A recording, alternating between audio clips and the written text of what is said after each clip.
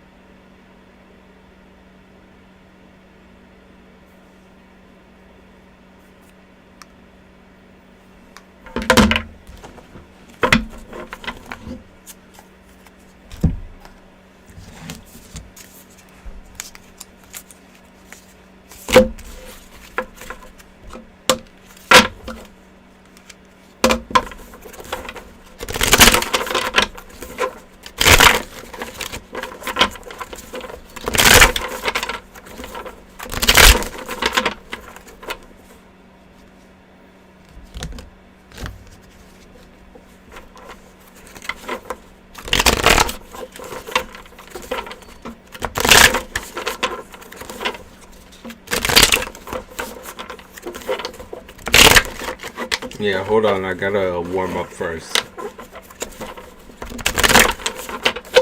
and get everything ready. It'll take me give me like 10 minutes. We're at 3 minutes right now. Give me like 10 minutes to get into the live.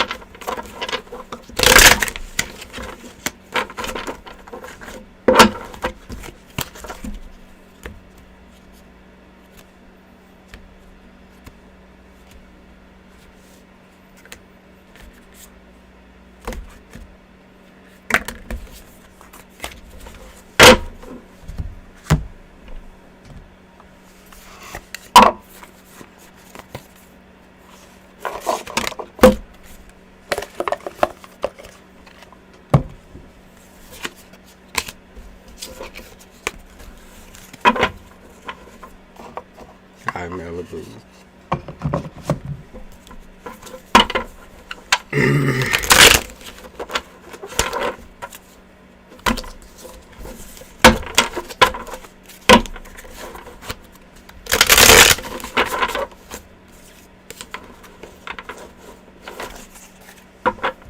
We're going to attempt the primordial tarot deck. It very much reminds me of like a oracle deck, but it's a vibe. I mean, I used it earlier, just on myself, just practicing. I feel like it's like good for the spirit messages. I think that'll be a vibe.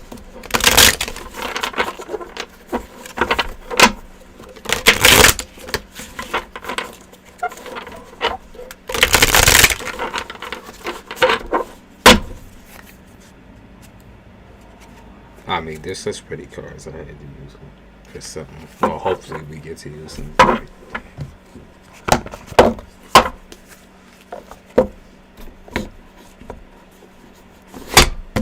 now, we'll keep that there.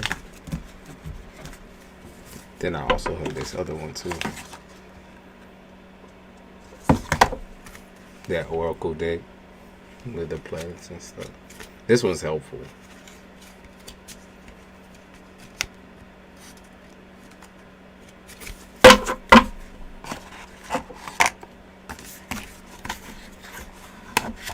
ID.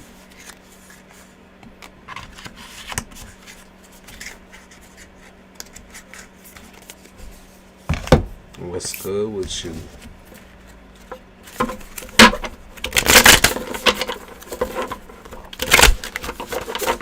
And we gotta keep out the horror tarot deck. Jesus. It's that early in the morning where I really can't speak though. No. Come on now. We usually get up at like 5. I know you're warming up. I would be driving and listening. I said in CASHAPP. Okay, yeah. Yeah. Hold on a second. Whoa, slow down. Pulling the reins. I appreciate it though. Thank you. I did get your cash app.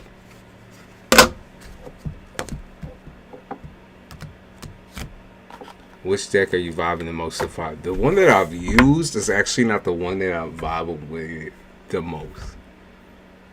The horror tarot deck has been the one I've been using the most. But the one that I'm vibing with, that I like, that's most helpful to me so far, is actually this oracle deck. We just missed it. No, you missed the fucking readings. The accuracy. That's what you fucking missed. It ain't about my mug. It's about these guys. Oracle, Babiri Zodiac. Barbiri. But yeah, I like that one the most.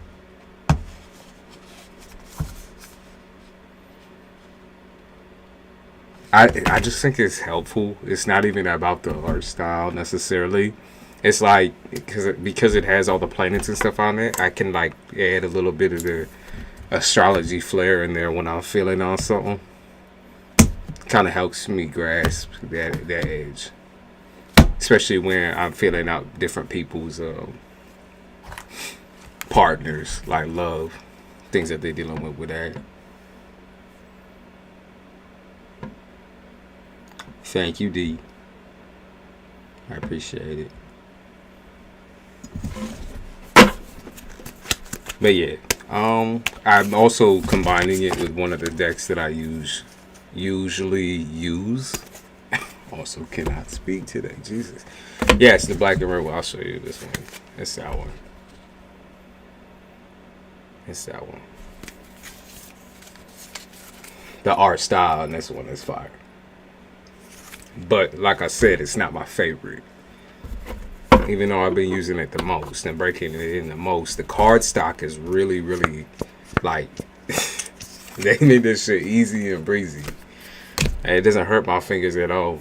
Because usually I get these deep cuts on my fingers, like right there, from some of these harder decks that I got. I mean, I have fucking so many over there.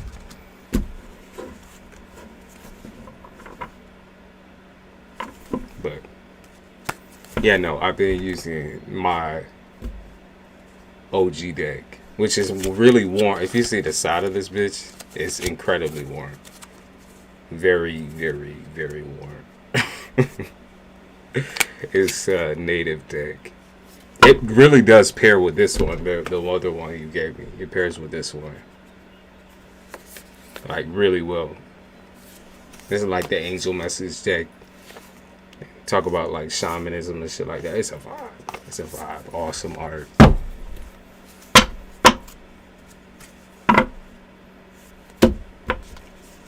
I still have your other ones over here. Like I said, specific energy. Very specific energy.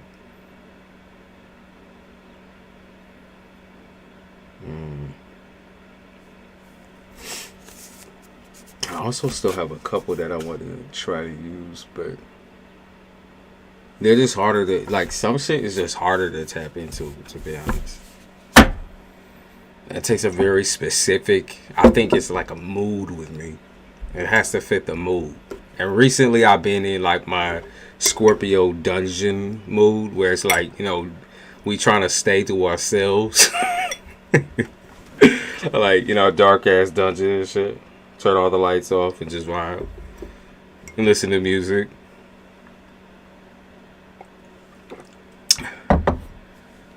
Laugh like a psychopath to yourself.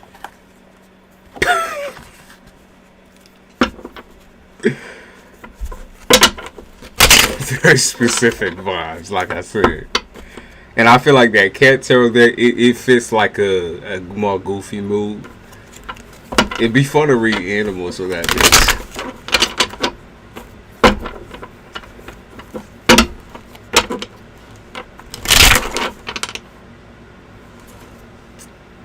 A high Dharma and localism. Alright. We'll start out with Serby and see what's up. Cut the deck. Is this really all the fucking cards? I feel like I'm missing a couple. don't know. She just fucking worn. She tired out. I got her overstaying her welcome and shit.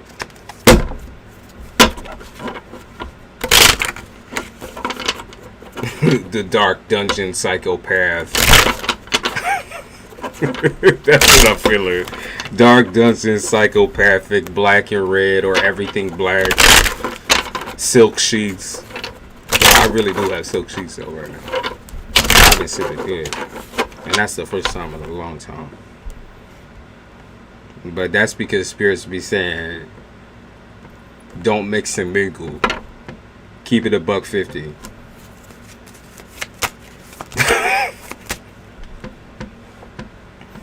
Fuck everyone. Alright.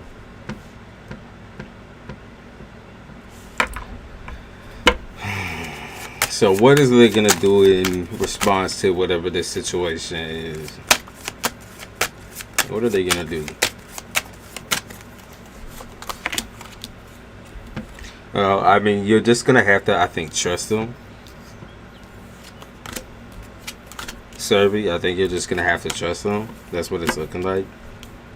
Trust them with the choice, because they realize that this person is making you uncomfortable. But at the end of the day, like, I think they're also thinking about the quality of his work and whether it would be more worth it to fire or just warn him again. So they're not really deciding on what they want to do with it yet.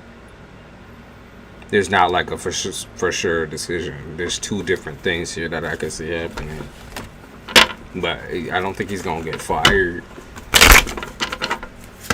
I don't know. I mean, I really can't tell, like I said, because it's back and forth. Like, I see a conversation happening. They might cut him loose, might cut ties, might not. Like, it's right in the middle. There really isn't no fucking direct answer here. It's two different answers, so I couldn't fucking tell you. Like, I'm gonna be real with you. Like, this is just how he is.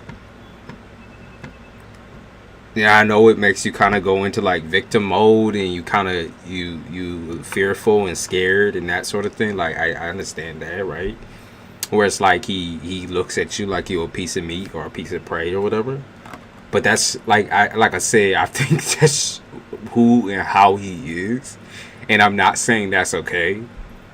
Not sure what the possible consequences. I mean, either he gets a stern talking to, again, another warning, right? Another warning. Or, you know, they boot him. But I see more or less the lean towards a stern talking to and that he's staying. Like, they're not going to let him go. They don't have enough people like that. They don't have people to be tossing out like that. So, I mean, stuck in a rock and a hard place, like, what are you going to do about it?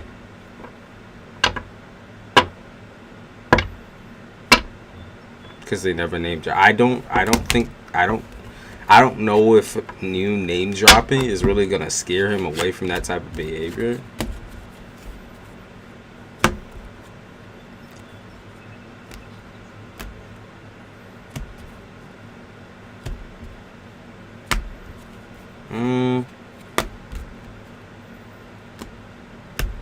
Let's see, will it do anything? Yeah, because we got justice in the reverse. I don't think it's going to do anything.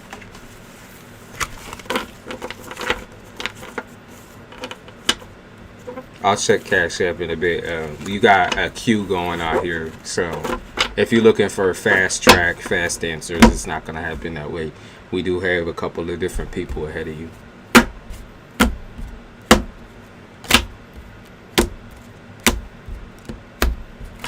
I mean, like I said, I don't see anything changing here. So I don't know what the actual plan is. Like, I don't see it changing. I don't see his weird type of like watching, stalking at work behavior changing. And doing some weird sexual flirtatious shit or whatever the fuck. Raking up and down your body with his eyeballs or some shit. Burning right through your soul or whatever. I don't see that changing. I don't see that. So, I mean, there's two separate things that can happen right now, right? You know, they talk to him about it. They give him a stern talking to, and they like, I bet. You know, and then he does something, like I see them talking. That's just how he is towards women, though, on purpose. Like, that's how he is towards women. Like, I don't know what you want me. I don't know what you want me to say. That's what I said before. Is that this is just how he is. This is literally who he is. It's literally who he is. He is like gluttonous, and he views it as being flirtatious. But that's not, you know, that's not how it comes off to everyone. But he views it as being flirtatious. So what you gonna do? What you gonna do? But not anything like creep. I mean, either way, if you're making someone uncomfortable at work, unless, like, no, I say, Server, you couldn't directly confront him. Nobody's gonna get, like, angry and, like, you know, assault you inside or outside of the fucking workplace. Just, if he's making you uncomfortable, more than likely, they're just gonna pass it on again. They can't afford to lose him, is what I'm seeing here. King of Wands is like, okay, so he does decent work. Dharma, what the fuck are you talking about? What does that have anything to do with anything? What are you talking about? Off topic. I'm doing someone's reading right now. What the fuck are you saying? I don't know what the fuck that was. You can keep whatever that is. What I'm saying, this is just who he is. He views it as being flirtatious. I don't see like a solid like crack down on it type shit. I see them having a conversation. They know who they're. I think they definitely like name drop you, or I don't know if they name drop you before, but like they know, and he knows. I feel like how uncomfortable this makes you. So I'm gonna be real, like I see it. You're like some pretty young thing in a workplace full of fucking idiots, right? Or full of like old raisins. That's what I'm saying. Old raisins. So, like, everybody knows what's going on.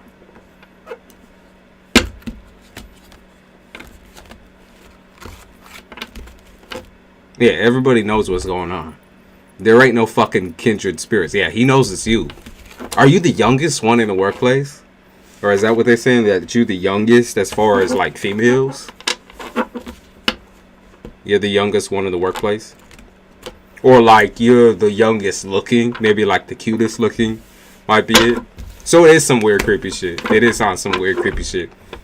Like I said, it is totally up to them on where it goes from now on. Because I can see two split decisions that may or may not happen, right? There's the decision where they have a stern talking to type shit. And then there's the decision where they threaten his job. But I don't think they're going to do that. You know what I mean? Like, they might talk amongst themselves about it. Like, higher ups might talk amongst themselves about it. But they need him. They need him. So, like, what you gonna do? They need him. Either it's him or you, right? But at the end of the day, like I said, yeah, I mean, you can keep working here, and you feel uncomfortable as fuck. You hate this place. You hate this job. Like, make it solid. Make a decision yourself. That's what I'm gonna say. Yeah, the magician. Like, you're gonna have to like teach yourself some new tricks. My manager says she will move to sit next to one of the guys that are around my age. Like,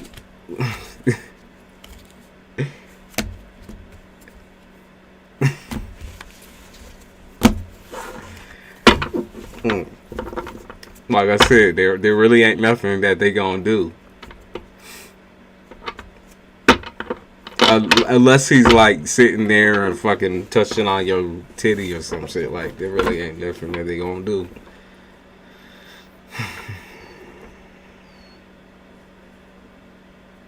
All the time sexual harassment could. Yeah, that's true. I mean, but at the end of the day, if you feel uncomfortable in your own workplace, work setting, and you just can't, you know, like it makes you too anxious, it's just added stress. And you're trying to go to school, and you're trying to do this, you're trying to do that. There's so many different things right now that are already pre-stressing you. think about what the fuck you want to do. Like, it doesn't matter where I work, if I dress up or don't, shit always happens. I mean, you could work in a workplace full of women, which would, like, you know, work in a fucking clothing store or some whack bullshit, or an Ulta or Sephora, whatever the fuck. But, like, at the end of the day, yeah, you always going to get eyes and looked at. Now, if your uncomfort comes from a place of, like, I'm creeped out because someone's looking at me, I'd say that's a you problem more than it's a him problem. But if he's like lipping his fucking upper lip, his handlebar mustache and shit, and Amber, that wouldn't even, if we talking about like some weird old 40-year-old creep, you really think that's gonna stop him? Fuck no. Bitch, you could be flatulent as a motherfucker. You could start blowing that bitch up, and dirty niggas will still find a way to make you uncomfortable and try to grab you and get you and shit. If anything, you know, when you devalue yourself, that means you're more attainable to them.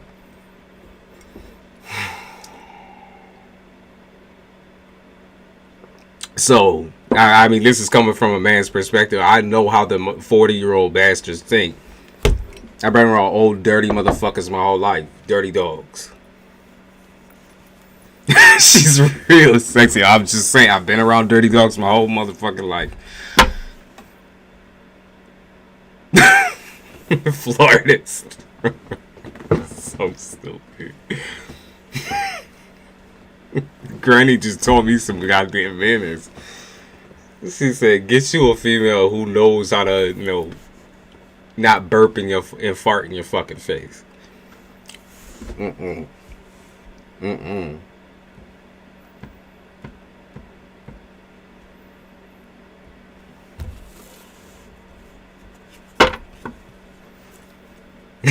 I'm right around that age, so I'm gonna tell you that right now.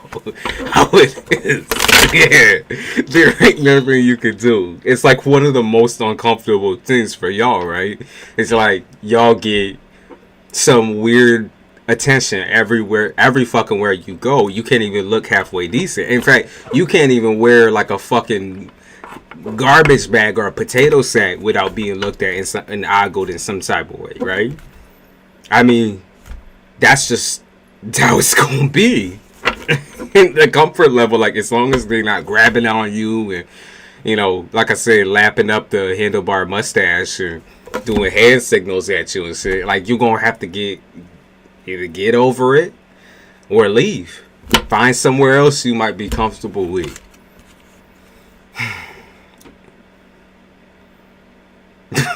Flirtist.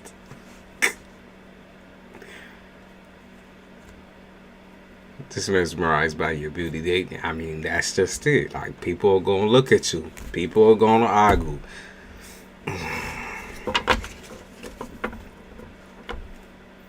Like, that's the thing though, right? Y'all deal with a certain type of ogling. The type of ogling that I be dealing with is like females literally try to put their hands on me. It doesn't matter where I'm at. They're always so comfortable to just put their hands on my arms, grab my arms and look at my tattoos, and grab my necklace, grab my fucking whatever, you know, trying to feel up. Like, that's how bold females is. I don't know. Like, y'all deal with a whole other sort of ogling where it's like they be fucking you over, bending you over the table in their mind, like bam, bam, bam, and like doing some wild shit, you know, doing backflips in the mind's eye, like aggressively ugly. Well, unfortunately, all of New York, baby, aggressively ugly. Unfortunate. But anyways, like I mean, that's the answer. That's the answer. Girls are the worst at getting into people's bubbles. Yeah. I mean, take that shit back. It's not that they ain't gonna fucking take nothing to me. Or take nothing from me. I'll break your bitch in. Like, for me personally, I'm the type of person to be like, don't fucking touch me. But at the end of the day, like, that's everywhere I go though. If you have like a certain type of vibe, certain type of personality, you're a little bit more extroverted than the usual. Like, I could play a good extrovert. I'm gonna be real. I'm a quite introverted person, but I could play a really good extrovert. And so when you get around people, they descend in on you, like, and you're like, I think I'll leave. I think I'll, I'll quicken up I'll cut the shopping list in half and be like, okay, we're good. I'm out. See ya. Or hope I mean. I just cannot stand people. I cannot stand people. That's why I don't party. That's why I don't club no more. I cannot stand people. No personal space. They dirty.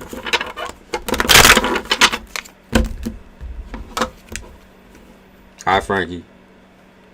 All right, who's next? I think it was D. I'm just gonna start. I mean, that's all you can really do, Claire. Yeah, that's all you can really do. Be assertive. Be assertive.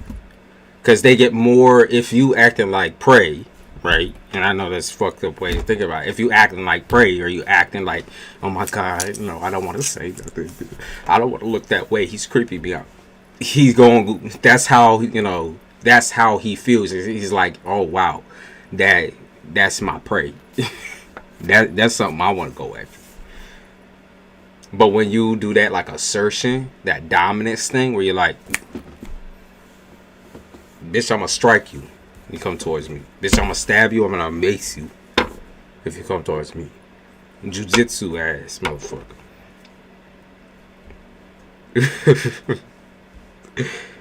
I think I was next. No, D was next for sure. But I think you're after that, Amber. Well, actually, let me see. Who? I have to look at the cash app to see who dropped their shit. Thank you, Shakira. Let's see that. Who dropped their shit? Was it? Oh, Amber. You was next. Amber, you was next. Oh. Yeah. Okay. Amber, you was next. You're right. Oh, it's because y'all set the shit at the same goddamn time. Alright. Amber was next. Okay, Amber. What's good with you? Malibu said no, I won't. What's good with you?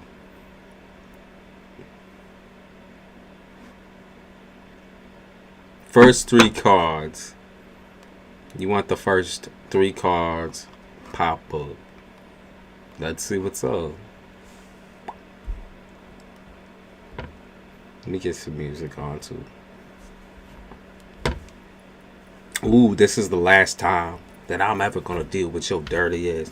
Yeah, I see someone cussing somebody. I don't know if it's cussing somebody out or it's more like this is the last time we're gonna talk. Because I'm kind of sick of it by now. Like, I can't tell if you like angry or sad or maybe a little bit of both. And see, cause you forgot about me that fast, Malibu. I'm gonna catch you. We go on by wait time, right? And I guess Malibu. Hold on, I think it's D and then you, Malibu. We going by wait time. I can feel that pressure. Everybody be waiting. All right, let's see. This is the last time that I'm gonna be dealing with your dirty. That's what I feel like. Oh man, the Hero find in reverse. It's their first card ever. It's as I thought. There's like a dominance, assertion of dominance here, assertion of boundaries of, you like know your place. It's like that type of energy. Know your fucking place. Know your fucking place. Know that you are crossing a certain line that like, maybe nobody's ever crossed this shit before, but you're asserting the boundary. Because you felt the need to do. I don't know why you felt the need to do that. Like, what's confusing, right? It's like, I feel like you should have been gone a long ass time ago. I feel like you should have let the shit go a long ass time ago.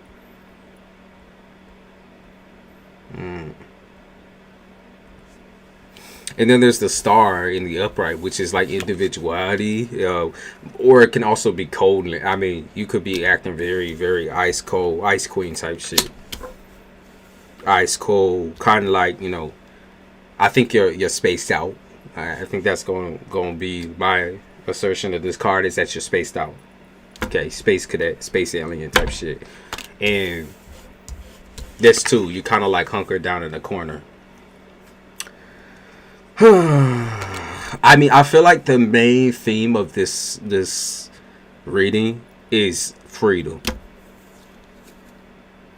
It's like making the decision to be free rather than to be tied down by people who can't get their head out of their ass out of the past. Like, that's what it is. And I think that, Amber, you can choose to either have shit friends or you can choose to have none at all.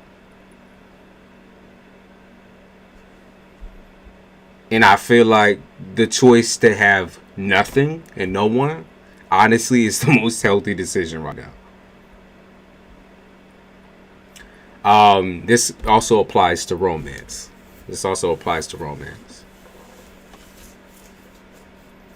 I think you seek out control in every type of relationship. I do think you are controlling. So if that was one of the conversations that you had with someone recently, where, you know, someone was trying to criticize you or look at you, you are a controlling individual. I'm not going to skip over that and whatever. Like, you're controlling. All right. You want things to be your way or the highway. It's not even about perfectionism. It's just about either it's my way or it's my way. Like, there's really no option, no choice here. No, you get what you get. You try to micromanage other people's healing process, and you try to become involved with their, like, journey, right? You try to, like, hold their hand through the journey, and just realize, like, holding their hand through that process has almost, it's made you fall off your own life, like your own life path. It's completely fucking derailed you. So you have no idea. That's why I said space cadet, because you have no idea where the fuck you are right now or what the fuck you're doing. Like, you could be, you know, feeling like a euphoric feeling or an adrenaline right now of like danger, because you're skipping toward like a dangerous level of naivety and like ignorance, and like that's not like you, is what I'm trying to say, Amber. Like, that's not your usual character. So because you have taken this approach of like, I want to, you know, I'm going to save you. Actually, you know, I feel like I'm in a charitable mood, you know, you're doing like the charity case type shit. I'm going to save you.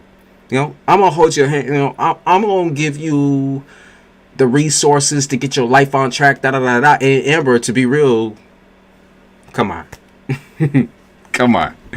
Do you have your own fucking life on track? Are you keeping it on the tracks? Can you pay attention to your life, but also like control or like live somebody else's? And the answer is no.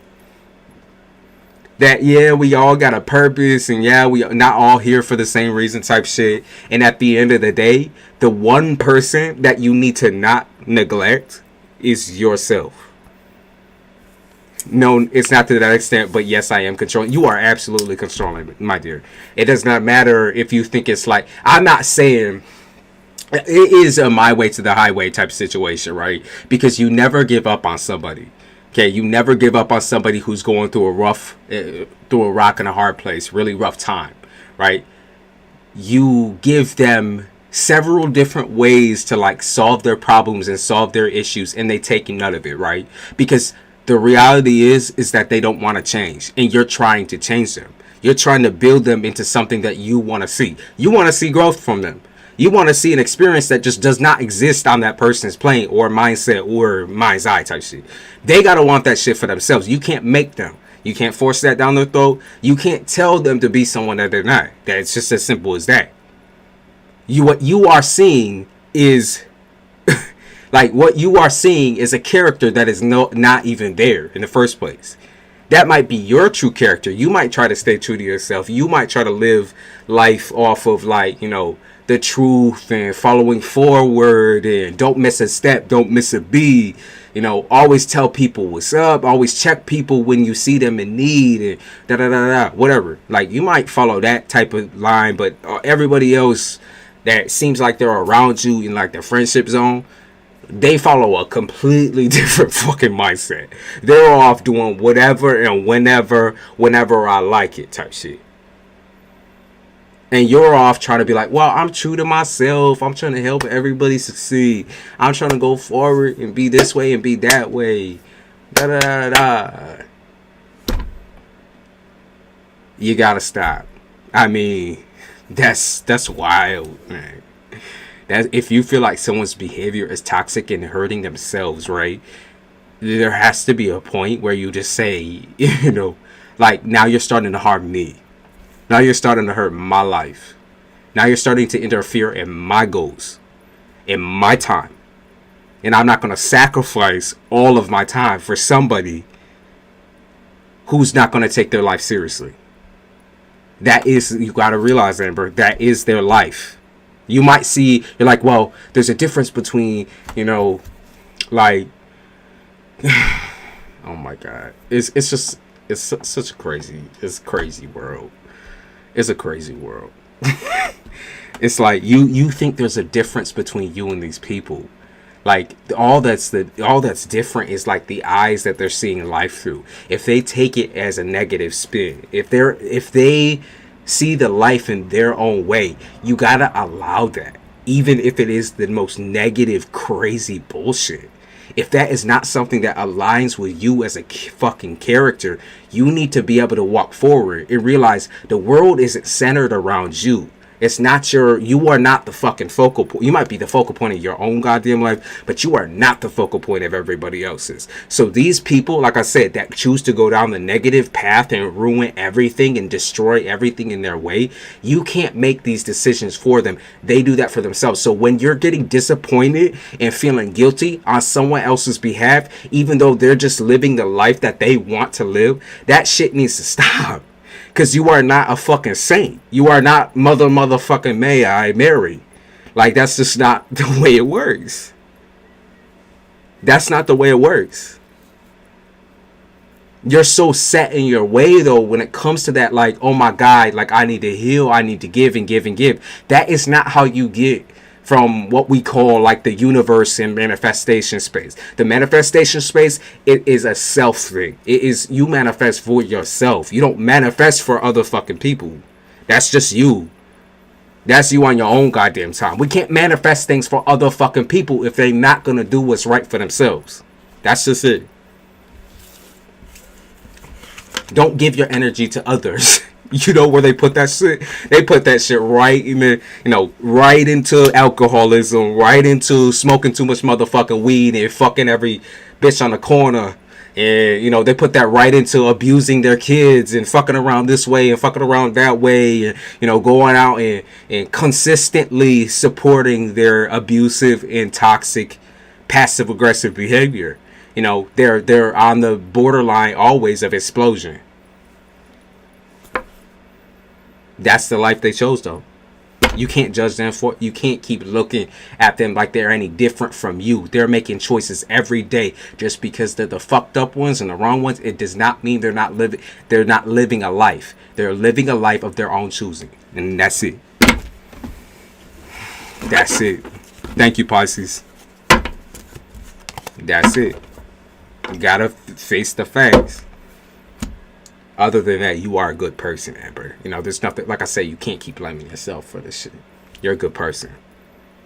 My suggestion to you, overall, is to take distance. This is a man-eats man world.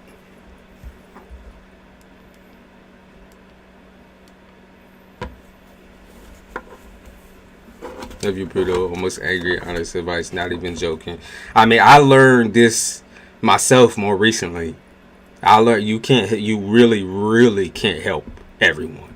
And 99% of the time, the people who act like they changed through an experience have not changed at all. At all. There's nothing there that has changed. You know, maybe like you know, you hear a tone change, right? Where somebody acts more like self-pity and like all curled up and crisped up. You know, they start acting like they're weak. But other than that, they have not changed. That voice that you remember type shit, it's still there. It's still there. That fucking triggering shit, that triggering behavior, that passive aggressive behavior, it's all still there. You know, you just gotta trust that feeling that, like, when you picking up on someone with this raunchy, nasty ass energy that they've been holding in and balling up, like the just self-destructive, like fucking tear everything up and abuse everybody and talk shit about everybody and do this and do that. They are the same person. They are the same person you remember them to be. Doesn't matter how what tune they change or how they talk to you. You know, they're gonna talk to you like this, right? One moment they're gonna be like this. Oh my God, like, Amber, like, my life right now, it really fucking sucks, and I'm ready to change. I am so ready for a new beginning. I am so ready to move on and get rid of the fucking abusive baby daddy who's whooping my ass, and get rid of this and get rid of that and take care of my kids. And I'm so ready, Amber. Literally 24 hours later, they're out fucking, you know, selling hoo-ha for, you know, a gram of fucking crack. And saying, oh, well, I mean, I did fuck up. I fucked up. What can you do? You know, you can blame it all on me. But I guess I'm a big fuck up. It is what it is. I'ma fuck my life up, and I don't care what you think about it. Like, you're a judgmental piece of shit. You're controlling. Throw everything out your way. Blame you for everything that they go through, right? But they can't blame you if you're not there. And you can't feel guilty if you're not there to deal with somebody who is abusive. Like that. That is abuse.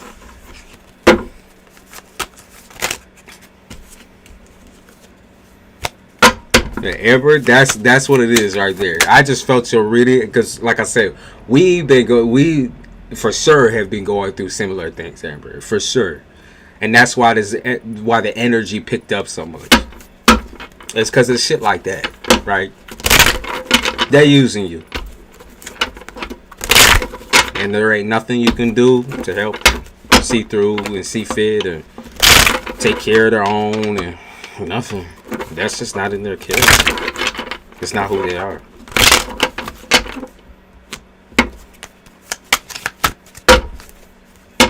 Like, some people, if it makes sense, some people need like a near-death experience almost. Like, you need a full-on, like, threat to your life in order to change that foundation.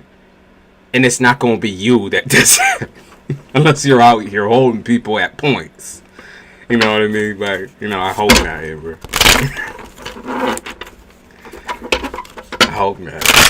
Some people need either like a literal death or a borderline death, where they're almost dead, within an inch of their life type shit. I know many people who have survived because of that experience. One horrible experience where, you know, they're within an inch of their life, or it's an extreme. It's like PTSD. Very, very complex trauma.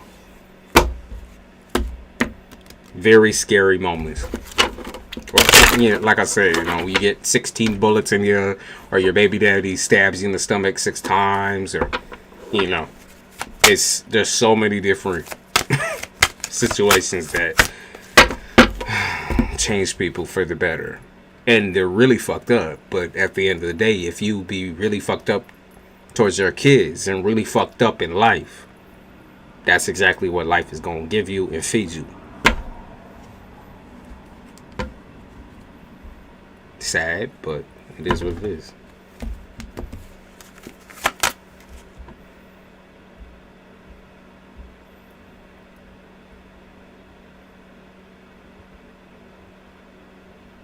That's it, man. I got goosebumps. I'm glad you liked it, yeah, bro. I'm glad it resonated. You know the story because it's mine. Take it. Take it. Take it.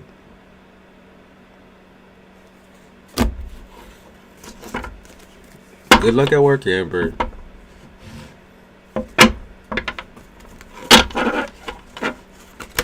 D, you still here? You're next, and then I'll do Malibu. And then there's somebody who sent in chat, Pisces 22, if you can hold on to your seat. Hold on to your damn seat.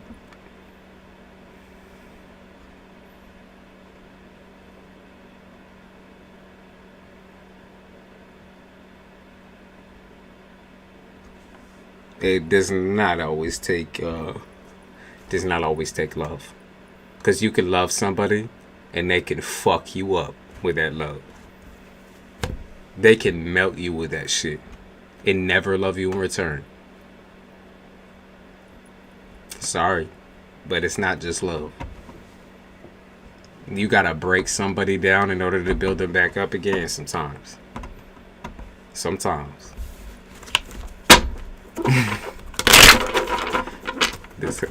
It really depends on certain situations, but like I said, I've seen people broken to the like I said, the deepest extent, just to build themselves back up and become a completely different person.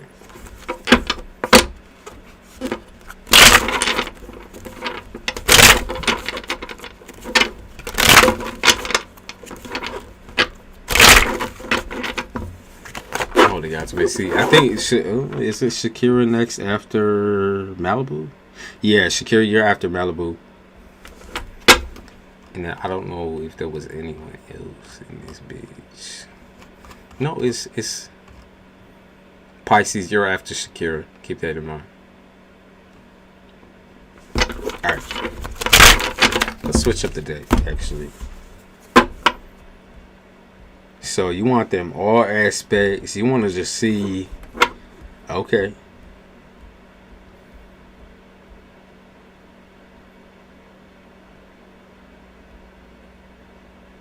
Culture podcast making breakfast. I know you said that, but I gotta catch the energy while it's hot. We check it out for April for you, right, Malibu? I see what you want, D. I see what you want. You want some everybody sees me now type shit. Alright, everybody looking at me now. It's weird. It's strange. It's unusual. Yeah, okay, communication from what?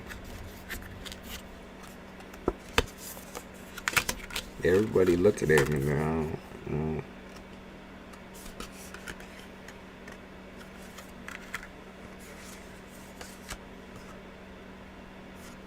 Justice caught me up, right? Okay, so we have a couple of different things happening. I think right now you are going through extra sensitivity, okay?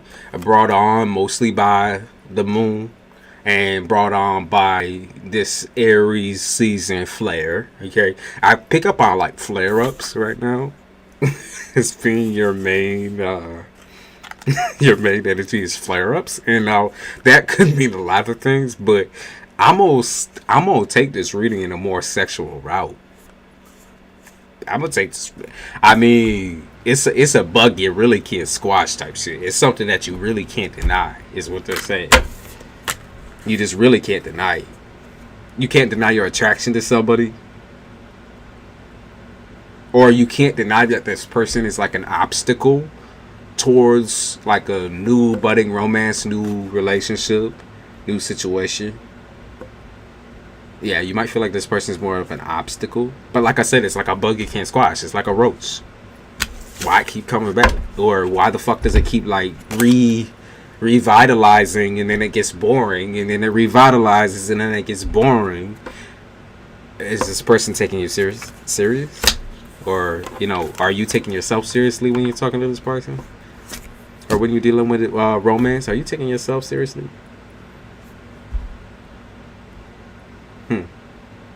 Yeah, they said, tell me how you feel. Like, you know, do you really feel like strong emotions, or is this just fun to you?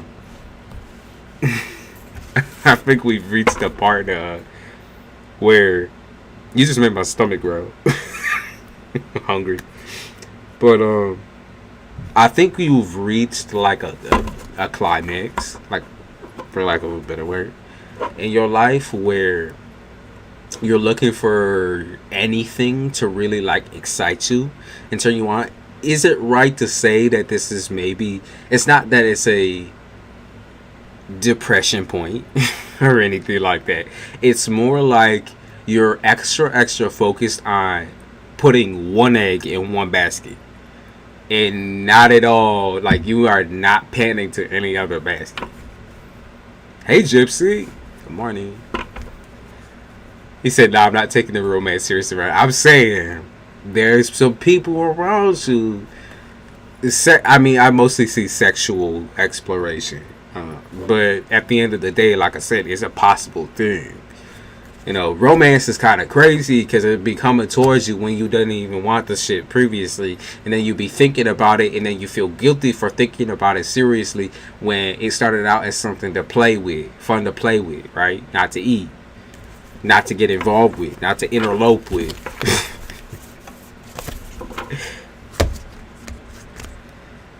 I feel like there's a lot of like different challenges with mistakes of the past coming up, and it might be a situation where there is a returning person or returning ex, or somebody that you dealt with sexually for maybe a while, or that, like I said, it's just a familiarity thing where I feel like somebody is just like for some reason they remind you of like your greatest mistakes, and I don't know what this is. I don't know what this is. I was trying to put an egg in the basket, but it ain't really work out months ago, so I've been minding my business since then. I see you. I got you. People see, I mean, they be seeing you, though. They be licking their lips, lapping the chops, so let me get these other cards out real quick. Oh, yeah. Oh, they talk about, familiarity is definitely in the air. Oh god. Oh god.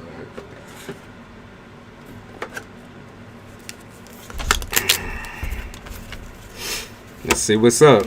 People, okay. Ah, okay. Yeah, it's the same song and dance. Shit that you already dealt with before, it's all coming back. Not to bite you, okay? This is more or less to test your reaction, to see if you are as emotionally unavailable as you say you are. This is going to conjure up a lot of self-inflicted hate, okay? It's going to, I feel like you're going to start beating yourself up a little bit more than usual. It's a lot of it is guilt, right? Mistakes of the past kind of bring up this feeling of like, you know, I could have done better, or I wish I'd done better, and maybe it would have worked out this way, maybe it would have worked out that way. And I think you thought you was over that, but you're not over the emotions. Just because you chose to shut them down and focus on something else and put the eggs in the baskets type shit does not mean you've forgotten what this feels like. It's still very, very fresh for you. It's still very fresh. Very. You get buried in this emotion of like, I'm a failure, you know, I wish I had done better, and like, you know, I want to start over, I want to start brand new, but it always ends up being the same motherfucking thing. It's because you carry the same, it's because you carry the same emotions over onto another person. You realize that? So every mistake and every piece of fucking guilt and like horrible shame that you felt from past shitty relationships, it literally carries over to the next person that you're talking to. And so even when you're fucking them, even when you're fucking a brand new person that has nothing to do with the scenario and situation, you feel repulsed and disgusted in some types of ways. Or you just feel turned off, where you're like, I mean, it was okay. I mean, it was good. At the end of the day, you know, I got the head, but like, you feel regret. It's like existential fucking dread. It's existential dread about romance, love. Well, let's see how you gonna tackle this, or let's see how we can tackle this. Because I feel like this is just like almost like a little demon on your shoulder type shit. Whisper in the ear. You're going to give somebody the cold shoulder. So there is somebody who's looking at you in a more like relationship type of way. I'm going to say earthy. Okay. It's an earthy flavor. Maybe Capricorn female or Capricorn person and a Taurus person. Okay. So we got earthy flavors. Positive experiences. Okay. There is an Aries as well, but extreme fear. Extreme fear. What they're begging you to do, right, is get comfortable enough with people. Don't just be slagging around and flirting and doing this and this and that. You're a seasoned veteran in the game. Remember that. Slagging around is something you've done before. And that's a lot of the reason on why you keep getting like this past remembrance and where you will always associate things with the past. It's because you're still doing shit that you've done in the past that equated to a really toxic situation, right? And you don't have to feel guilty or like a fuckhead or a piece of shit. But I'm gonna be real with you, D. Act your age. Act your age. Act your quality. You're an incredibly intelligent fucking person. You have, you know, a real meticulous way of getting people over in your corner type shit. You haven't lost the touch, but I think you lose touch with reality when you imagine a situation that is more complex than just rubbing hands on each other. Okay?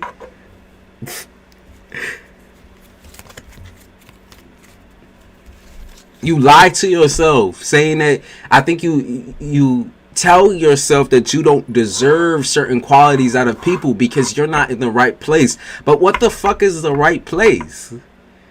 Where the fuck? What are we talking about when we talk about the right place? Right? There's a, you know, you're reflecting on the past. You're reflecting on your mistakes. You don't have to feel bad for making no motherfucking mistakes. You just move forward. Like you move forward. Carry those things with you. Remember them. But use them just as little welcome reminders. It's like, I'm trying to think. Like, you know, like the fucking, what are they called? Child's lullabies and shit like that. It's like their little warning songs. Like Jack and Jill went up the hill to fetch a pot of fucking rosé, and Jack fell down and broke his motherfucking crown. Hey, Humpty Dumpty sat on the wall. I know I'm making light of it, and it is a very serious situation, and you take your feelings and emotions very seriously. I'm saying have fun. Have fun. Stop. Stop taking this shit so fucking seriously. Getting to know a person romantically, it all starts the same. Friendship, right?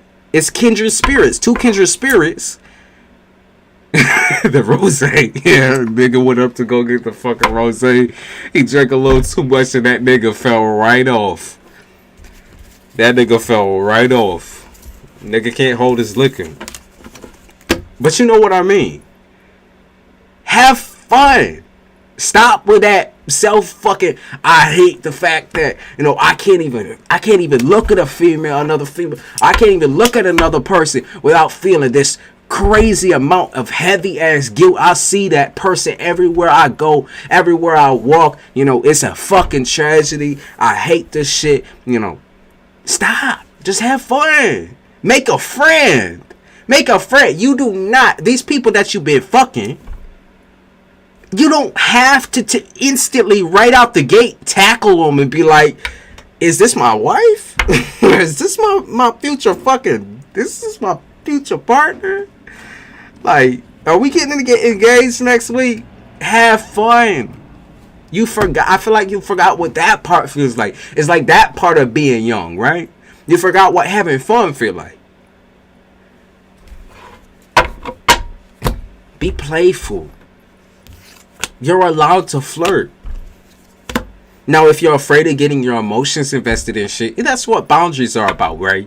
Maybe there's certain things like, you know, you're not going to talk about your past relationships right out the gate. You're not going to talk about the family aspect right out the gate. You know, there's certain lines that aren't going to be crossed that you're going to set you're going to set in the beginning so that you can have months and months and months of getting to know a person and, like, you know, laughing with a person and understanding them on an outside perspective first before you tackle the inside. Have fun with it. Take them out on fucking dates. You know, tell the fucking stories to your friends about how some of these fucking people act, because you know there's some outrageous ass motherfuckers out here. There's some outrageous ass motherfuckers out here. You celebrate and have fun with the stories. You know what I mean? Ignore people who obviously like me. I feel like I'll just be wasting my time, so I let them be. It's only a waste of time if you allow it to be. You know what I mean? Every person has a story, has an experience.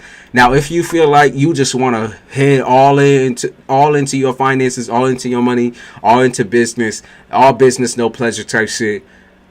If that's what you want to do for the next couple of months, is, you know, live that fucking kind of robotic automatron life just to get yourself back up somewhere. You know, I could see you doing that as well. But that's your usual go-to. That's your usual go-to. And automatron, leave the emotions behind, let it be, let it go. And that's why people can never tell if you're serious about them or not, though. That's where you kind of fall flat for some folks, is the fact that you can never show enough emotional qualities with these people that you enjoy the company of, but won't admit the shit. Won't admit that you enjoy the fucking company. You won't admit that they make you laugh and make you smile, and that, you know, you're starting to feel some flutters in here and there. And you can feel that with as many people as you want, by the way. That's just the, you know, that's that warmth, that silliness, that like playfulness. You can feel with that with anybody. Be real with you. But it's a good feeling. It's a good feeling. Especially when it stays in that line of like, okay, we friends, but we flirtatious and we this and we that. And like, if you end up not liking them in the end, check them to the side. Let them know. You know, hey, like, this ain't working out in a way that's like serious, mysterious. Like, this ain't working out in a way that I want to put the ring on your finger. This ain't working out that way. But I mean, you know, we can friends and whatever and hang and whatever until you find the person that you want to hyper focus on and separate yourself from everybody else for.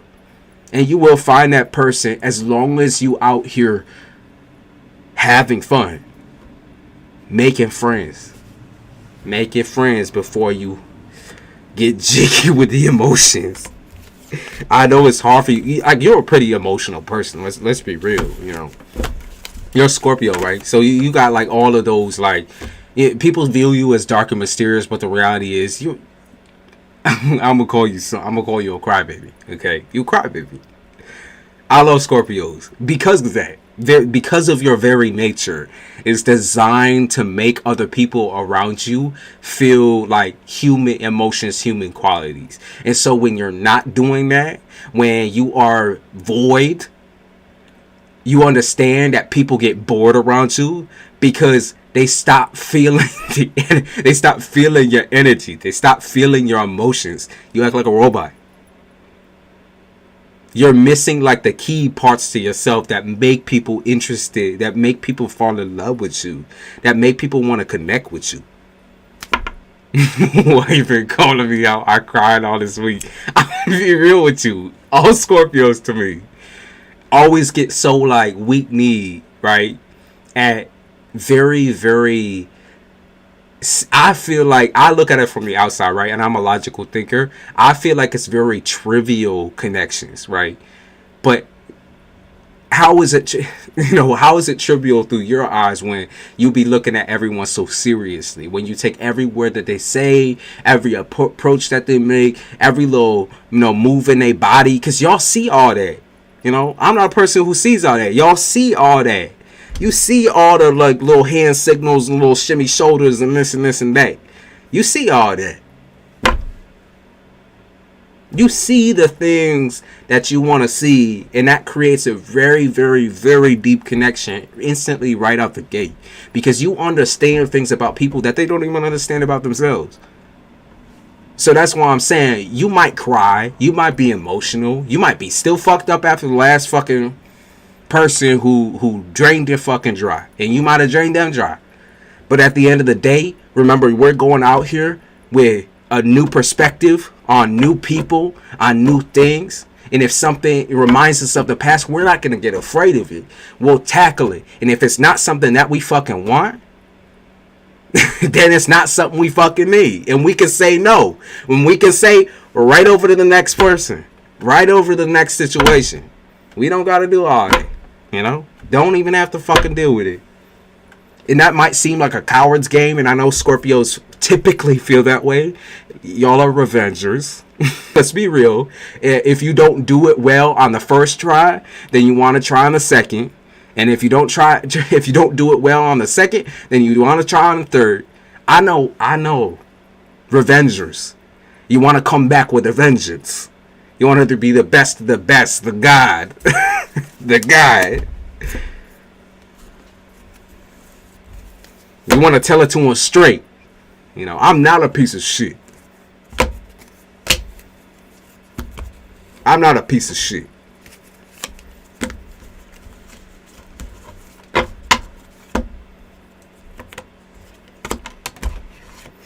So, like I said, you're still not over the breakup, which is completely fine. So completely okay. They want you to have fun this month. Don't give up on your fun just because you are feeling a little distant, wanting to work out feelings in your head. You'll work them out as you go. That is by nature how you are and who you are. You know, you get stuck when you separate yourself from people's, because Scorpios are people that need affection. It's not that they crave it, right? It's like a necessity. It's like y'all's photosynthesis. It's like, you know, you're like a plant. You need that. You need that. You need the fucking sunlight. Like, that's just it. That's just it. You need it. Yeah, this Taurus is crazy about you. I don't know who this earth sign is, but they are fucking crazy about you. Crazy about you. I'm telling you. In love. Head over heels. It gives you a lot of anxiety. I really separated, deleted all my socials just to be a robot. It's understandable on why you would need a fucking break to figure out things in your head. Okay? But right now, your head and your heart are not agreeing. And the only way that you can make them agree is by multitasking.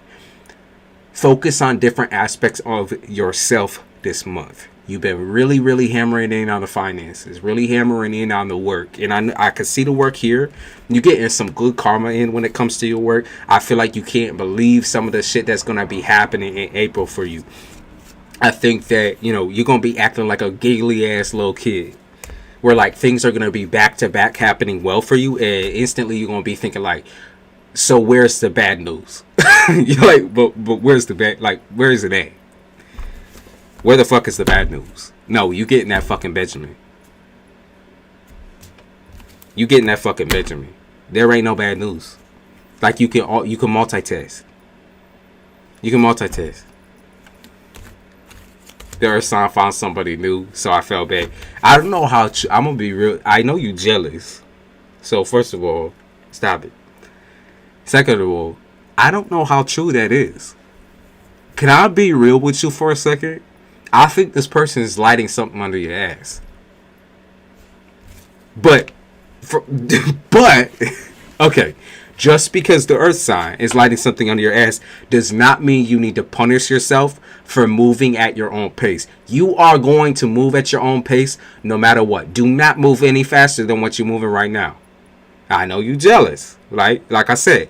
But you don't have to show any more effort than what you've been doing right now. Because if what they see isn't enough for them right now, then do they deserve the full fucking flavor? The full fucking thing? I mean, to be real with you, I don't think that you're a boring person. I think this person sees all your enticing qualities. Okay? They're tapped in on you. They're not tapped out. They're tapped in. They fuck with you. But if they're not going to realize those qualities are kind of worth waiting for, Like, by design, they could go out and do whatever the fuck they want, just like you can go out and do whatever the fuck you want. They'll come right back. They'll come right back. But like I said, I don't think this bitch is dealing with anybody else. I think that's a goddamn lie. I think that's a goddamn lie. Alright, and that might get you cheesing or whatever, but like I said, don't let it all go to your head. Don't let it all go to your fucking head. One thing you will not like about this person is that they are lazy. Okay? They are lazy. They expect the person that they're going after to chase and follow them. Okay? They view a lot of people as chicken shit, right? Oh, you're not man or woman enough for me. Oh, you're not this or that enough for me. That's how they view people. It's a very condescending, like I'm looking down on you type shit. Now, they like you. They fuck with you. They fuck with your energy. But is it because you have such a strong, defining, emotional personality? Is it because they can see the benefits in using or dealing with someone like that on the temporary? Because if they're willing to fuck with your emotions by saying shit like, oh yeah, you know, I'm dealing with this other person, oh my god, I'm in love, hard eyes, da da da da da da da da da da. If they're willing to fuck with you like that, like I said, was they even taking you seriously from the beginning? And these are questions that you need to ask. She got main character. Okay, so she's a little narcissist, right? So that's where I say, does she ask questions about you? Does she ask anything about you? Is there any fucking curiosity there? Or, you know, does she expect you to kind of just fall and fumble over her? Because, like, she gonna get put in their motherfucking place.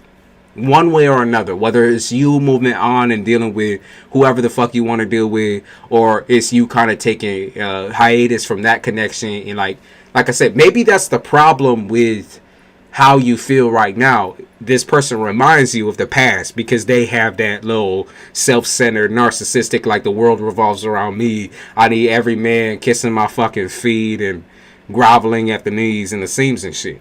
Maybe there's no respect there. Maybe that's the problem that you're having with a connection. It's lack of respect. It's lack of intelligence. It's lack of a lot of things that you kind of like. That's a necessity for you to feel held down. Chooses moving to I see. Like I said, it's a beneficial type thing. It's beneficial. She can see the benefit in being with you, but can't change her bipolar ass personality. That's what's up. Man. Yeah, that's why you're so repulsed by it though. That's why that shit threw you into a fucking depression. That's why you was, you know, that's why you couldn't just kick back with this person. It's because they are triggering and traumatized. You felt all of that, though.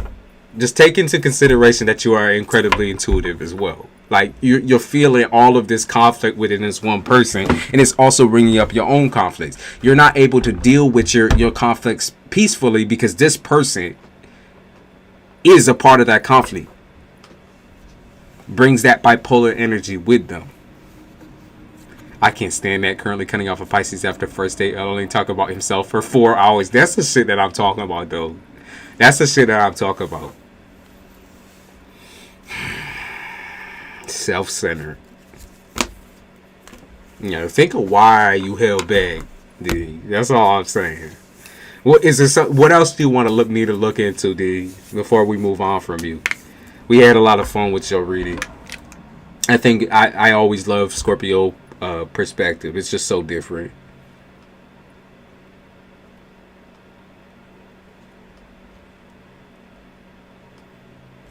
God damn it.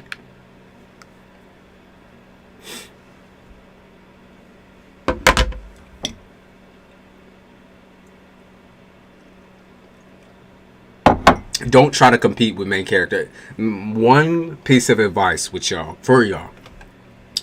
Do not, if you're not someone who self-obsesses like right out the gate type shit, do not try to compete with someone with main character syndrome.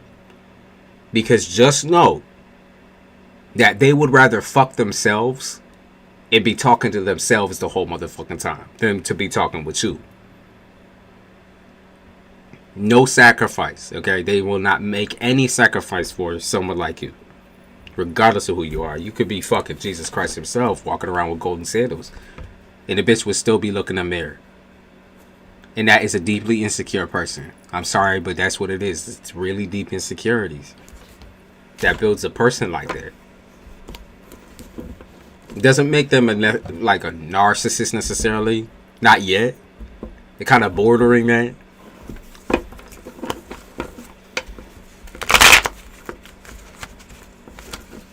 But people play good characters. That's what we gotta learn.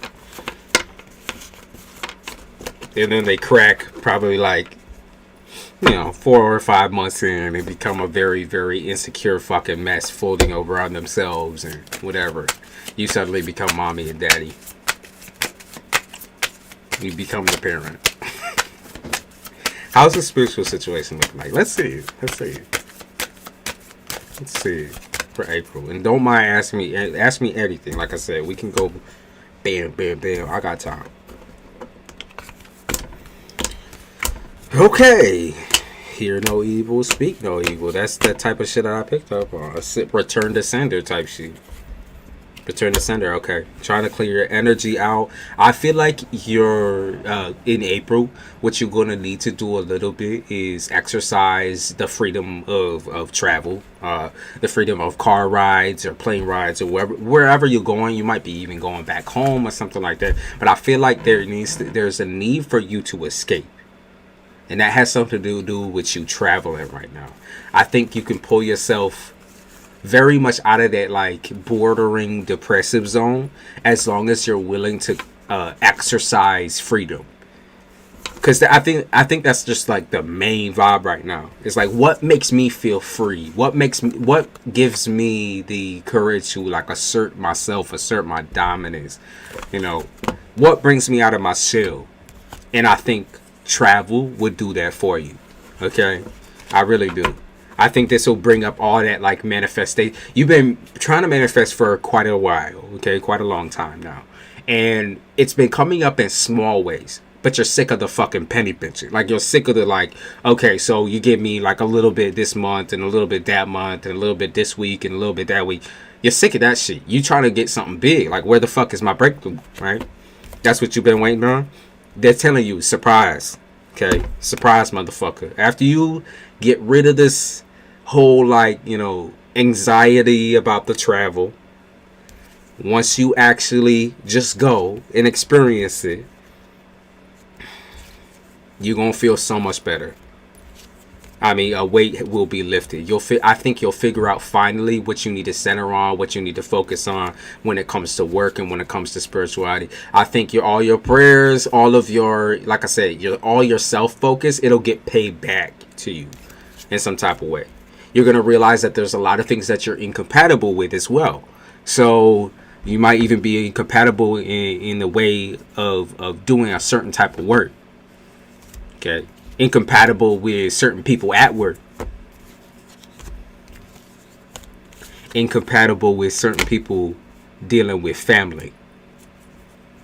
So they're talking about you fucking, I don't know if it's like you cursing somebody out or you, like I said, it's incompatibility. There's like a cognitive dissonance between you and some folks, but there's a reason. There's a reason though.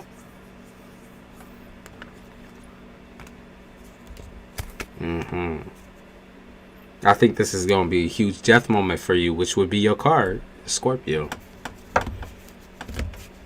You've manifested everything that you desire. It's just about how you use that progress. I'm nervous about travel because Little Miss Earth sign gonna be there with the rest of my friends. You want me to check on it? You want me to? Let me see. We'll see. Just to give you a little bit of, they said check please. That's funny as fuck. The card that just came out, and then they said guardian angel. So still, we're in the zone of spirituality. You are being watched that way, and we also got the Grim Reaper card. So in the realm of spirituality, you are being watched. They be talking about God-forsaken people for some reason. God-forsaken people or religion. Witchcraft. They be talking about witchcraft or witches. Isn't that your witch in your own way? The way you practice. You're a witch in your own way. They talking about the weather also being coordinated to like mood swings and that. So after we hit like, I don't know, wherever you're at, after you hit like a rain, like a crazy ass wet season or rain season, there's gonna be like a purge happening. I don't know if it's not like a purge of the people. It's gonna be like a purge of your body. I don't know if it's like you're having problems with eating or having, it's like a problem here with like function, some type of function. Might be like bladder problem where you're going to piss a lot, but it's all coordinating to detox. Okay, sleeping a lot, like I said, draining out the system. And they're saying that's going to make you feel better. Now, if you've been planning on doing like a little bit of a fast, I would say that would help you. Definitely. But only, like I say, only if it's a plan. Only if that's something you've already planned. Or maybe a workout regimen or whatever. But only if it's a plan. I got some witchcraft in my family way back. I picked up on it, but the rest of my family went Christian. Like I say, I heard, the thing that I heard biggest and most of all was God-forsaken people, which is like people who perform witchcraft, people who, you know, at the end of the day, they were just practicing their religion and showing love the way they knew how, and you know that was judged and looked down upon. So maybe you might even be doing more history research, more trying to figure out your place and your relationship with it all. But like whether your God and their God can coexist, whether your views, your emotions towards those views can exist. You know, can you be around these people without wanted to claw your eyes out? Okay, because like I think a lot of the Christian stuff is it's fragile. It's a very crazy topic because there's so many different views amongst each and every single person, and I think that it gets scary sometimes when you're talking about yourself and when you're trying to express yourself within where you stand with God and with, well, whatever the fuck you believe in. Because at the end of the day, you know, you don't have to believe in anything. But free will, you might as well make up something. Make up something. Make up your comfort level. Like, where are you comfortable at? Like, maybe you think of yourself as a process, as a whole entire experience, as a, you know, self-proclaimed God. Not like the schizophrenic version of gods where it's like, you know, you're a fucking beast and you can take out a whole fucking village and whatever. Like, not like that type of God where people need to worship you, but the type where it's like we're living all in our own experience. This is a very, like, you know, complex being that we're living as. We're having a human experience type shit. It's like that type. Okay, but you're incredibly intuitive, and I feel like you're gonna really touch base with a lot of writing right now. Okay, they talk about hieroglyphs as well, so I don't know if it's like pyramid shit or whatever the fuck. They talk about hieroglyphs or like shit that's etched, so etchings and that sort. They talk about etchings. Okay, interesting. They said don't fear it. There's tons of hidden message out throughout etchings or different cultures coordinating to your roots.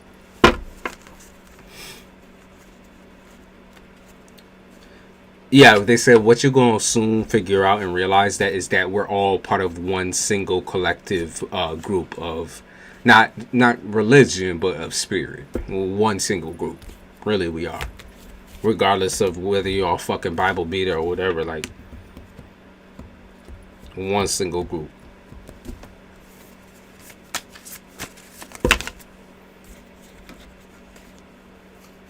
I think you're gonna make tons of good financial choices based off of your own psychic intuition. So, like, you know, I know I'm telling you now that, like, okay, it's going to be fire in the money category. But I feel like you're going to use a lot of those things that you kind of taught yourself over time. Excuse me. The things that you taught yourself over time, I think you're going to use them in your favor. Maybe you have your own deck of cards. Or maybe you have your own process of meditation where you kind of can make decisions in that route. But whatever it is, they're saying like to meditate on things and definitely practice. Definitely practice. You know, if you're doing the tarot cards, practice the tarot cards. If you're doing the pendulum or whatever your process is, practice those things because they're really wonderful. Bro, April is going to be bomb for you. I'm letting you know. That's just going to be fire. Fire. It'll bleed into the beginning of that as well. Alright, let's see about that. We'll check in on how your potential fling could go. Let's see what she be doing. Because you said she gonna be hanging out with your friends, which can't you trust that? Can you trust that? Let's see.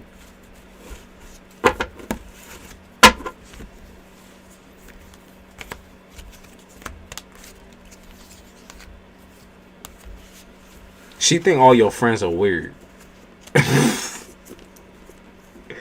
She think all your friends are ugly as shit. I'm gonna be real with you. She think you're attractive and they're not. So, if that tells you anything, bro, this shit that be popping out. Yeah, she literally think all your friends are nasty. So, I mean, at the end of the day, I don't think you're going to need no help in that category. Okay?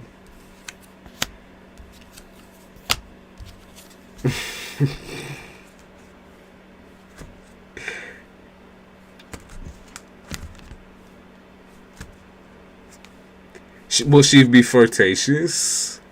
Let's see. She just has she says it's a natural flirtatious personality, or like she has a naturally outgoing. She doesn't. She's very extroverted. That's a lie. She's extroverted. She's extroverted to like. It's to the extent of like, I'm trying to feel out different people that I would actually vibe with all day, every day. And so I'm going to reach out in the fakest way possible in order to, like, check the temperature. You know what I mean? To poke in different places. Okay? Like, I want to poke people, right? And so she acts extroverted and acts like she carries a heavy weight, like, you know, where she be talking with her chest and shit like, bitch. But, like, that's not who she is. No, that's not who she is at all. Not at all. Let's see. Is she gonna flirt around and do this and do that with them? I don't think so. Like I said, she thinks your friends are ugly as fuck. I'm gonna be real with you. There ain't nothing she want from them. Yeah, no. See, look. She like, fuck that, bro. Look, this is what she be thinking. She think they look like fucking Dumbledore and shit. Bro, she think they ugly as fuck. The magician in reverse. She's like, damn. And they think they're good at whatever they do, and she gets it. I think she gets a little secondhand embarrassment because they try to flex in front of her. Or they try to, like I said, they try to flex in front of her in some type of way. And she thinks it's cringy. She thinks it's stupid as fuck. Like, what the fuck are you flexing even? Like, you're still a loser. You're still ugly. She's cocky as shit, bro. She's cocky as shit. Nah, she don't want your friends. She wouldn't touch them with a fucking 100-foot pole. Just you. She just fucks with you. I don't know if she would be hanging around with them like that. I really don't. If anything, she's going to go out by herself. Yeah, she's going to do her own thing by herself. I can see why you would be a little scared and all that. Like, well, she's flirty, she's this way, she's that way. She is not. She literally is playing with you. She's tugging on your motherfucking heartstrings, trying to be someone she's not. It's a mask, and you gonna see through it if you give it a little bit of time. She a lie. She a lie. She's so introverted. You gonna see it.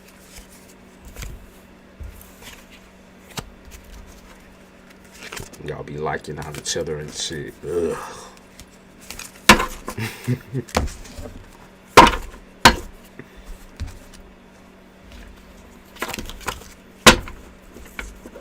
But you learn really quick that earth signs do this all the time.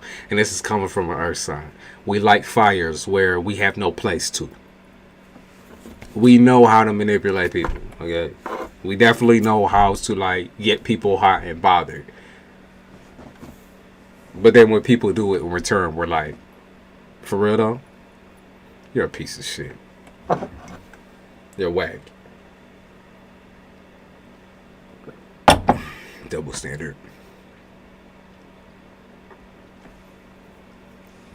I do have to take a piss, and Shakira, you are next, and then after that is Pisces 22. And whether or not you are here right now, I'll still do the reading. It is what it is.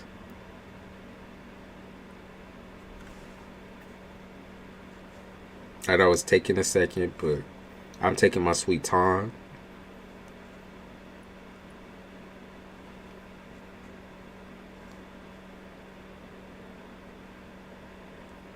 Maybe I'll grab a snack too. Thank you for the. Of course. D, as always, it's been a fucking pleasure. I really enjoy your energy. Scorpios just are always so exciting to being so interesting. I can't get enough of y'all. I'm gonna be real. I cannot get enough of Scorpio. And we don't have enough of y'all on the motherfucking channel. I know we got y'all deviants, y'all ascendant, y'all moon, and this and this and that. But I'm saying, it ain't nothing like the real thing. Take that. Take that and run with it, motherfucker. Clip that.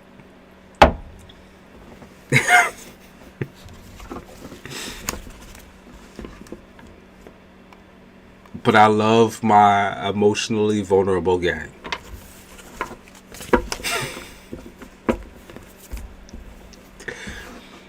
Go get a snack. Yeah, I'm gonna go grab something. I don't know. I might make popcorn. I'll be thinking like, what the fuck is the best to eat right now? I don't know if I might have chips left.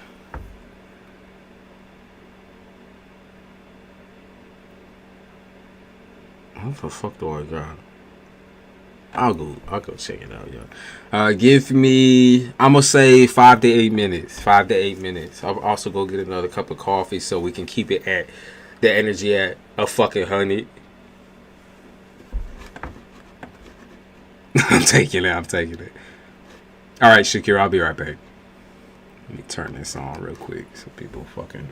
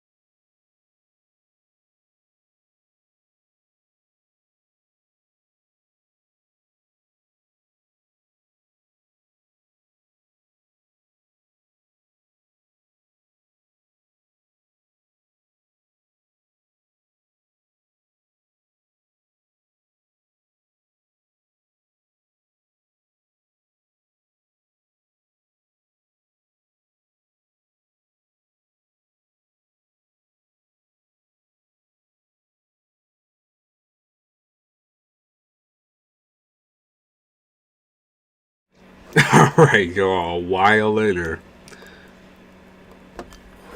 I made fucking popcorn using a popcorn maker, and I will never do that again. I just wanted fucking buttery popcorn, low-key. I did bring other snacks, but Jesus fucking Christ.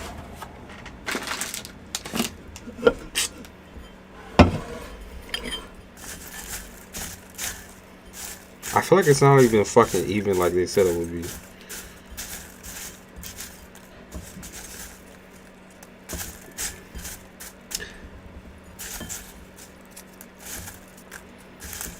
Who even sells like loose kernels though?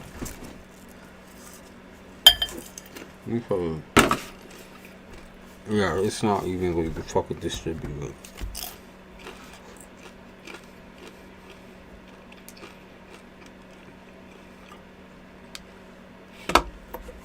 It's okay if everyone run away. I feel like my kids are asking for too much because their eggs are expensive. They are like fucking $6. They'll be back. See, the one thing I cannot stand about popcorn is when butter, the fucking butter, is not evenly distributed. So there's soaking wet pieces. And then also, the fucking kernels. Y'all know when there's a fucking whole kernel in a piece of popcorn? And you get that shit caught in your fucking gum? I brought a... Where did that go? Let me feel around for that. I did bring another fucking snack. I just don't know where the fuck it went. Bitch. Where the fuck?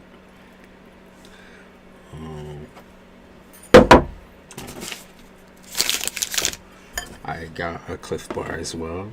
And I do have some crackers. Just in case I get sick of eating the popcorn. I fucking hate that experience, so. That's the second time I use the popcorn maker.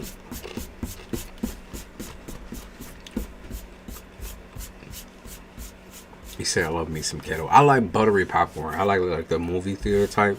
A lot of people are like, nah, that's too much. But it's so salty, so good. But that fucking thing don't even make it correctly. Like, what the fuck is the point of buying a popcorn maker if it's not even gonna make the popcorn correctly? It might also be the fucking loose ass kernels. I don't know why the fuck they sell like that.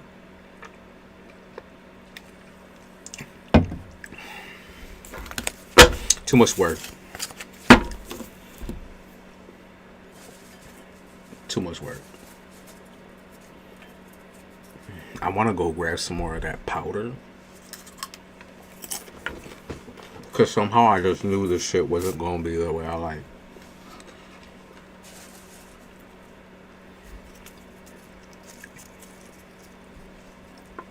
It's not supposed to be messy. Alright.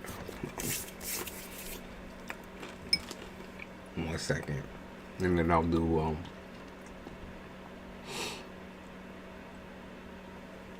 a reading. He said go ahead. I mean, I just sat down long after standing out there and fucking with a maker. I'll chill for a second.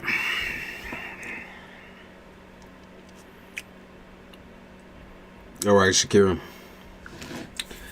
And then I'll get to Malibu. And then there's Pisces, who sent shit in chat, but I don't even know where she disappeared to.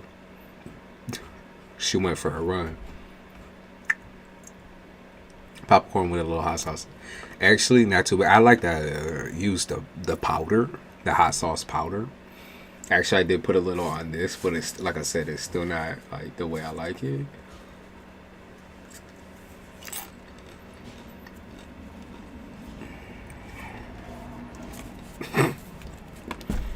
Only me would be fucking picky about salty popcorn. I feel like me and this popcorn just ain't connecting.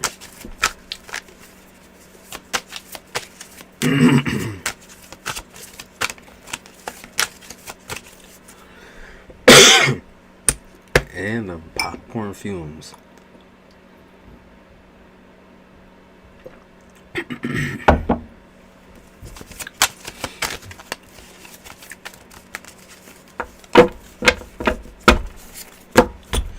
right, Shakira. So you want an April little look, see what's up. I mean,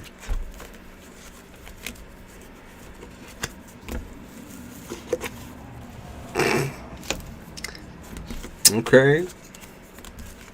They talk about getting payback. I feel like you're getting payback using by separating from somebody or using your time more wisely. There's some payback involved here. Maybe you're ignoring somebody. I feel like you're ignoring somebody. It's a Taurus thing. Sorry, I fell asleep. I'm after. No, you all right, Pisces. You cool. You all right. As long as you're here, actually, you appear back like in the right place. Because I just, I crushed some time by making some fucking popcorn. It took a second. So you good. You decent. You decent. I'm trying to see what's up with your. I mean, I could see some people doing some weird shit. I'm not going to say magic because I don't think it's that, but I am going to say it's like maybe draining you through certain levels of like spiritual means. I don't know if it's like dreams or someone might be masturbating to you, that sort of thing. The Taurus in me, like, you think about full year, for real. Nah, for real. Like I said, I pick up on like spiritual abuse, or I don't know, maybe you back to back going to readers or whatever. That might be a problem. So you need to be really careful with the like company that you keep, because I think that could be draining you. It's draining you financially or draining you whatever. Like they be talking about how if you get too attached to something, especially when you're doing that shit with spiritualists, it can becomes a regular schmegular like addiction, like where you're not really getting anything out of it. They talk about being controlled or feeling controlled by the pole or whatever. You said probably with my exes. Well, whatever it is, like I said, it is more like a spiritual drain type thing, where it might not be taking from you in, let's see, like physical terms, right?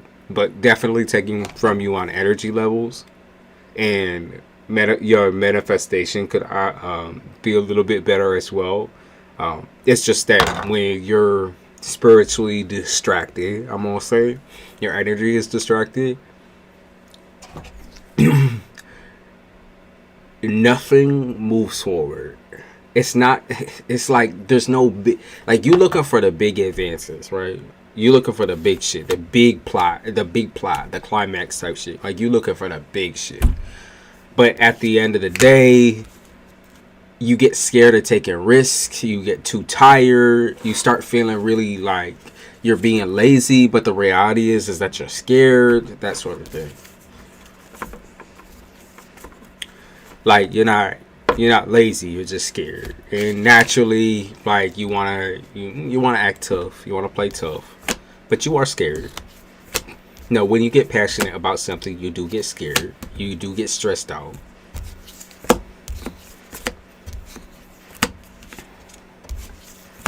Yeah, you get. So I can see you getting sucked dry by some folks with. I think it's texting, or maybe you on video with a lot of people. Texting, but that's what's draining you recently. Someone's doing work. I can see it here, like, just plain as day. I wanted to kind of ignore that and see if it was just somebody being stupid, kind of just playing with your energy a little bit. But it does look like someone is doing some type of work. Not gonna say it's anything serious because I don't see that, but it is affecting your finances, and it is affecting like your energy level. He said they blow my phone up constantly. That might be the problem as well. It's affecting your energy level and your finances. Let me see.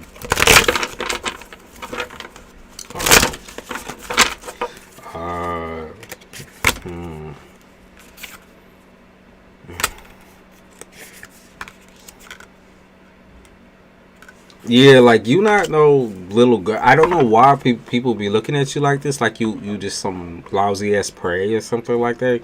Like they be preying on you. They're looking at you like you a piece of meat, like you some prey. That's your easy. That's how they view you, is as easy. But like they don't really notice that your biggest trump card is that you don't really give a fuck what they think at the end of the day. But like even dealing with types of people like this, like I said, playing as the prey, even if you pretend you the gazelle type shit and then you come out as a tiger, it's like that shit type of shit just get boring, right? It just gets fucking boring. It's like a very dumb. It's like you're still fulfilling what they want out of you in some type of way by even giving them something that they detest or hate, like by showing them that you are a dominant figure or dominant person. You're still not getting anything out of these situations. They keep talking about, like, I try to tell people I don't care. They think you do, but like at the end of the day, I think you only really care about like protecting yourself. And I think that is why you attract this type of person. It's because it's more like a subconscious thing, right? You still play as like somewhat of a victim.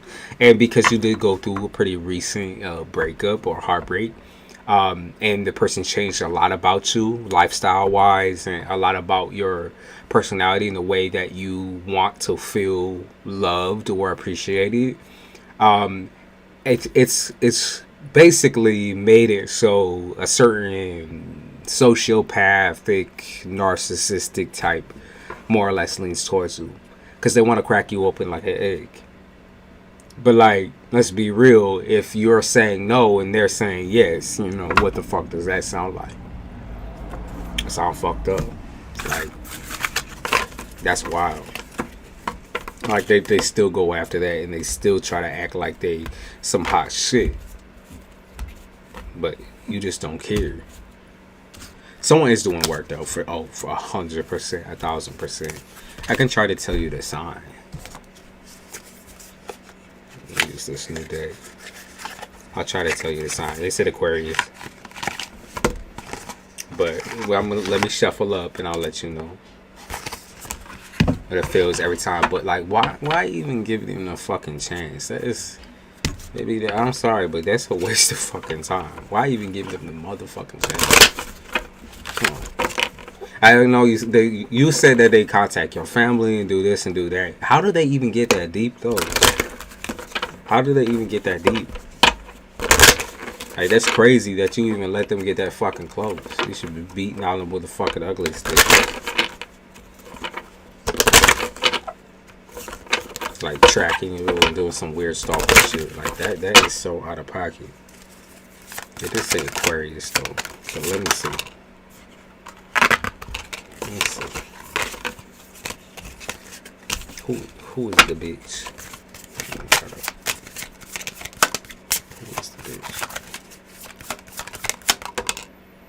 Okay, that's not.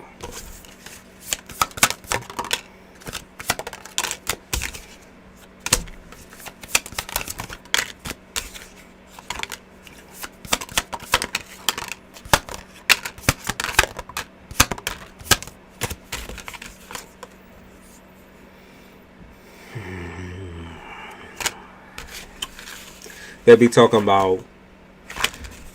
They did talk about Aquarius initially, right? But then they talk about Virgo, they talk about Scorpio, they talk about Gemini. So there's just a lot of people affecting you right now. It is heavy too. It is very heavy.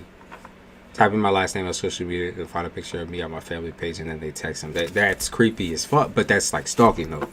Like, I hope they realize that even though it's through like a screen and all that, that's still stalking. That like, what they fucking looking for? Catfish? Like that shit is stupid as fuck. Like, that's still stalking. And that's real embarrassing if they have to try that hard to do shit like that. Yeah, they be talking about you on a hot seat with childish individuals. So what do they want to? Let me try to see what they want. They talk about Scorpio here as well. Okay. What do they want you to do here? What do they want you to do with this? Okay, so they said act your age. Which I think, like, you know, maybe you be clowning on them and that sort of thing. Maybe you be clowning on them. And that's like the natural approach that really anyone who's sane would take. You know, they talking about ignoring them would be the more mature thing to do. But like I said, it's kind of, I'd assume it's probably a little fun to clown on them since they are mentally skewed and fucked in the head. But yeah, at the end of the day, they do say to just completely ignore their existence. That they feed off of like the bully energy. They feed off of it. They love it. They enjoy it.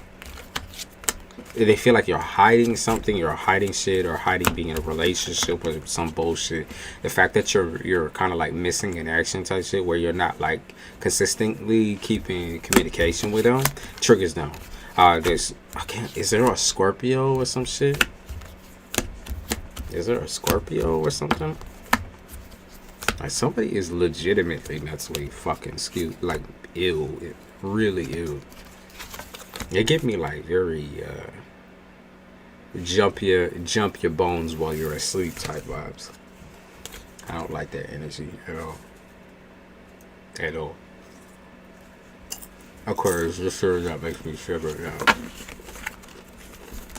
And that could just mean like sexual. That could also stand for sexual predators. But it's some weird spooky shit. I hear watch out for family members as well. Watch out for family members.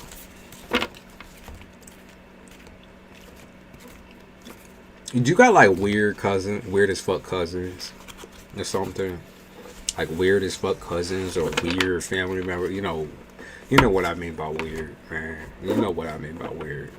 Weird family or weird people. Like, so, or someone is bringing someone weird around. That might be something that's coming up as well if it hasn't happened yet. It might be bringing someone weird in the household. Yeah, someone's weird as a bitch. I don't like that. Sneaky ass weird bitch.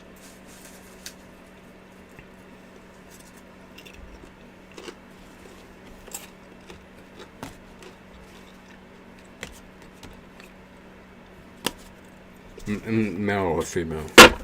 Wouldn't really matter.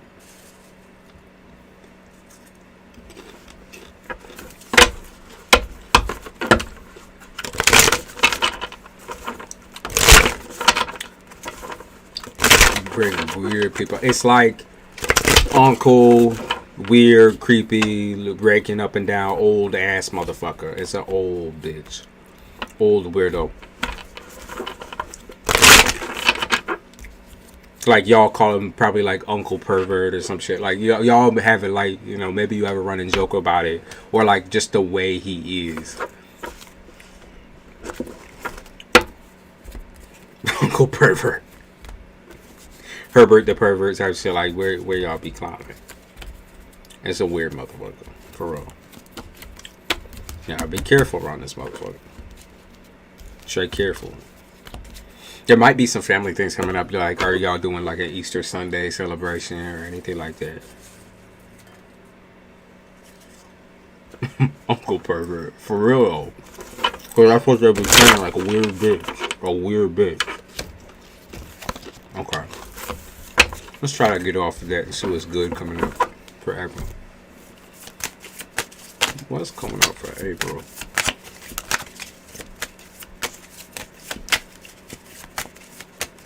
I clown everyone in the family. And we talk about Uncle Pervert. Alright. I'm not going into it good. I think that's a solid choice. Yeah, the fool. Like, yeah, I'm not that fucking stupid. I can't stand those people. You will still have to hear about it though. It looks like someone's gonna be running them out. Of course.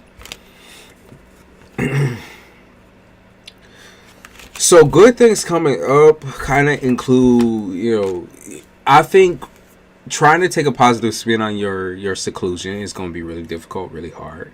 because I think it's really hard for you to admit when you're lonely, because like you spend so much time alone anyway. Like you're just that type of person where you back to back could spend time by yourself, for yourself, and like, you know, you just never stop working or just keep going, you know what I mean? I gotta use that now, Uncle Pervert, for real though. But like, I think that you sometimes have a really hard time admitting when you're lonely, when you feel like, you know, you want some type of attention, some type of affection. That's when you tend to like lean towards reaching out towards kind of like the crazy types, or reaching out towards some of these dudes, and acting kind of like, you know, like you're delirious or like naive and shit, like you skipping through a fucking field of flowers. And that type of behavior, while it is like, okay, it's normal, right? It's like, who is that really for though? Like, is that really helping your situation? Like, are you finding any worthy fucking adversaries to be in a fucking romantic relationship, or to even be in a fucking friendship? Like, why do you even have these people's numbers? Why do you even keep them as contacts? Like, you have many people hit you up on the internet. You a little bit like pussy famous type shit, where everybody want to see the coochie, but like nobody wants to do work type shit. Everybody looks at you and sees you're an attractive woman, you know, you stand out to them, but like I said, there's no work that they put in. There's no backbone, there's no nothing. And I think when you act smaller, you'd like to think that you're acting uninteresting, but that's just not true. I feel like it makes you even more interesting to some of the weird perverts. Okay. Like, you for sure need someone to communicate and talk to who isn't toxic. Now, I do see a friendship coming up, like a new one. It doesn't look new to me. It looks new to me. See a new friendship. I think it's going to be, you know... Okay, so you're taking a hard, really crazy break from female family members and female friends. And I think you're going to make a new friend. I can see a new friend here. Somebody you can have fun with. Someone you can for sure have fun with. I think they're talking about a fire sign. But let me see. Yeah, no, I think that you're making the decision to like go outside the box, you know, no partying and that sort of thing, but going out for sure. Maybe bars, bar hopping, that sort of thing. It is a female. I don't think it's a family member, or I don't think it's really anybody you've thought about hanging out with extensively. But I feel like this person is going to just let you have fun. Like someone who's not judgmental. Because I feel like everyone around you right now is just judgy, like very judgy. You don't get no fucking breaks. You don't get no fucking breaks. You just can't be yourself. It's definitely a feminine individual that's gonna be taking you out, and y'all gonna be doing your thing and whatever, you know, back to back, kind of just like hanging out together. Okay. All right, you know, you might go to the bar. Okay, if you don't like drinking and smoking, maybe grab like a fucking lemonade, or like y'all go to eat and y'all go to different events together, and you don't even need to do none of that. It's hard on you. It's so hard on you. I can see like you just feel attacked and feel very cornered. Like I said, you won't admit defeat, because at the end of the day, you know that you can trust yourself. But then outside of that, who can you go to communicate all these emotions and feelings with? If not, you know, a therapist, right? But you also need a friend.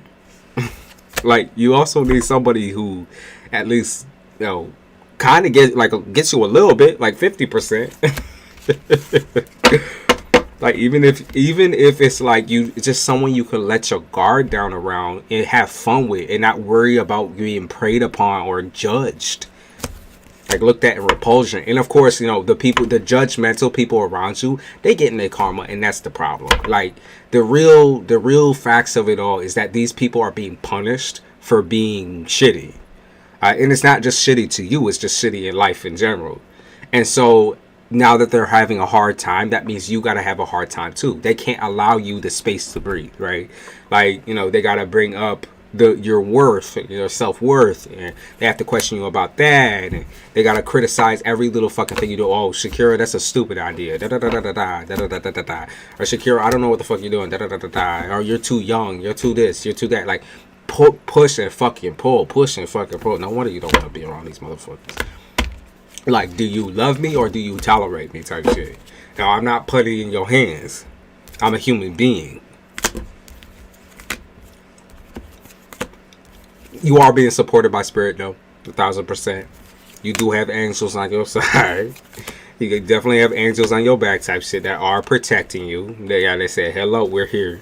Like, we're getting into the real shit. Like, when it comes down to introversion and trying to stay to yourself, we're going to help you through some of these emotionally traumatizing situations and experiences. But what you're going to have to do in return is not just shut down. Don't just shut down. Okay? You can shut these people out, but don't just shut down. Okay? Entirely. That's why, you know, your money is kind of in fluctuation mode right now. You're not really doing things for yourself anymore. You're hiding. And that's hard. Remove this.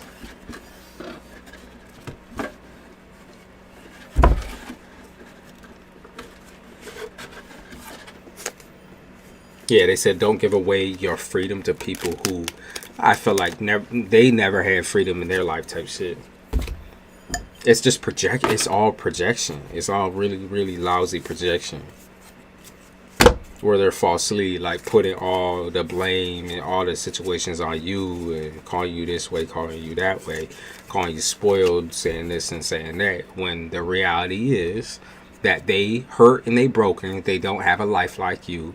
They're hurt and they're broken that they can't make decisions like you. They're hurt and they're broken that they're, you know, old and ugly. All right. And what? They're hurt, you know. They're hurt, but it's not about that. Like, you are not trying to fight them, though. That's the thing. You're not trying to fight them. And they got to understand that. Like, you didn't want to get the claws out type shit. Using witchcraft to blindside you. Yeah, I do feel like somebody is for sure doing work. Like, again, there is energy like that. And then what I would do, just in retaliation, more or less, you really don't have to. There's no spell work or anything like that. You have to. I would just take a bath. Best cleansing experience in the world is for sure. I got a bad by telling people they are ugly. Well, there ain't no fucking wrong with it. That is your opinion, you know. But let's be real. You shouldn't have to tell an ugly person that they ugly. They already know they're ugly. You don't even have to talk to the bitch to let them know that they're too ugly.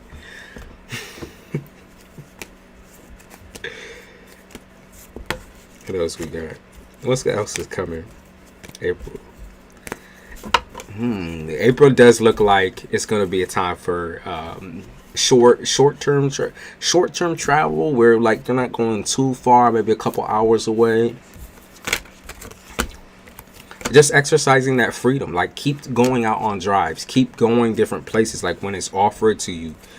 Unless it's like a shady situation. But, like, keep going on different excursions. Like, people try to go to a fucking art museum or a fucking music, you know, go out to listen to jazz or something. Just go, you know. Just go. Get out of the house.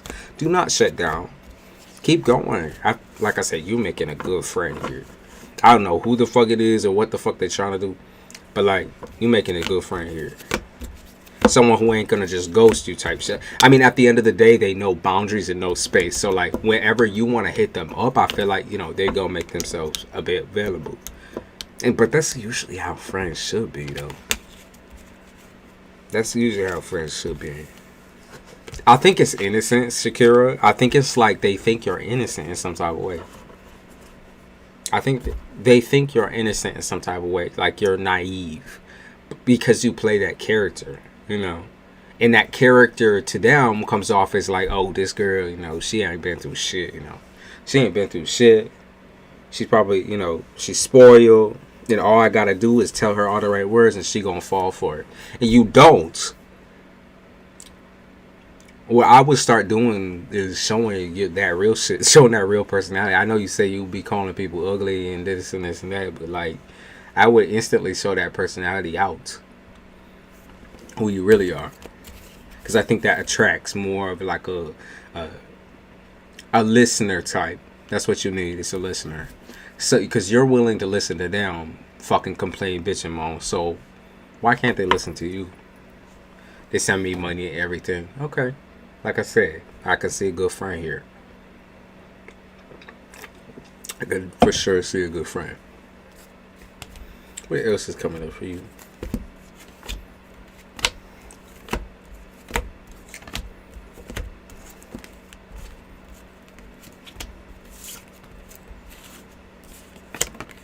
You are not fragile. You are still trying to heal. And while you're in this kind of like, you know, healing stage, right? Money and finances is going to stress you, okay? And you're going to feel like you're going nowhere fucking fast. You're going to feel like you're very, very, like, frozen. Your bank account might be frozen type shit. But it's going to get, it's going to, your wait time right now, because you're so focused on it, is all sorts of fucked up. You know what I mean? It's like you're so focused on this type of growth. You're so focused on looking at that fucking number. I don't know what that noise was that I just made with my fucking mouth, but so focused on that fucking number, right? They're telling you to stop being paranoid about this shit and just let it be, let it go.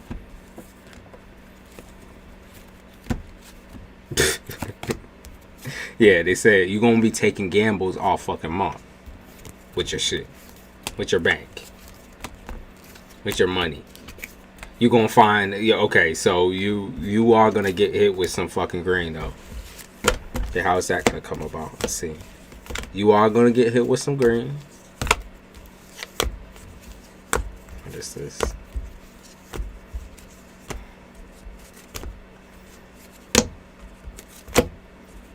Nah, some people, yeah, some men sending you money. Okay, yo. What else we got? I think naturally you kind of fall for people that are very, very focused on you. They love talking about you. They love looking at you. They love giving you compliments. You focus so hard at, you love that. You love that, right? But you're kind of realizing that that isn't, like, at the end of the day, it's not the main thing that you look for in a human being. You want intelligence, like you really do. You cannot do the dumb motherfuckers. You can't do that shit no more. You cannot do the dumb motherfuckers. You should have been knowing, man, Shakira, but you just cannot. Let's check out the tarot deck one more time. Let's see what's up. Did you have any questions for April on what's coming for you? Because like I said, for sure travel, take initiative, don't fight it, have fun. You need to have fun again. Remember, you are a human being. You are not just an expendable ass bitch. So you just, you know, sit there and wallow in your fear. You can do whatever the fuck you want. Let's see what else we got. Okay, your emotions run thin. They run very thin. I think a lot of anger is coming out more recently. Might be misdirected. Might be misdirected anger in some types of way. They tell you fights between you and mom. Okay, fights between you and your mom. Yeah, strong feminine character. Fights between you and your mother, possibly. Disagreements. You said I'll decide if I go. Let me see about the trip. Let's see.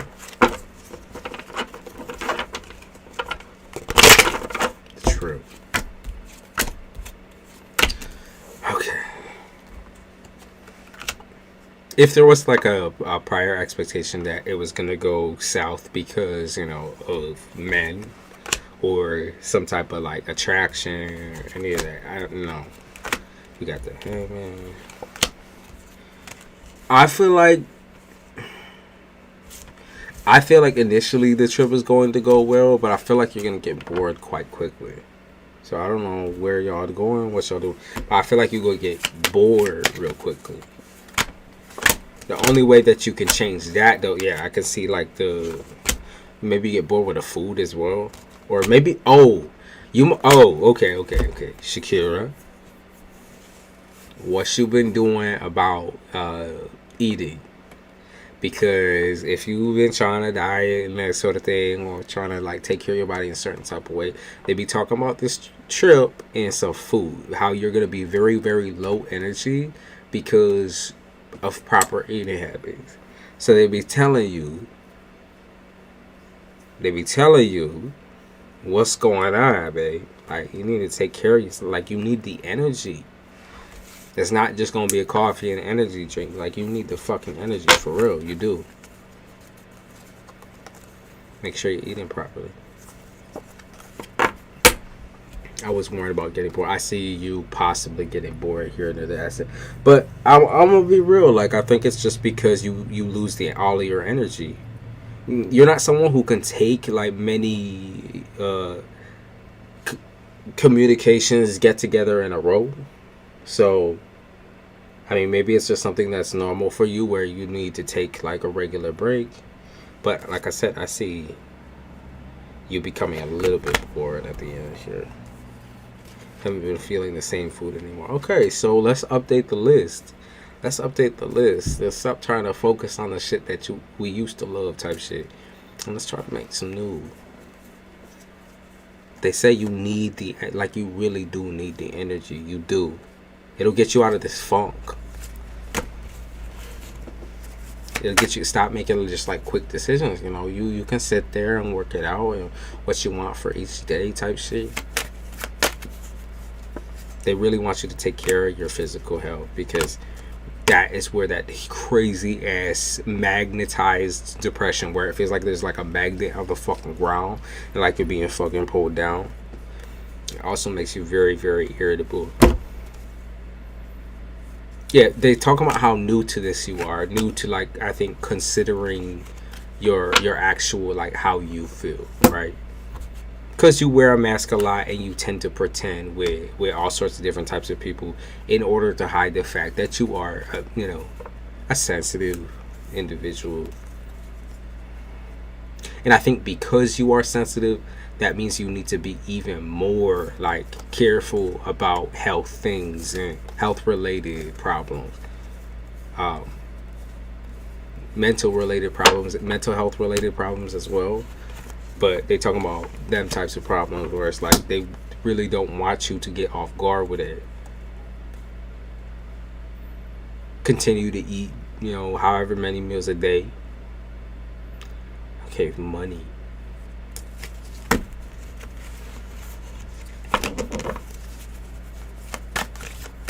I think you just normally have a aversion because you don't want other people to take advantage of your feelings and emotions. So I think by you keeping them hidden, that means nobody can see them and expose them.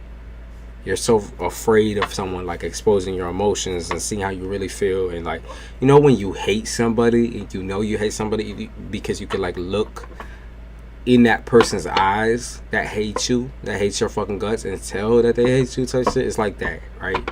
It's like everything is seen on your face, and usually this is an earth sign thing.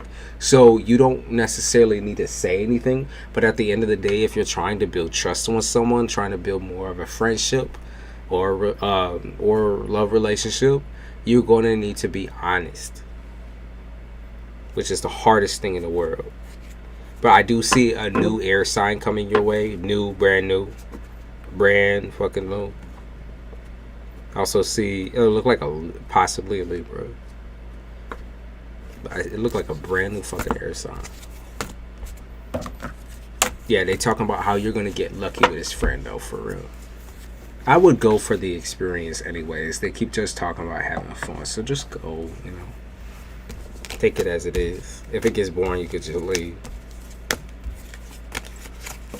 Okay. Careful the ex coming back. Careful the ex coming back to try to call you. You need to be really careful. Yeah, they said they're shady as fuck. They talk about bees in the trap. Bees in the trap. How you attracting people like honey.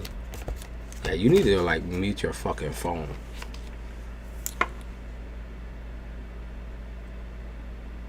Mute your fucking phone.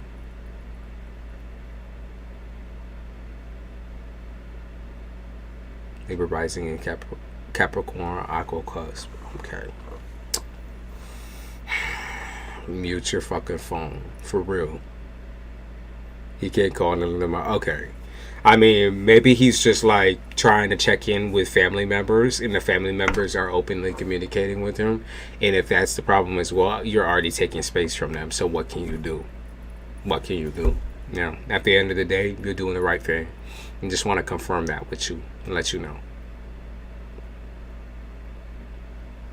Okay? Any other questions? Anything at all? And then we move on with Pisces. Anything. Okay. Damn, I didn't even know I had something. Let me put my headphone back in.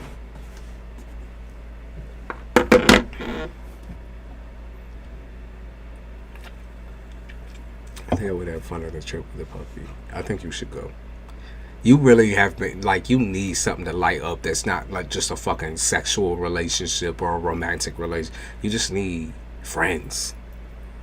You just need like a chill experience, a chill vibe. No, you don't need a fucking drink to have fun or smoke to have fun. You just have fun. Like, that's what you need.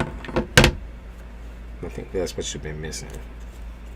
And maybe you never had that, honestly. To be fair. Because people be fucking wild. Will you have any distractions on the trip? You mean distractions from the trip? Like people trying to start shit? Is that what you mean? Right, they told you, remember, you don't owe anybody a phone call. Like, you don't owe anybody anything. When you are taking your motherfucking trip, or when you are trying to take space from other people, you do not owe anybody anything. Okay? You don't owe that. You don't have to fucking fly home early or do this and do that. Like, fuck that. You do not owe anybody anything. You don't owe them a fucking answer. Okay, you don't. Let's see. Any distraction. Any distraction. I think people will be kind of fishing for a reaction out of you. This is, I'm going to say this is even before the trip, so they're probably even doing this now, but I think people are going to be fishing for a reaction out of you.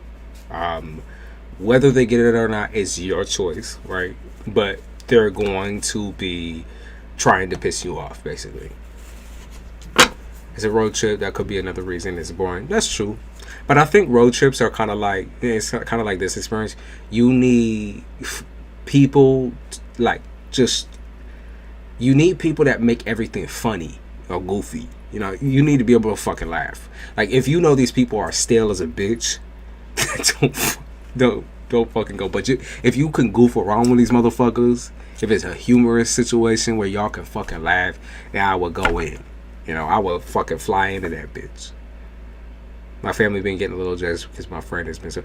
That is not their business. You do not owe them any piece of that. They can be jealous on them. They can be jealous as fuck. You know, they can sit there and bitch and moan and whine. But why are they jealous of you? Like, get your own. Get your own fucking friends. Get your own situation. You spending your whole entire time with your fucking family it's became toxic because you started to you started to take everything, every emotion and every like shameful part, insecure part of them, you started to take it on yourself.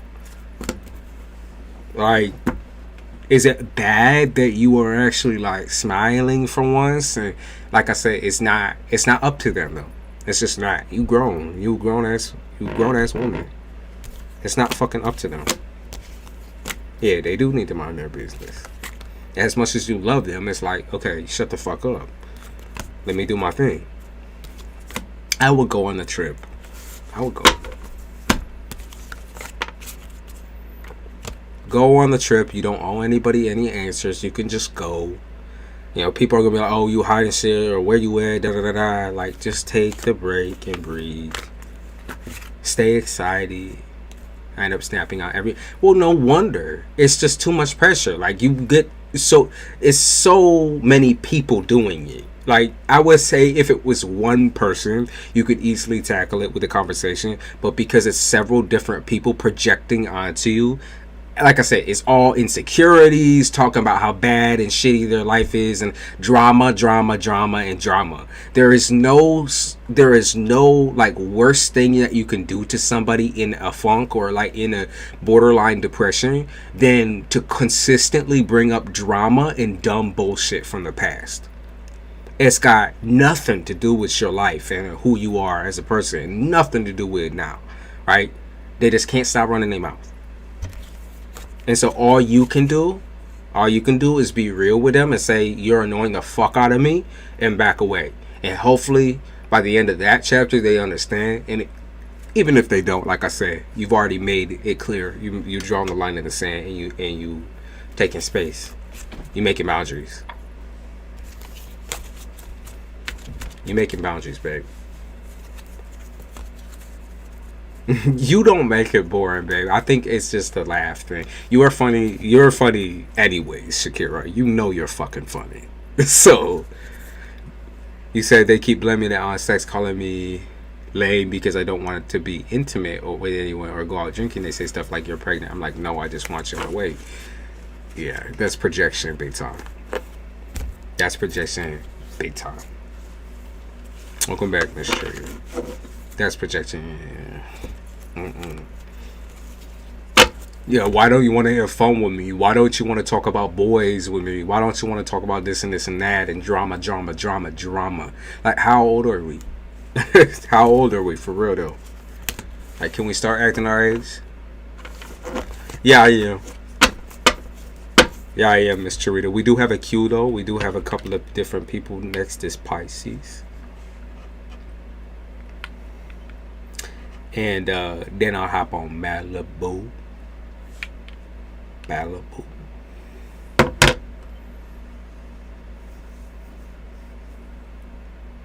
Any other questions before I hop, Shakira? I love my new self and celibacy. They get mad. Well, they can be mad as fuck that you are a non-problematic fucking person. But, like, why is that? Why can't you be different? You don't have to carry on the drama that they do, consistently. That's the kind of the problem with your family dynamic, is that they never focus on the deeper shit. They always focus on the surface level shit and how everyone else views them. It's like a very surface level type, like, oh, they care way too much of what other people think about them. And so naturally that comes off as all people who butt heads, because they all have incredibly strong personalities and incredibly strong insecurities. Lucky Empress. Okay, I'm gonna get lucky after Pisces then. Lucky after Pisces, and then Mr. Reader. Thank you for reminding me. Let me check out the paper. I think I did see it go through. Yeah, I got it.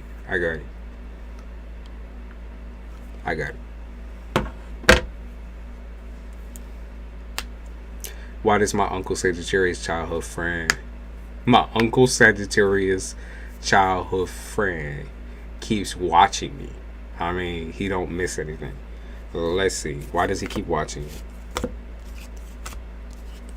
Oh God, don't give me the thick like peanut butter card. He's got his eyes on you. He's got his eyes on you. Like that though. Licking his chops and shit. Licking his chops.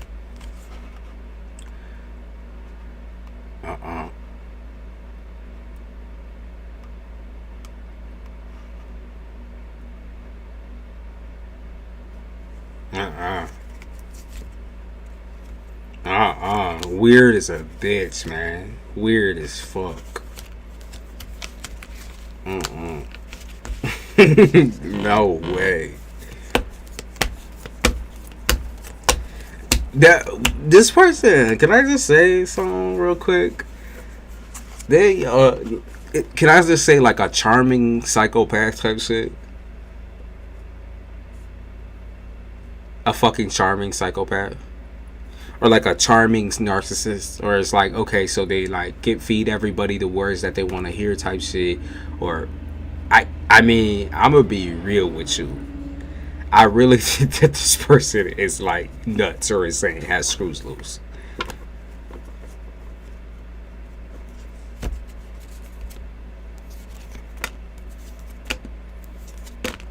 Weird as fuck.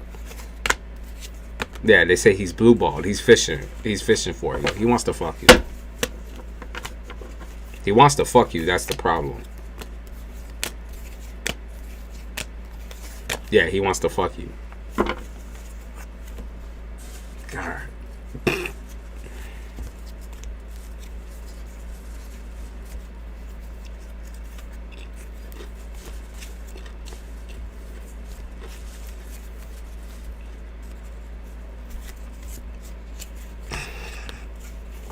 Yeah, think about what your pussy look like and all that.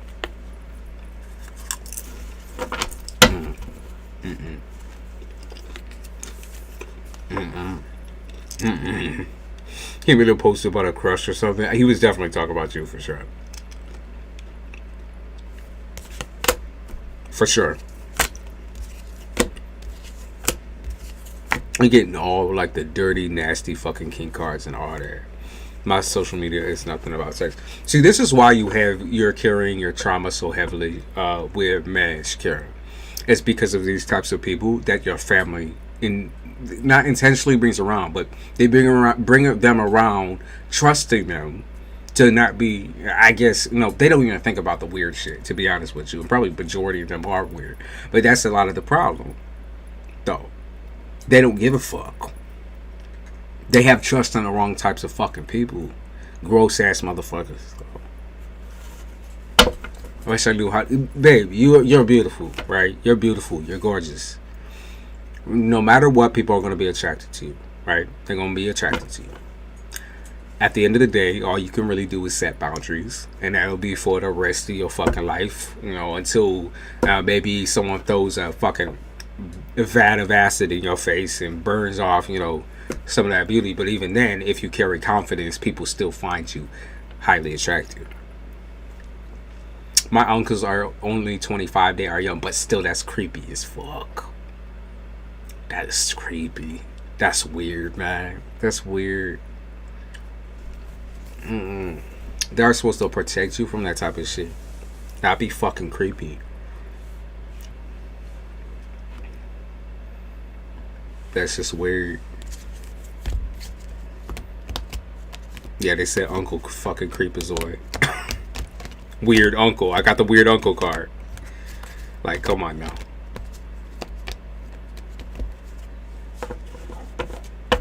I knew he was looking at me. He don't miss the post. He makes sure he sees everything. If there is any sort of uncomfort, just start blocking. You know what it is. Just start blocking. Blocking and blocking and blocking.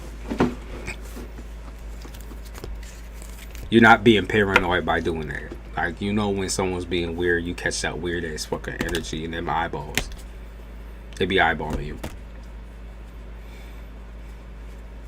Like, I'm gonna tell your friend to fall back on my media. Now, whether he would or not, honestly, that probably give him the balls to come forward. But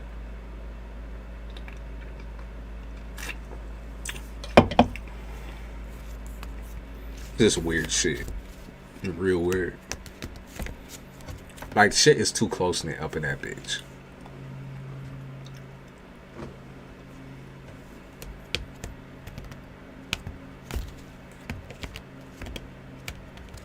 People get too comfortable.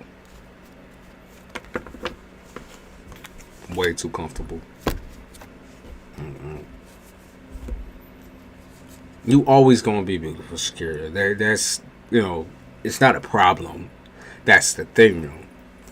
So when you're attracting these types of individuals, to learn to you're sensitive. Don't you have like a lot of water up in your shit? You're pretty sensitive, right?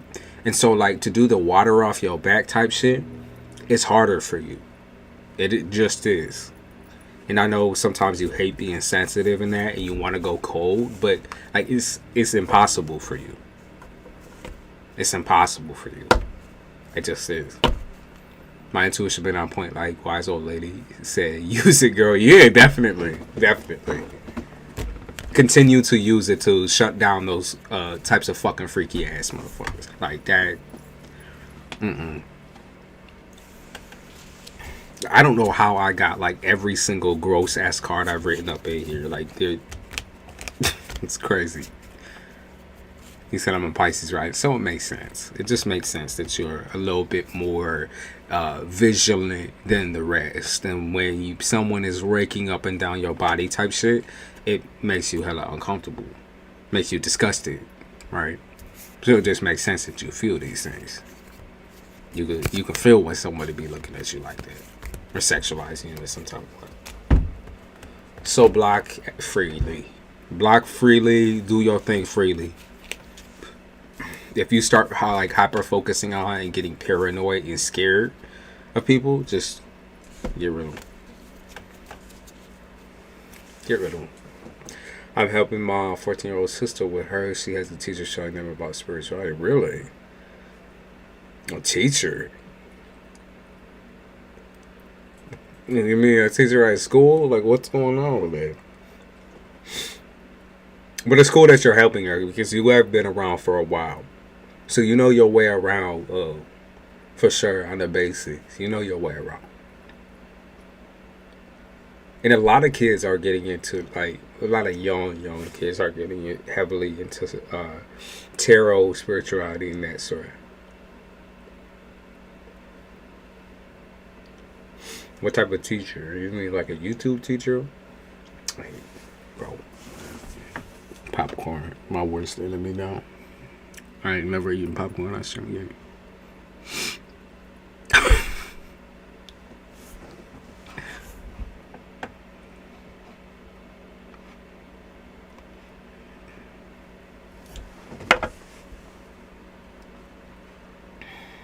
Woman they just love. She treat the kids good. That's good. So one of those. She got like she got the fucking wisdom and wealth spots type shit. That type of woman. Like a guidance person. Okay. Kind of like a spirit guide. But she alive. I see what you mean. Okay.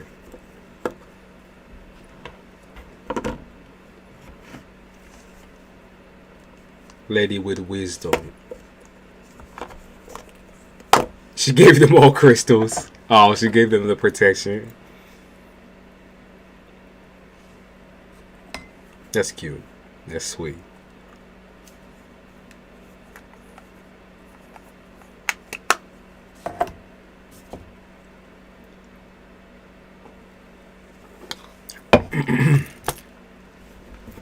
Jesus.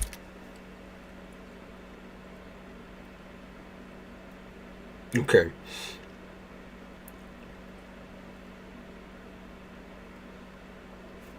I wanted to pull one more card for you before I go to the next person. Before I go to the next person, let me do one more for you. I'm going to test this deck on you real quick. And this is the Primordial Tarot deck. Gives like spiritual messages in that. So because you kind of focus on the spiritual aspect, just a little bit, you're looking deeper into it. I want them to give me a card for this. Tell me to read for them and they come back more. Of course, they do. Be careful with how much you're spending your energy. Keep it safe and for yourself. Make sure you can read yourself and everything like that. Keep reading your situation. Once you stop being able to read yourself, it's because you're overused. Okay. It's got a finch on his damn head. Let's see. Gold. Jewels. 12.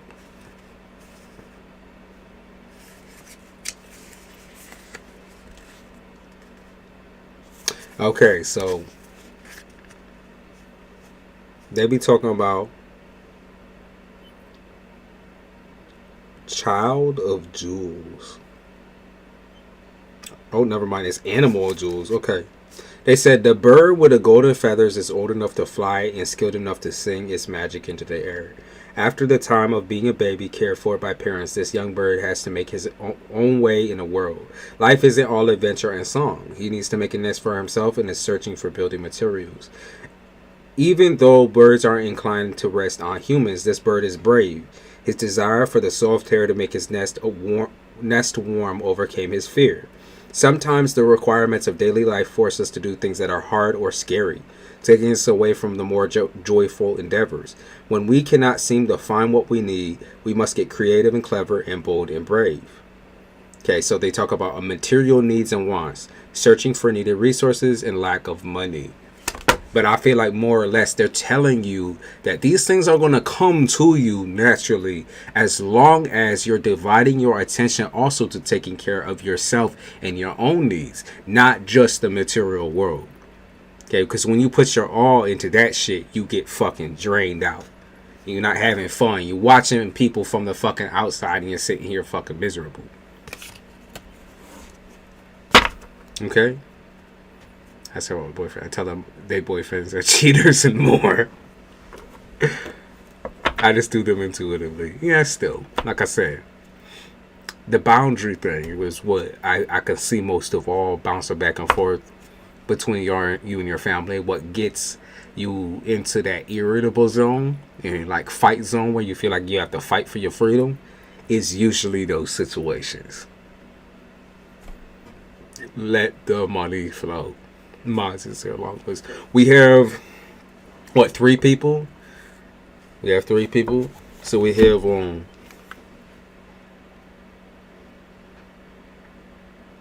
Lucky Empress. We have Malibu and Miss Charita. And I think that's it.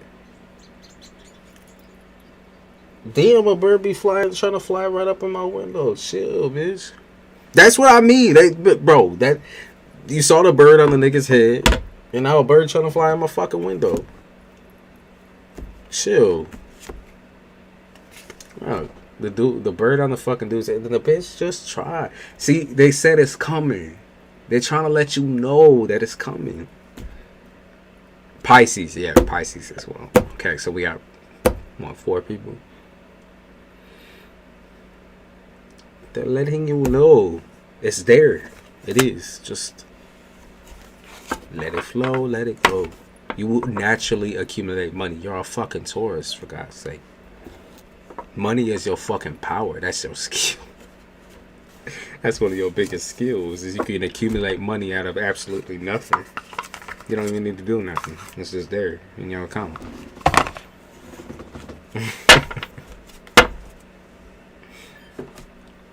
All right, Pisces, where you at? If you're still here, I hope you're still here. I'm gonna go back to where you was texting me this chair real quick. I did see you, B. We're just doing these back to back. Pisces 22. Where you at? I'm trying to keep track of these apps here. Thank you, Shakira. Got that earth energy. Bringing that through. Okay. Pisces, did you get a general? Did you get like a general all aspect? Hi, Kim. Kimberly, what you been up to? How you, girl? What you doing?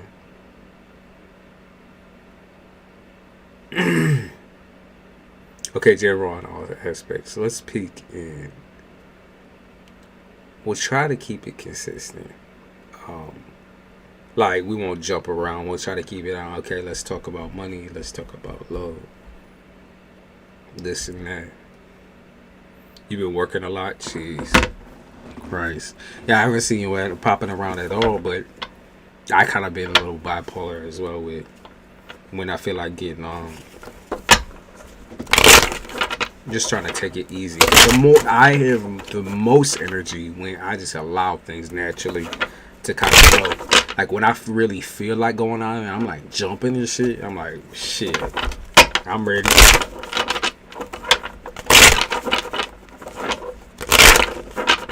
Just thinking of you, God, I'm thinking you was live. Yo, I am here. I am here.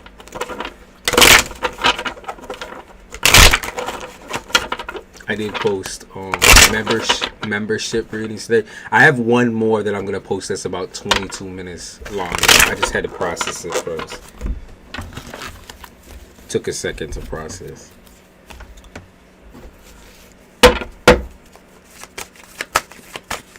Pisces. Ooh, a little game that we play. A little game that we play. I said, Eight of Wands. Uh-oh. Okay. So Pisces. What's new? Boundary problems. Boundary problems. Okay. You are just one of those people that like anyone and everyone can talk to. Like everyone feels fucking way too comfortable, way too laid back, telling you real like nasty fucking details, way too fucking personal type shit. And it might be a situation where y'all both do that to each other, but like I said, what is this energy of like way too much detail, like fucking graphic? Just like, why the fuck are we even talking about that though? Like, why are we even getting into the depths like that? You need to admit the fact that shit is pissing you off, because I'm being for real right now. Like, that's a lot. I mean, that really is a lot. Like, that is just too much. How many hats can you fucking wear, girl? That's my question to you. Like, you wear so many different hats. There's so many different things that you're talented at.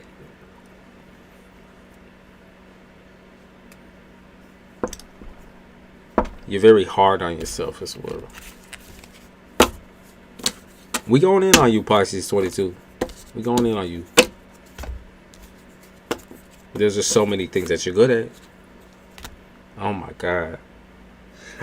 You get tricked up and slipped up on these fucking clowns, like these people that, like I said, they what is it, like, it's like storytellers, right?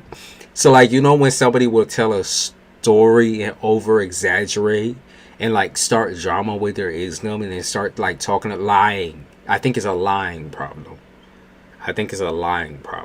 Is what these people have. It's a lying problem. They talk way too much personal detail about their relationships, about their sex lives, about people. Like, this shit ain't even real. It's like shit that they make up in their goddamn head. And that shit just, like, I feel even more inclined to just tell them to shut the fuck up and to, like, forever hold your peace type shit. Like, just leave me the fuck alone. But at the same time, I know, like, how that can also affect how people view you in the career stage. Alright, because it doesn't just feel like it. It feels like it's happening all over the fucking globe type shit. It's not just like one place. It's every part of your life. Okay, every part of your life for sure. You're like a how do I say that? You're like a sweet dictator. I don't know how to say that in a nice way. You're a sweet dictator, right? So you're a commander-in-chief. You definitely have the leadership vibe about you. I don't know if you are your own boss. You know, you say you had something, you're trying to get a business off the ground. But even in your other workplace where you are maybe like, you know, second best or whatever, or there's competition involved, you are still like incredibly good at what you do. You still hold that leadership position very, very well. You definitely shock people. I think most people, the instant relationship that they compare you to is their mother, and that's kind of scary too, because then it's like, okay, so wait a minute. They're like, you're like, wait a minute. I don't want to have to fucking scold you. I don't want to have to give you like a fucking belt down because you're not listening to what the fuck I'm saying. Like, I want to be able to talk like two fucking adults. Like, we are not, you gotta understand, we are not mother and child. Like, like, are you fucking retarded? I'm sorry. See, you be getting my fucking language slipping there. You be getting my anger. I be getting mad on your behalf. But that's how also I feel like it bleeds into your love relationships too. You see, I'm a teacher and a counselor. Makes sense, okay? That's why it makes sense on why you can't snap back. Now, where do you get this? Like, you say you're not a contentious person. You're not somebody who gets like passive aggressive or angry. But I'm seeing where it bleeds out. And I'm going to let you know, you do get passive aggressive and angry, but it's in the love category. So you might be angry and pissed off at work, right? And doing your thing. But you hold it in, you're able to hold it in, and then it bleeds out in another place. In a real fucking crazy way. I had to put my music away because at that point, like, they're just goofing, they're just playing. They're saying like, okay, so first of all, were you married or are you married? Is there like a real serious relationship or a serious connection here? That I don't know if it's the past or whatever, but like they talking about that connection being very affected by your workplace. I think a lot of it is because you are, like I said, you have boss demeanor. You even said that, right? You are more like a motherly feel towards people. And so when you get with a man or whatever the fuck you're attracted to, when you get with a person who demeans you or pushes you around like there's some kind of fucking high school bully, you just don't play with it. Like, you will get jiggy on a grown ass man. You understand me? You will get jiggy on a grown ass man. And so now the problems that you're running into have to do with submission. You can be a sweet person, you could be a kind person, you could be any person other than submissive. And that's like I said, that's the problem we're running into. It's not that you need to be a submissive person, and it's not that you need to dumb yourself down or make yourself into anybody else. It's that you have to be patient and find yourself a man that is willing to accept you for you. A man that you don't have to get mad or aggressive or angry about. A man who understands that some days you just want to fucking break. Like, you don't want to shag. You don't want to fuck. Even though y'all get crazy in the motherfucking bedroom. You don't want to shag. You don't want to fuck. You want to relax. You want a man who can take care of you for 5 fucking seconds. Y'all can take care of a fucking other. Because, you know, a long day at work. Long day working on the motherfucking business. You want some spoiling too. You don't want to just. You are doing. You got to realize there's a consistency throughout every single relationship that you've had. You are doing the most to please a person who is not pleasing you. They please you like 25%, right? They tell you you're beautiful, da da da da da. You know, they fuck you. It's not always great, but it is what it is, right? Stop accepting the 25% and accept the 100%, because that's the only way you're gonna get through and be a fucking beautiful businesswoman and also have a long-term beautiful connection, right? So, with the new guy,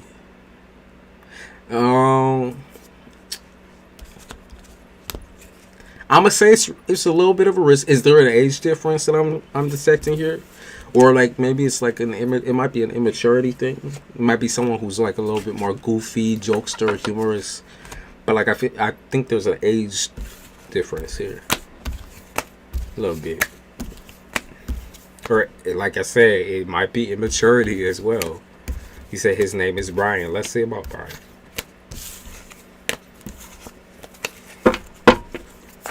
They really want you to be able to control that bleed over. Okay? Because what's happening right now is that you don't know where to place your stress because you don't have time to place it, because you are spending time with other people. It's just that, like, you have no time for yourself no more. You get what I mean? It's like you think of working, you think of like chilling as work. And that's just not the way it works, Pisces. That is not the way it works. You think of chilling and just fucking kicking back like you're still doing work low key. You're like, well, I gotta maintain like the fucking system. Like, I don't know what you want me to do, nigga. I'm saying there needs to be a day or a few fucking hours that you can kick back your motherfucking feet and just shut up about work and be able to just relax, right? You burn out. Even though you have a very long-lasting energy, you fucking burn out, and you, I mean, you know, you close up, you clam up, and then whoever you're dealing with romantically or in friendship, they get confused because you start acting cold and distant and shutting them off. And then I also think you have a problem with kind of telling them that you are sick and tired. You get confused at whether you're sick and tired of them or sick and tired of your work, sick and tired of your job, or sick and tired of like not taking fucking breaks and caring about yourself. Because remember, when we looking for love and looking for a relationship, right? Yeah, because you have a pullback. You always pull back, you know. You hold back, and they start feeling that because they get used to a certain consistent type of energy. But like what they have to realize about Pisces is that Pisces is not always going to be absolutely 1,000% fucking perfect. And so if they go in thinking that and believing that, then they are delusional. Okay. So I don't want to put that pressure on you and like, oh yeah, you have to be non-angry, not aggro, whatever. Like, no, you don't have to be anything but your motherfucking self at the end of the day. But if there is like this contentious where it's like a passive aggression where it's unnecessary, you know, and you feel like, oh my God, like I can't tell why I'm angry or why I'm mad. I just am. I'm so pissed. I'm so like irritated. You should be able to take time out for yourself and relax and not have to keep 24/7 contact and back to back. I know that is like the obsession piece of a part of you, you know, where you're attracted to somebody, you're feeling someone's vibe, and so you wanting to be around them every second of the day. You want to be around them every second of the day, every whatever, like you just there, right? Okay, you just there. But like, you need breaks too. You need space too. Even though you can sometimes be the most cuddly and wanting to grab somebody up type shit, wrap them up in a fucking bundle and shit. Like, there's gonna be times where mama need a break too. That's what it is. You gonna need a break. That's just the truth. And I think that you need to really, really strongly explain that to this person that you like, okay, that you like, because he's pushing into certain boundaries. Okay, he's crossing certain boundaries. He's getting real specific with his demands and that. But you need some demands too. You need him to understand the demands too.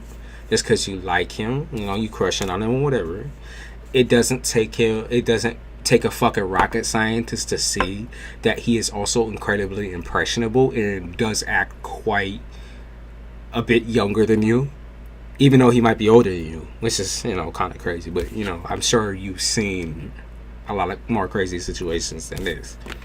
I'm saying, like, he's impressionable. Might seem strange, but I think y'all both coming from a place of dealing with a really shitty long-term relationship that was just so back and forth and draining, that you guys are just now coming into accepting change and accepting wanting to be in a fun-loving relationship versus a relationship that's built on lies and y'all completely scrapping and hating each other, but still, like trying to force shit to work. Like, y'all both come from that spot. You both come from that place. So trying to learn each other's like different quirks and like what's okay and what's not okay, because I feel like one of y'all is incredibly sarcastic and one of y'all really does get on the other's nerves, like with this shit. And I think that if one of y'all would admit that, then maybe it can squash some of the tension that sometimes happens between y'all as well. If that hasn't happened yet, it will happen. I'm saying one of you is sarcastic as a bitch. One of y'all is so sarcastic and so like, what is it, like bully, little bit of a bully, like likes to give a little push, a little pull. Might be like jokester type energy, like dad joke, you know, whatever, but it's still there enough for me to see it and be like, well, I would be really careful with what you say, because if you can really cross a line and trigger somebody with a shit, if you're not careful, like he's what he's doing when he's doing that is he's testing boundaries. He's trying to see what buttons he can and cannot press. So Pisces, if you act unbothered by something that really does bother you, instead of saying something and speaking up and being like, listen, I know I don't fuck with it, you're allowing him to walk on your boundaries. And you are going to need to be able to speak up for yourself in order for this to work out. You know, you're just as strong as he is as far as personality goes. You guys have, you know, if anything, he's more gentle than you are. It's just that you have to get past that sarcastic bubble that he wears in order to avoid certain types of women who try to use and abuse his kindness. All right. I don't see anything, you know, I see he deals with pretty like normal average things. You know, there's like a sense of normalcy about him that I feel like you didn't get from your last relationship. I get shy around him, which is understandable. You like him, you know. He starts seeing you like him, make you blush and all that type of shit. It all wears on your face, right? All wears on your face. You know, you can give him a little smirk sometimes and get a little creative with your flirting and that. Like, oh, for sure, right?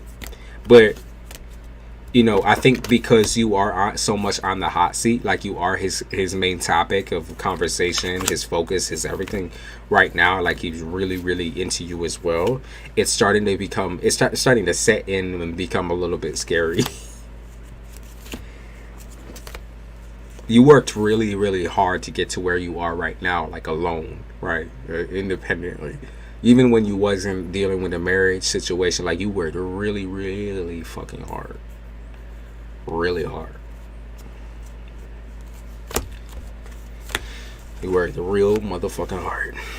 So let's see.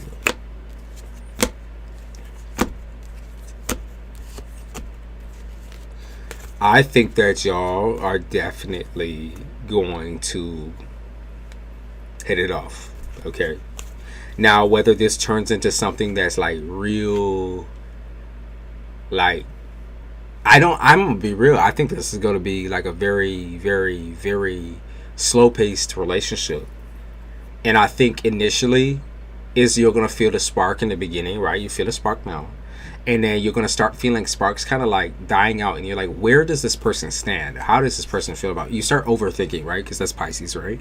You start overthinking and spinning out of fucking control in your mind. But then this person like comes through again with like a whole entire like pylon of like passion, this and that.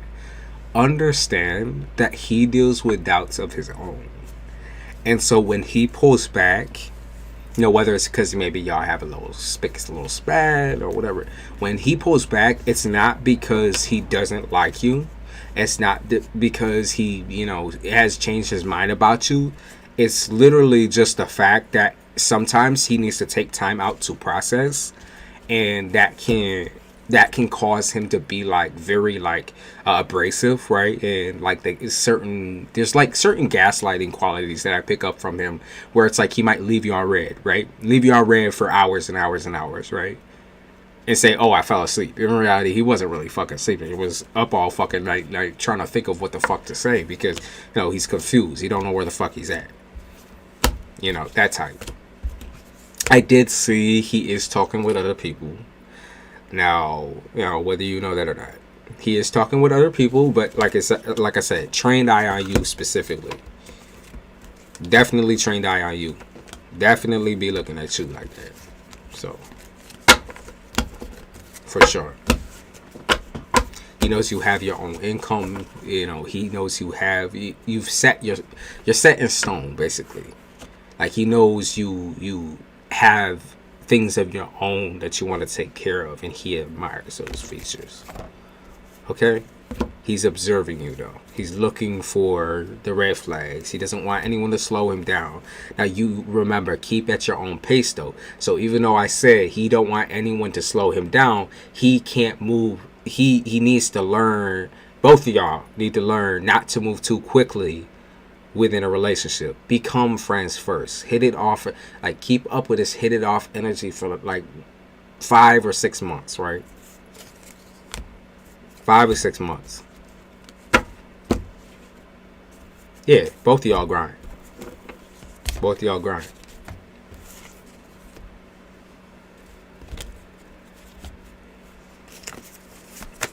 Keep up with that friendship, that cool friendship shit though. That's so rare. That's so rare. That y'all can actually play with each other and have shit be peaceful versus like, you know, chaos. And we talk about this X person and that X person and this and this and that. And, you know, the whole fucking nines. You worked real hard for this shit. You earned it. You deserve it. Alright, let's see what else we got. I want to see about more of the financials because you did start. You started talking about how you started that business. That business. Let's see about it. Okay, business coming through.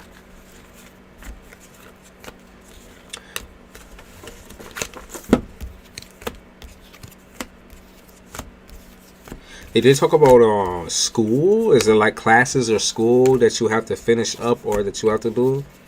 Because they talk about business school maybe or something like that. They talk about schooling or some type of certificate you might need.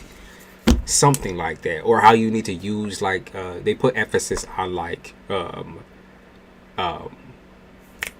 what is it? Paperwork.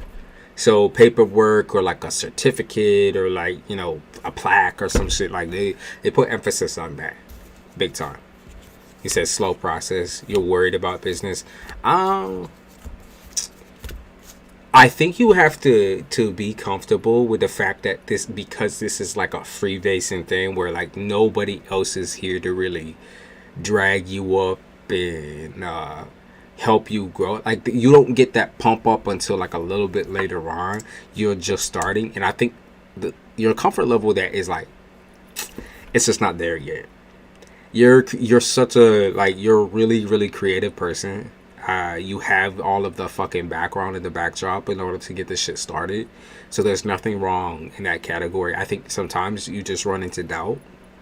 Naturally, you come into the doubt piece. And it makes you feel hopeless in the future of what you're beginning and what you're starting. It's like, would people really fuck with this? Like, would people really fuck with this? Would they really like? Would this really blow up? You know, the way I'm thinking of it. And I think when you ask those types of questions, you get constant confirmation, whether it's from spirit or from a random fucking person. Like, right? You get constant confirmation that this is the right way to go. I do need to get a certificate. It's been out of my mind. They did talk about the certificate big time. Like that was the first message that came through when I was flipping the cards. So they talk about the certificate. And this isn't just as simple as like, oh, well, continue working out. Like just continue fucking whatever the same way that you've been. It's like you need to become the most creative out of pocket. Like I feel like it needs to be almost just straight from your dome, straight off the top of your dome, like straight off your heart type shit. They talk about creativity not being like an overthought where you have to sit there for days on end trying to plan something. It is literally, it starts with a random fucking idea without you just fucking, it's out. You know, that is how these things become like a successful process. That's how it becomes like this whole, like it feel like a factory to me almost. Like when you work that shit out in your head, it starts as such a random idea. They said open up to like, because they talk about intelligence or like artificial intelligence. They talk about robots and shit like that. We talk about robots taking over. No, they'll be talking about like, you know, how this online, being online or starting your business online is some of the easiest but also most difficult things to do today.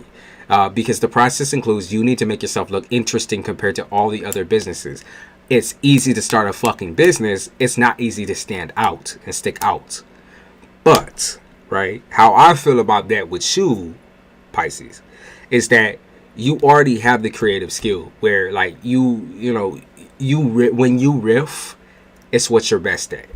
When you riff and you just do shit, it's what you're best at. Being real. It comes from the heart. You just riff and it's there. Don't even need to fucking think about it. Yeah, they said show me your real self type shit. Like, just let it happen. And then, like, whatever punishments come later, if it doesn't work out, like, you don't even need to, like, really slap yourself type shit. Because at the end of the day, you have plenty more where that came from. You have plenty more ideas where that came from. Like, and write shit down. Don't be afraid of it. Stop being afraid of it.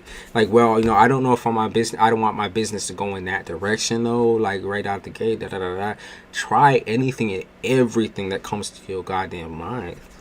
Try all these things, especially when you have the utensils and the mind, the brain to do it. Try all of these things. Well, I want to set up this room like this and this and that and da-da-da-da. Well, I want to get this equipment here and here and here and da-da-da-da. Like, you got to try every single one of these things until you find that one or two things. Like, you're a multitasker, by the way. Honestly, you're a multitasker. I don't know. Where are you at the cusp? Are you at the cusp of Aquarius? Because you're a fucking crazy ass multitasker. At least that's what they say. Crazy about your work. You are crazy at multitasking. It makes you feel very, very free when you just exercise that piece of yourself.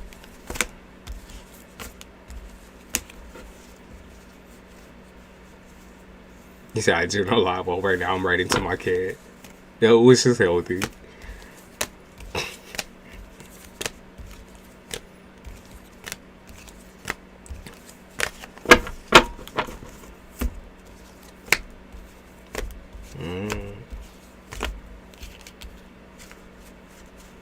I'm not sure. I am a crazy. You are absolutely a fucking crazy multitasker. You do so many motherfucking things in a day. It's like, I don't know how your brain don't explode, but some people are built like that, and you are one of those people. You are just built different. So I don't know where, like I said, I don't know where you're trying to take this business. Do you mind if you let me know what the business is, so I can get like maybe a little bit better picture of what I'm talking about here? And you can tell it in the chat if you're not comfortable with that being aired out like that.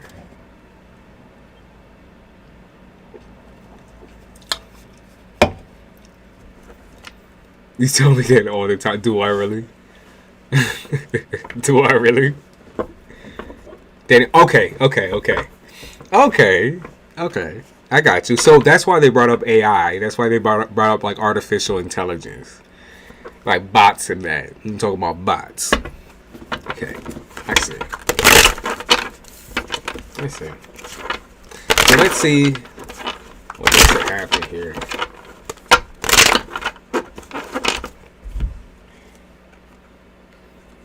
Okay, you need to be seen. Okay, you need to be seen. So your next couple of steps are going to include investing in advertising. Okay, now you can have another person, a third party, advertise for you. Because even though you're a crazy ass multitasker, at times you're not going to have time to monitor what the fuck is going on there, right? You can get a third party person.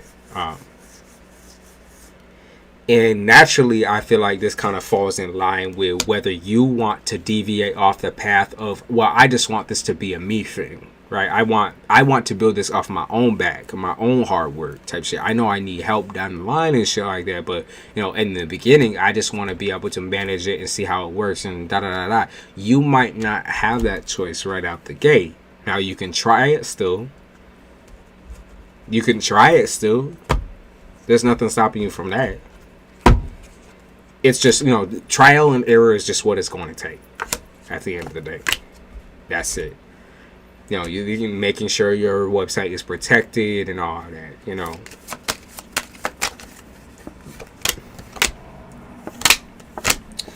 They do think it's going to have a very, very, very strong base. Like, I'm going to say fan base. I'm going to say fan base. Okay?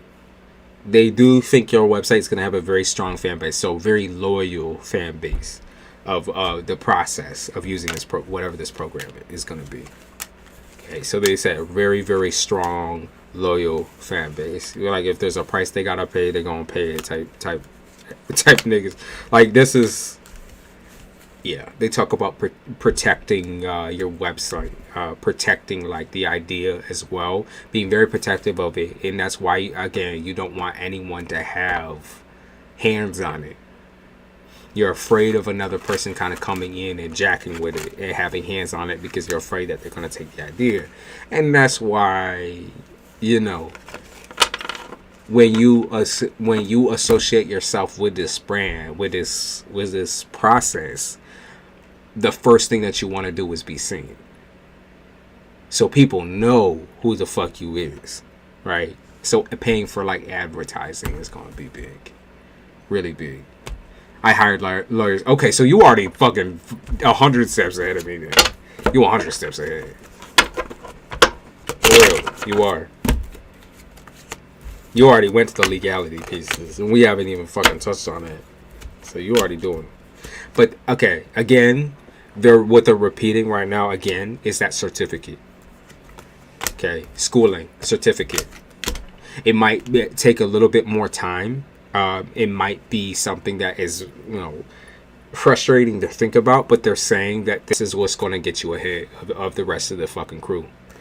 Look. This is what's going to get you ahead of the rest of fucking people, is the fact that you are, you know, certified in that particular area. So nobody can railroad you into thinking that they're doing something for your business when they're really not. You know, you won't be able to get, like, you won't get scammed like people normally do or usually do. Okay? So they're saying that certificate will really help. Like, it would ground you in many ways and make you a lot more confident in your ability to actually run this shit. Yeah. And I think it's baby steps, right? It's not like you can say procrastination, but babe, you gotta look to see how far you've come. I know what certificate they're talking about too. Okay. But you gotta look to see how far you fucking come. Like, that's crazy though. Like, this started out as just like a little fucking scratching your head type shit. Like an itch you couldn't scratch. And now look where you at. You're not just a fucking procrastinator because things aren't moving forward right now. Like, you have built something actively. So you're not just some fucking, you know, oh my God, you know, I think about this and I never do it and that. No, you're not lazy and none of that. It's just a wait process. It's a patience thing. At times you can be very patient, and I think when you see it might sound low, you know, you critique or criticize other people's, you know, quality, app, that sort of thing, and you're like, well, that's a really stupid idea, right? You know, I just can't wait until my shit is out there when people see what I can do, because, like, I don't know why people keep doing these false startup shits where it's like a really horrible fucking stupid ass app. Like, I would never do that type of shit. You're learning from looking at other things, right? And it gets you really fired up and really excited, which is not a problem at all. You're allowed to be excited, you're allowed to be fired up, but you still gotta know that you gotta be patient. Okay, you still gotta fill out that patience card. It's still a process, no matter what. But you're doing a really good job so far. So I just want you to look back and remember that it just started out as a fucking itch you couldn't scratch, and now look where it's at. You came a long way. You came a long way. Okay? That's what's up. April is about, I think, finalizing certain things, finalizing and making up your mind about where you want to be relationship wise. That's going to come up. Finalizing what you want with your business, like what steps you need to take in order to finalize, you know, the website, the advertisements, whether you need more schooling or not, the people that you would need to help you, that sort of thing. Said thank you so much. That makes me feel good. I don't hear that. I know you don't hear it. And that's why you work so hard. It's because you are your own best advocate. Like, you aren't working for anybody but yourself. You aren't working because people are telling you, hey, pat on the back, good job. You are working of your own volition. You are pushing yourself so hard not to be seen by anyone, you know, but really to please yourself. And that's most truest form of confidence. You're at least, you know what you're good at and you know what you're worst at. So you know your weaknesses and you know your strengths. And sometimes, you know, we can slip up and fuck up and whatever when we're exhausted, when we're tired. But at the end of the day, like I said, you still have a very, very strong and outstanding work ethic and strong and outstanding leadership role and personality to many, and I think it's going to continue to grow from here. So once you do start allowing people to work in your company and all that type of shit, people are going to respect you. They're going to know to respect you, okay? Because they don't want to cross you. They say you got all that legal representation already. You said, bitch, I'm not playing. We don't play around here. Yeah, and we got the moon card in the upright, so that's your card. That's your card. That you are just enacting who you are.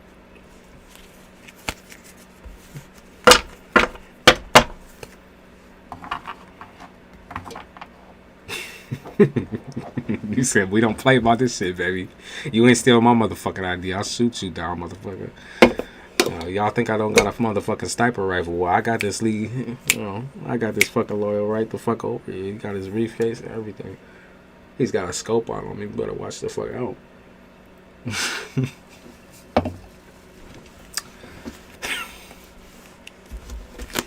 Love Pisces energy. Great energy. Y'all water signs are popping through today.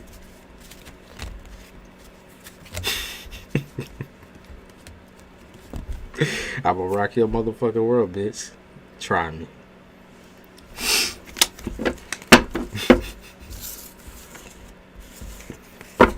I appreciate you too, water sign. Y'all got such good, sweet energy today. Y'all blessing me with it. I do gotta go take a piss real quick, y'all, and like I said, we gonna get to the next one. Who is next after that? Malibu, you still here? And also, who's all here right now? Okay, Miss Charita's back. Who's all here right now? No, you didn't. You didn't. Because remember, we had a whole little, we had a little crew. You didn't miss your turn yet, though. Yeah, it is so fucking nice out. Thank you, Erica. Oh, Lucky Empress. Okay. Lucky Empress was next. You're right. Lucky Empress.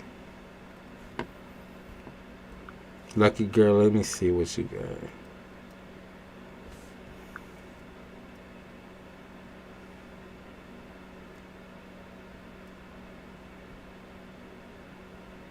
Okay, so you're looking for singles. I got you. All right, y'all. I see y'all. Thank you guys for being so patient. It is so fucking nice out, right? It is so fucking sunny.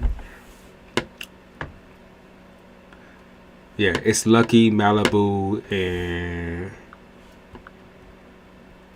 you, Miss Charita, and then Erica. Like I said, patience is a motherfucking virtue, and y'all have been so patient.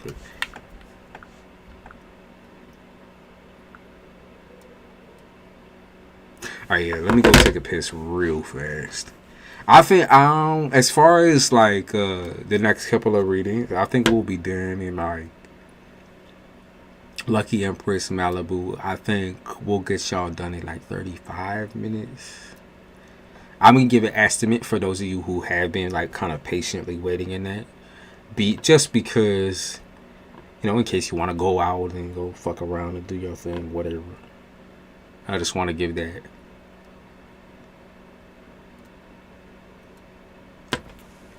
I've been lagging big time. Oh shit! Have you refreshed and everything? Is anyone else lagging? Let me know, just in case.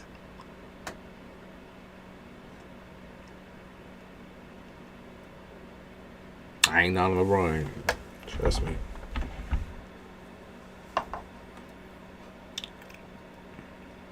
Is it lagging a replay? Are you able to like click back and see some of the shit?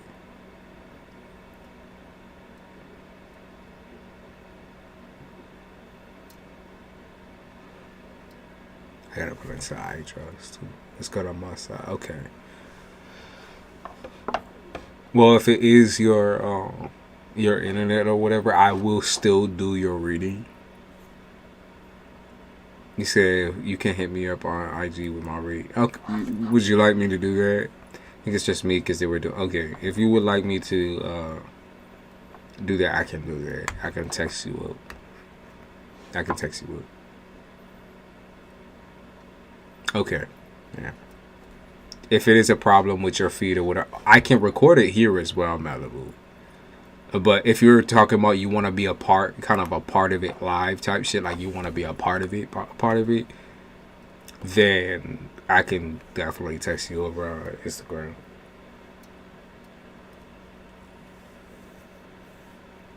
I'm able to read chat, but it's not making sense of what. Oh, okay. All right, let me go take a piss just real fast, and then I'll come back and we'll hit Lucky Empress and Erica, and then Malibu. Like I said, we'll figure it out. We'll sort it.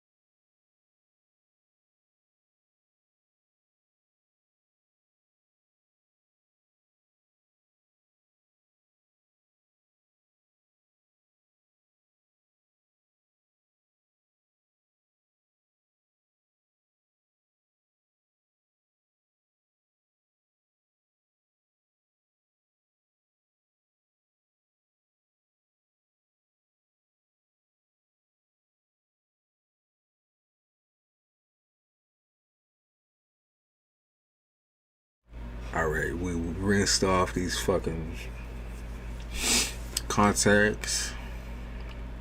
Got a little more water.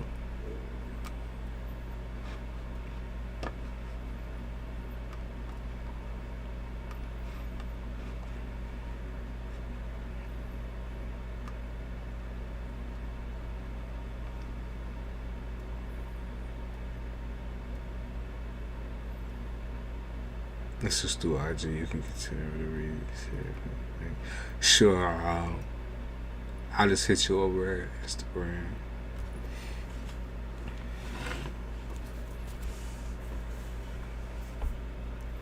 He said I'm cleaning toilets. Kimberly. Yeah, make it sparkle. Alright.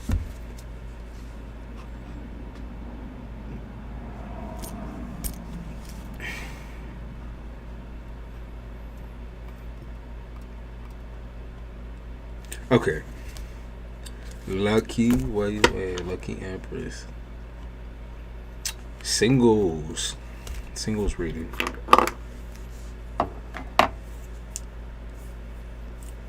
Singles. I'm a Pisces. We've been getting all the water signs today, and I'm not complaining. It's been good energy so far.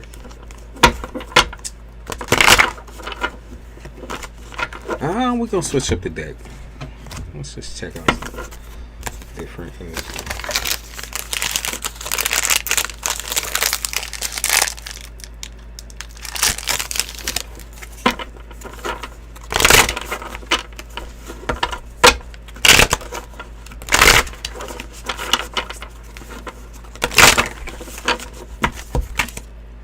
Okay.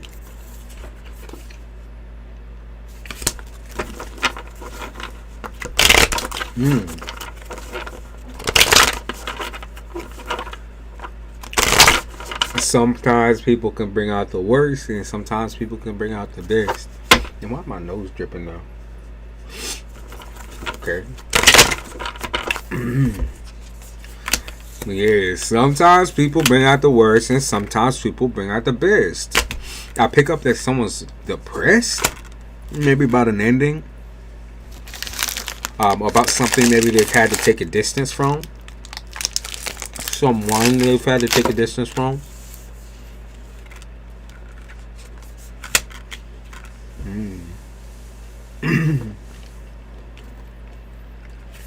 I feel like something ugly came out of someone. That word's like maybe some depression is rearing its head. But they say something ugly came out of someone.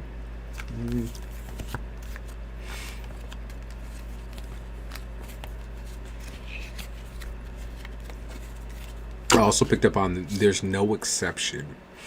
So I don't know. Let's see about that. No exception. No exceptions. Maybe it's like, you know, the perfectionist in you. No exceptions. Can't have nothing but like what I desire in a man. The perfect.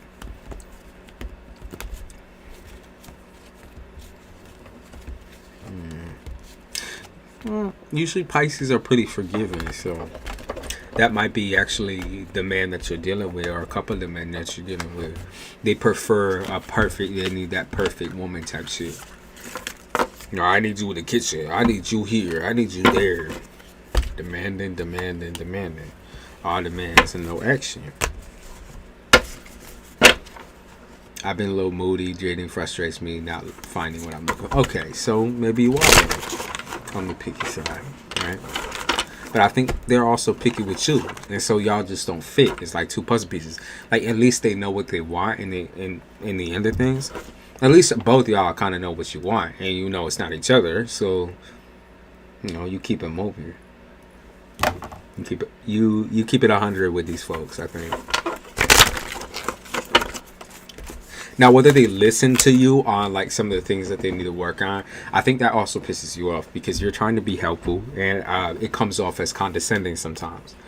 Your advice or whatever you're putting forward as like, you know, hey, let me just let you, you know, you a little rude, you a little disrespectful, whatever. Like, it's not really helpful, right? Because these people are, you know, They're delusional. Like, one person pointing something out is not going to be something that like changes their life, right? So at the end of the day, you know, I would say be a little bit more selfish, and you know, don't worry about so much like hurting people's feelings. Let's be real. Like, you don't gotta break this shit down to them softly. If they're a piece of shit, they're a piece of shit.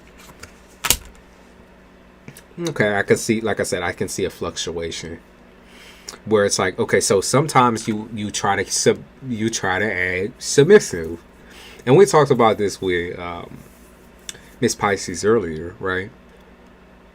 There's a part of you that wants to give into the people pleasing, where you're like, okay, well, I want to treat this person with the utmost kindness. I want to give them everything that they want from me, and plus some, right? You want to add a little extra sugar on where, you know, it really doesn't belong. It's like you already giving them all of this, all of you, and then you add on like other things that aren't really you, that really, you know, those aren't your traits. Those are traits you place in there in order to please somebody else.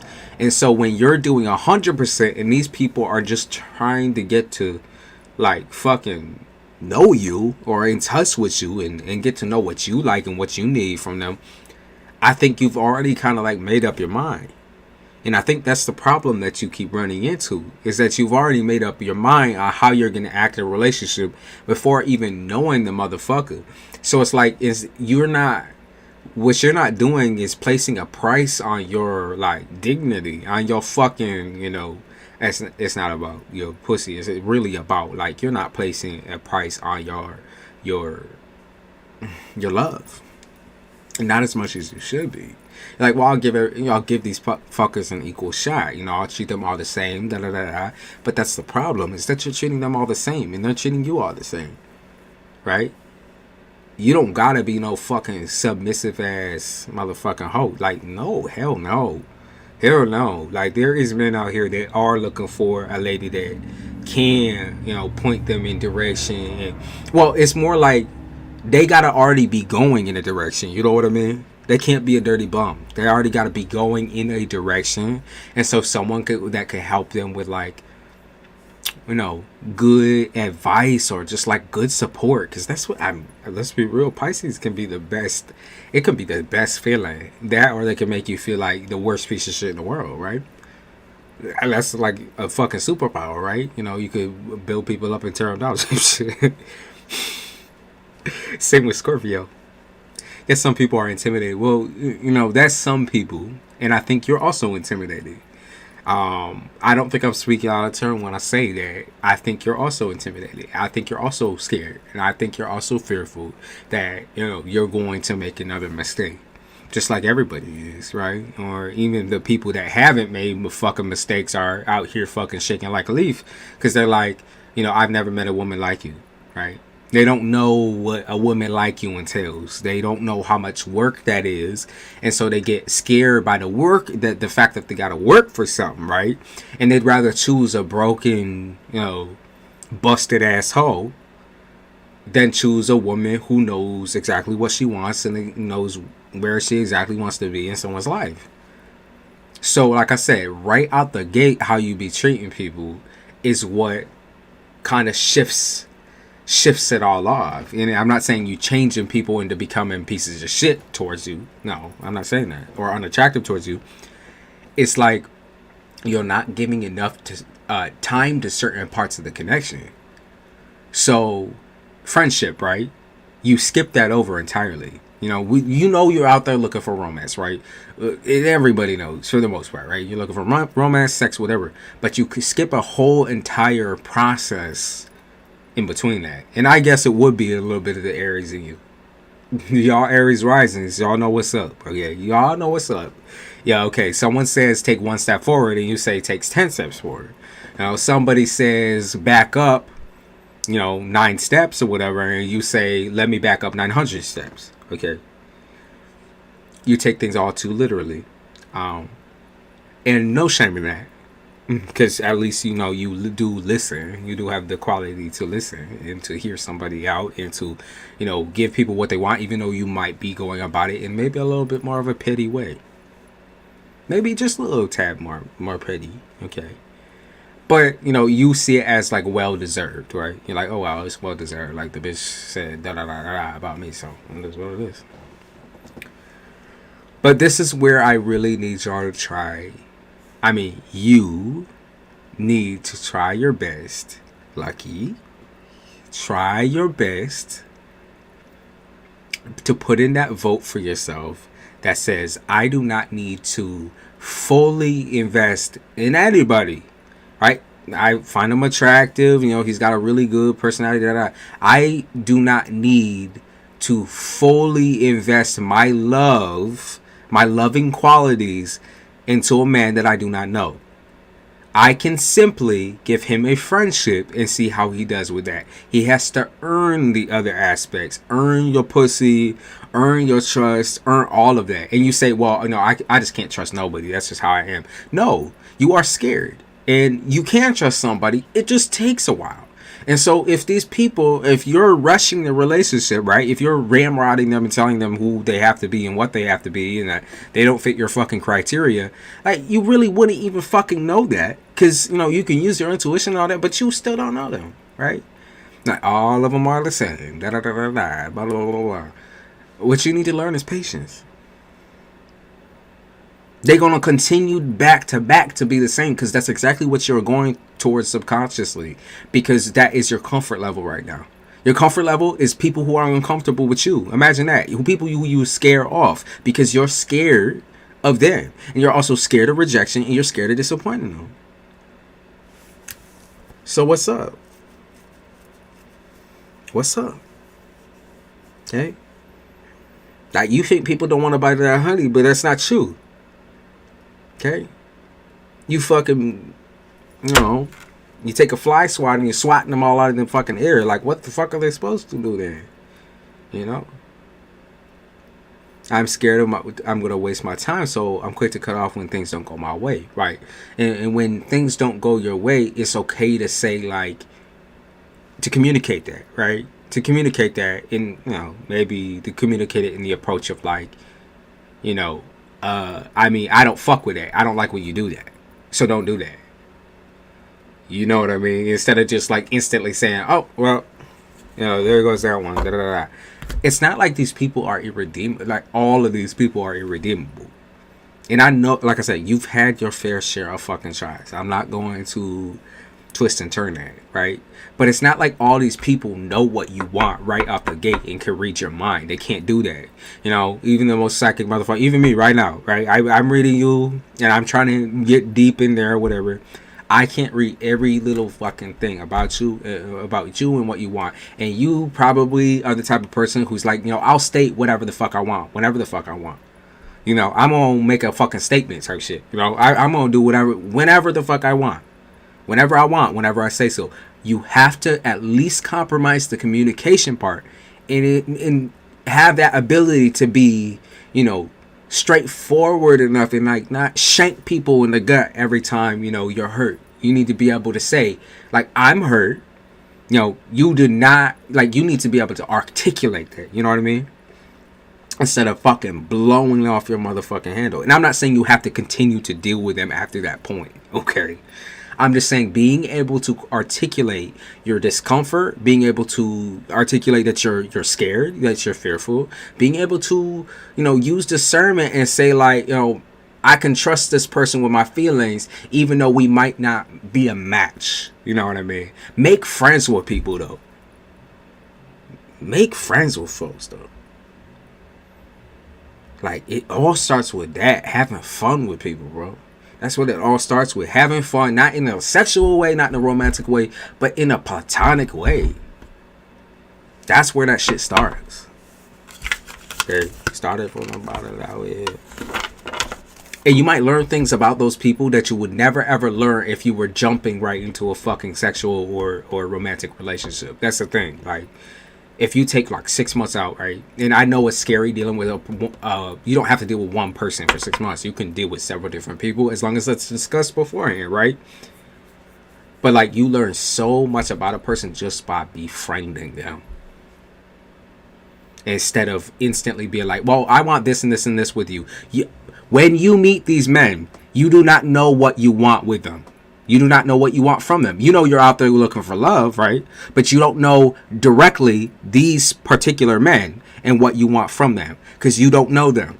So you can't guess to know them. You can't sit there and be like, well, I mean, you know, I guess I'll give them a try. I'll give them a spin, whatever.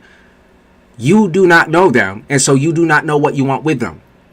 And so you take it step by step. You don't instantly want love with them. You don't instantly want sex with them. You make boundaries and you say, you know, I want at least, you know, see if we can be fucking friends first. Because if we fucking argue and butt heads as friends, we're obviously not going to be great side by side. Obviously. Right? Like if we fucking argue like cats and dogs, so like brother and sister, like that's not a match. You know? That's not a fucking match. We can't even get along there. So, like, why the fuck, you know, it is what it is. And by then, you can build a trust for yourself. Because your trust issues, not only do they bleed onto other people and every single man you meet from your past, right? And from your past, it carries all the way from the past to the present. And you give that same hateful energy that was meant to be projected at one person to every single person that you meet. And so now, right now, what needs to happen is the gates need to come down. Not all the way down. You still need boundaries. But they need to come down. So that you're able to communicate with people like they're people and not like they're animals. Because when you talk to a man like that, I'm telling you, you bring the ugly out of him. You bring really ugly qualities out that you do not want to see. Just like you're kind of being a little bit ugly. Or facetious. More or less. Facetious. You're not ugly. You're beautiful, babe. You're bringing out qualities that you want to see. You want to feel contempt. You want to feel hate. You understand what I mean? And so you want that petty shit, right? And they come with the petty shit, right? So don't think it's like a situation where everyone's out to get you and everyone's out to dogpile onto you and beat you up because you're intimidating. Yes, you are intimidating. Yes, you are straightforward. Yes, you are straightforward. But that is not enough for these people to be reacting this way. Okay? There's so many other different things that need to be dealt with. I think, you know, just at surface level person for you. Because it's just harder for people to understand why you react the way that you do. Like, you know, the explosions and the blow-ups. I think there would be a lot less of that as long as you learn to take things more lightly and have a friend before you have a fucking man, right? It's like, well, I'm trying to learn if he's man material. Now I'm trying to learn what he does to, you know, what's he done in the past or who has he cheated on, blah, blah, blah. Those things are so irrelevant to the first couple of months. So irrelevant. Well, you're supposed to be knowing what this nigga's like, you know, oh, you know, what's the next date he's gonna take me out on? I don't know, where are we gonna go fucking hang glide or whatever. Like, y'all supposed to be having fun and celebrating that shit. Like, what's his favorite drink? What's his favorite color? You know, what's his favorite style? What's his favorite music? Da, da, da. You learn these things. Start out with the basic, and then you play into the fucking crazy shit, right? But this is just learning the mechanics. And I know investing into something like that seems like a waste. 1 second. I know investing. Oh my god, I hate talking with my mouth open. So hold on 1 second. Talking with my mouth open, eating with my mouth open. 1 second. Okay. I know it seems like a waste, but what you're learning is how to treat a man like your equal. How to treat a man like your equal. And I know he has to earn that. But that's why I'm saying they don't have to be your final these people, these dudes that you're talking to. Like I said, treat it like a friendship, right? There's boundaries, obviously. But treat him like your equal. Not like he's your enemy and not like he's lower than you and dumber than a fucking sack of rocks and he only wants one thing. Because I'm telling you right now, If that is the type of attitude that you're going out with because you're pissed off at the ex or pissed off at men in general as a whole, you will find every single ugly, nasty type of dude that you are looking for. You will, because you're looking for them. Like, you're seeking them out actively. By putting that type of contempt and hate out there, that's what you attract, you know. And it's not that you're doing that on purpose. You're not doing that on purpose. Okay? It's just that's what's pulling it through right now because you said you're fed up. And also I think that a lot of it is like, it's stressful to never feel like you're understood at all. Nobody can match your energy. It's stressful to feel like nobody can match your energy. Nobody understands you. It's stressful. I know. But it's not worth the yelling, screaming, and extra stress. It really isn't. It's more of a fucking barrier.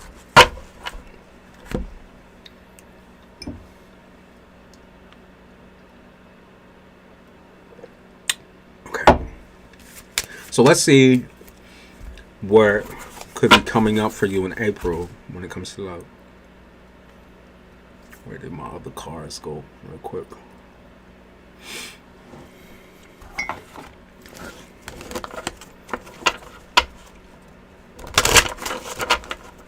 Let's see.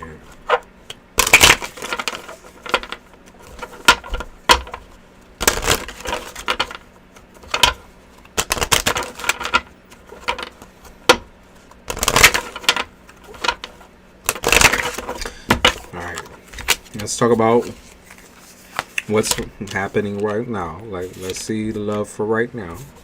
Let's see a lot of fire sign energy. Okay, so we talk about Aries, obviously, Aries season, but also it does look like there's a lot of fire signs coming towards you.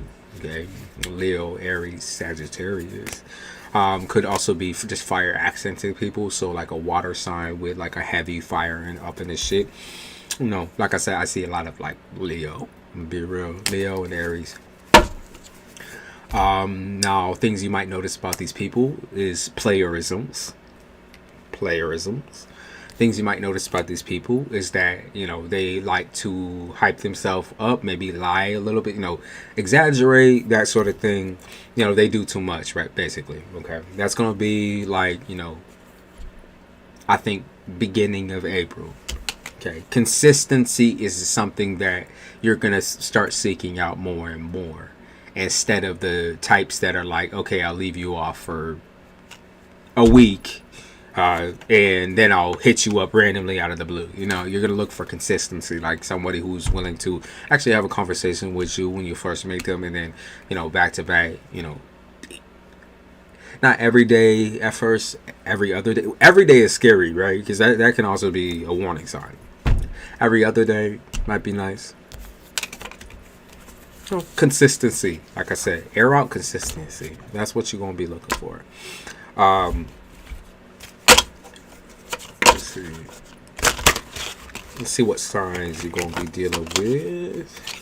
Who could be like the real romantic interest? Like someone who's actually with Lucky Empress as well. Who could be the real one? Okay, I mean, they said Leo. So, I mean, like I said, I be talking about, childish fire signs. And it does not have to be, the first fucking Leo that walks into your fucking field of vision. I don't like when people do that. I'm saying that you'll know who the person is because of the consistency, right? Because the back-to-back communication. Right? So, I see a Leo here. Does seem like this person is fragile by nature. They enjoy having somebody one person that they can kind of like imprint on and be more fragile with. Even though they are an extrovert, they enjoy a very introverted way of living. So like they like a lot of intimacy, a lot of cuddling, a lot of like eating food together, drinking together, and staying inside for the most part. They're kind of a needy type of individual. You need to be careful of like needy laziness though. I do feel like y'all do have at least a decent communication style with each other. I think it's really chill. And I think the chill part can scare you. Okay. I think the chill part can kind of be a little bit like, but if he's this chill, like, you know, is he hiding some crazy interior? Like, is there some shit that I'm really not seeing? Is there like, you know, is he like a psychopath? Because it don't make much sense to me. But you said Taurus, so he could be that he. I didn't really see a lot of the Earth mix, but I didn't see the Earth mix. I'm gonna say it's a newer person. I'm gonna say it's a newer person versus the Taurus. Okay, because I feel like the Taurus is just trapped in his own head. And I feel like there's like no emotions there. You know what I mean? He said, I enjoy someone more emotional than me. Now listen. While you say that, right? Becoming vulnerable with somebody is going to take somebody who has your same communication style, right? And so, you know, you could be more straightforward and strict and this and this and that. You'll get more out of somebody if they're not a submissive ass bitch. You'll get more out of someone if they match your energy. So y'all both have pretty strong, decent personalities. Okay? So I'm saying a Leo has a pretty strong, even though they're sensitive, they have a pretty strong personality. Let's be real. Unless this person might have a Leo moon or a Leo ascendant. I don't know. The Taurus. But I'm picking up on someone who is chill, sensitive, does enjoy, you know, the simpler things, but also is still an extrovert. I think extrovert mostly when it comes to work though. They have to be an extrovert when it comes to work, is what they're saying. They have to be. They have to communicate. They're chatty Cathy outside. When you see them talking to people, you're going to be like, whoa, you are completely different when we're alone. Like, whoa, we are completely different. So they call you on the phone a lot. Seems like consistent communication. Seems consistent to me. Like I said, right out the gate, you can't really say, well, this person could be a player, right? Because you're just feeling it out. You want to feel out the consistency. If they fuck with you, if they like you, if y'all like each other, you're going to feel the connection. You're going to feel it right out the gate that this person is actually trying. You know, they're trying. They're not toying with you and playing with you, leaving you on red for 5 hours, 3 hours, whatever. They're actually trying. You know, they're trying.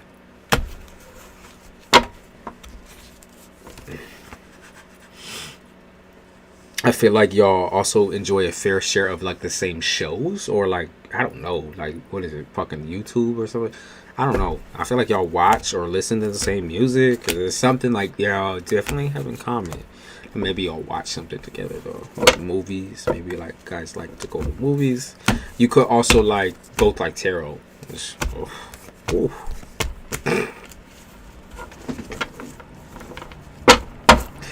I'm playing.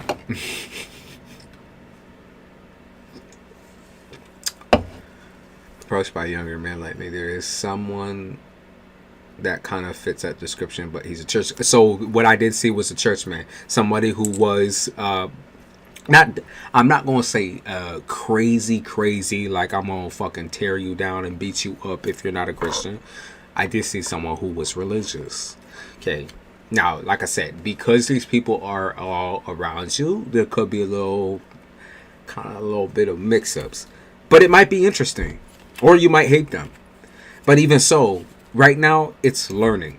Right now, it's trying to feel out consistency, true, real consistency, raw conversation, no holding back, you know, being able to detect that, you know, both of y'all have feelings, both of y'all have boundaries. It's practice, either way.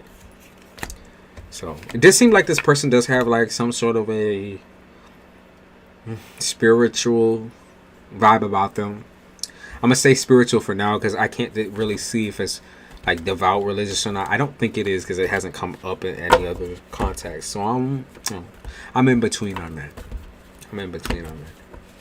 But there is a Leo. Okay, very strong Leo Gemini placements. Could be a mixture of both. They could have just very, very strong placements. Whew. Crazy. See, he seems so different from me. We have very interesting conversations, lots in common. The age difference, so I'm not sure. But I'm curious. Just allow the curiosity to continue forward, right? Have fun. There's no certain that tomorrow is gonna work out, the next day, whatever. Like, have fun, enjoy it.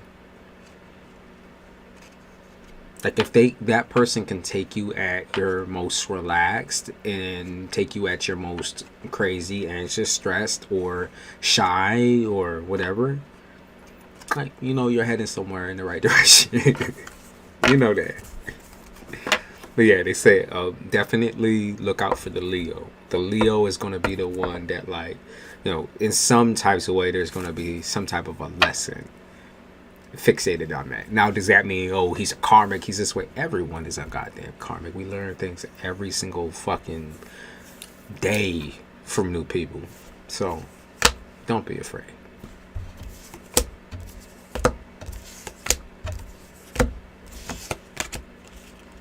It might not be that individual. Just keep in mind, at the end of the day, it might not be that individual that I'm talking about.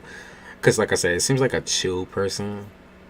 Seems like they're really chill. They have their shit together when it comes to work somewhat. Does seem like they kind of hold work over other people's heads as far as time goes. So they're consistently giving that kind of excuse where they're like, well, I'm working real fucking hard, or whatever. They don't want to slack, or they don't want to fall behind when it comes to work. They fear that, like, getting into a relationship will muddle their mind when it comes to their work. So there's that. If that fits the description, then that's what's up. Okay.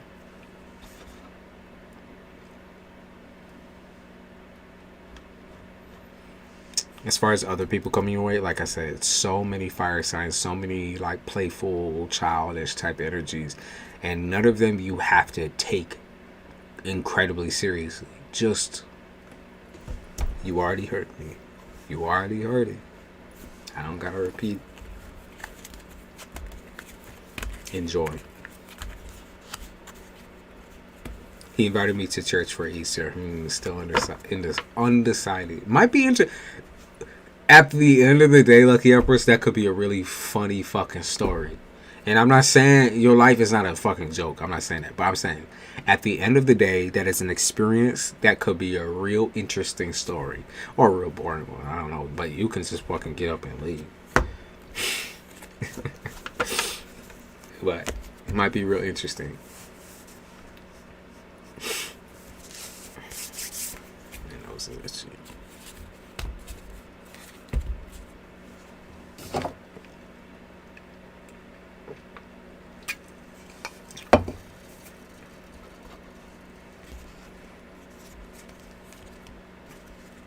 Getting drunk on the fucking wine and shit. Get up in that bitch.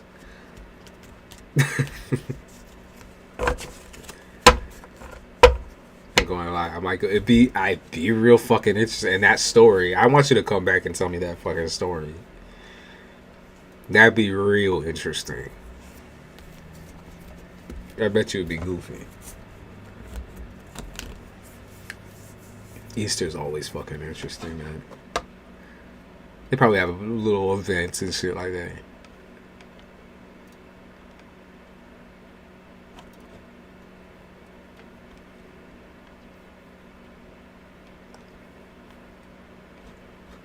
Miss Sharita. I think it's Miss Sharita, right? Scroll up to see what Malibu said. Malibu. It is Miss Charita, and then Erica will be my last. He texted me every other day to make sure See? Consistency. Consistency. Come on now. That's the shit I be talking about. He literally checked in and he said, "What's up?" Now, could he be crazy? You know, absolutely. But you won't know unless you try. He seems interesting, right?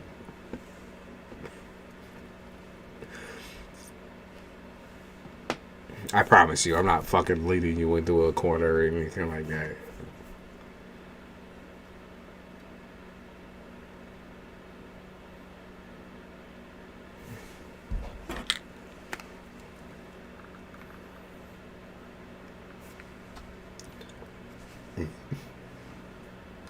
He's so consistent. So what's your... Oh, see? You got it. Lock it in. Lock it in.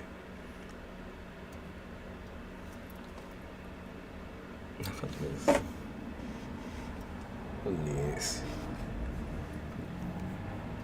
Good temperature out.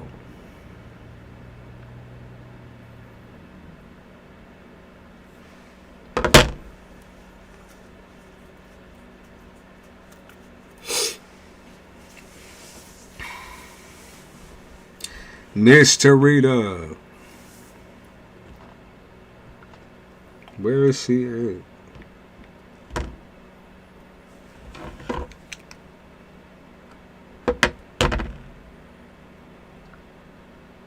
Mr. Rita, what's your question?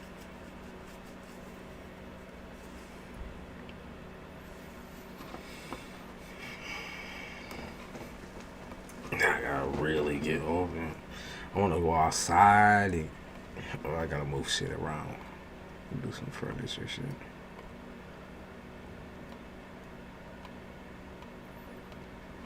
I can't believe it's art, bro. 4 hours feels crazy. Of course. Yeah. Don't lose hope just because, you know, you've been trying one way for so long and you haven't flipped the fucking, you know, flip the switch.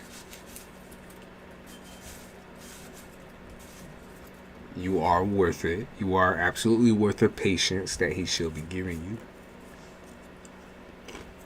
Uh-oh. What happened?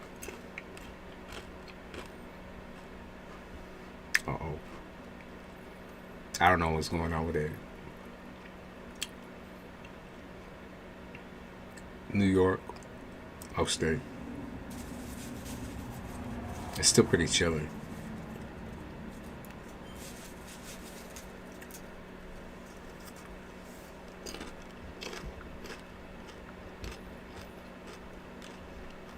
$50 degrees is warm to me though.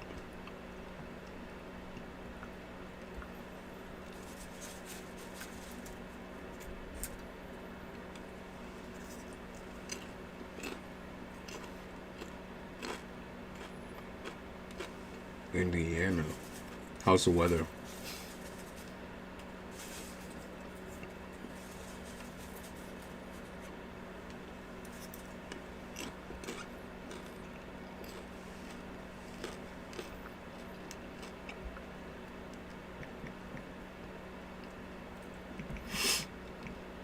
Mr. Rita, where you at?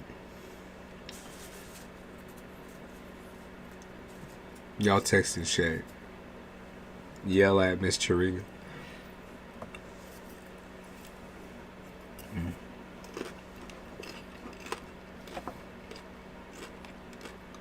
I'm happy I didn't share the link over at fucking Twitter because would have been sitting here for a long time. That queue would have been live the fuck up. Glad to be back though.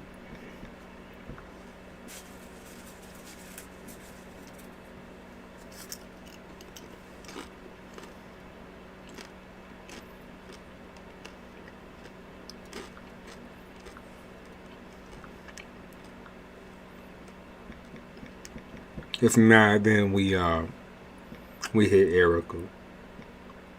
He said not bad actually, pretty cool though. It was 20 degrees this morning.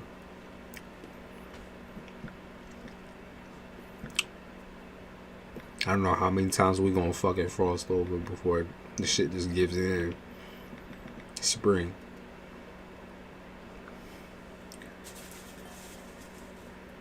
Okay, Erica. We're gonna hit you, Erica. Well, if Miss Tarita comes out, we're not gonna just stop your reading or nothing. We're gonna do your reading, and then if she comes back, she comes back. If she doesn't, I'll just fucking refund her.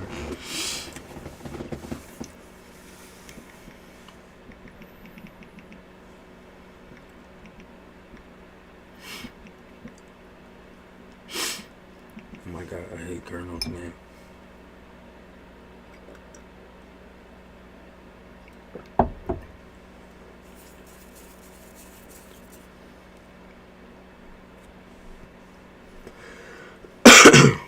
Damn. Malibu, I'll hit you up on this, bro. I think I'll have to do your reading later, though. Just because I want to get some fucking light wood is still here. And I gotta move some shit around. I'm gonna have to do it probably around 4 or 5.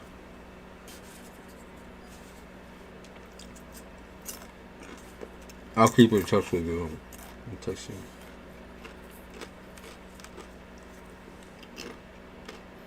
I've been wanting to work out outside.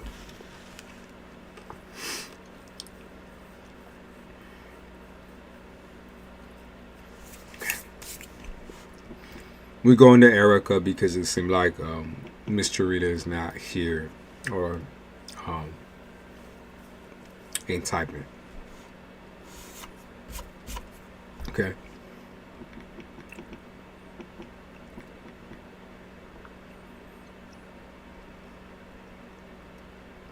So Erica, you want a general as well.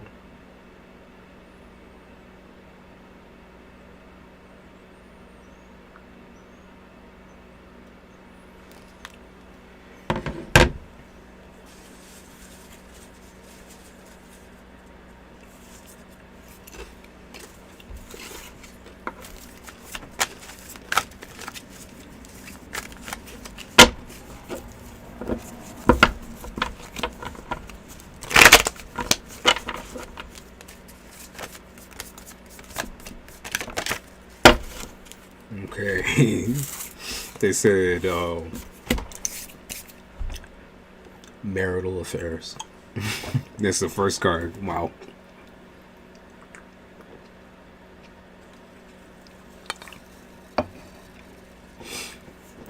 You thought you were the catalyst for someone's growth.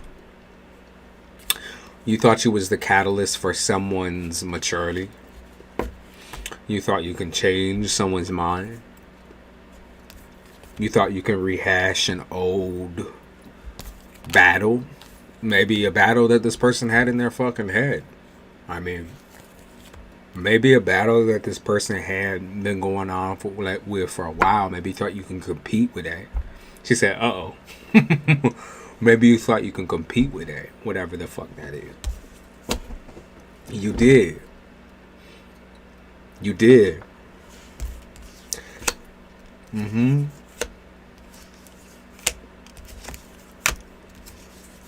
Oh man, this person had your shit up in a tizzy. Like your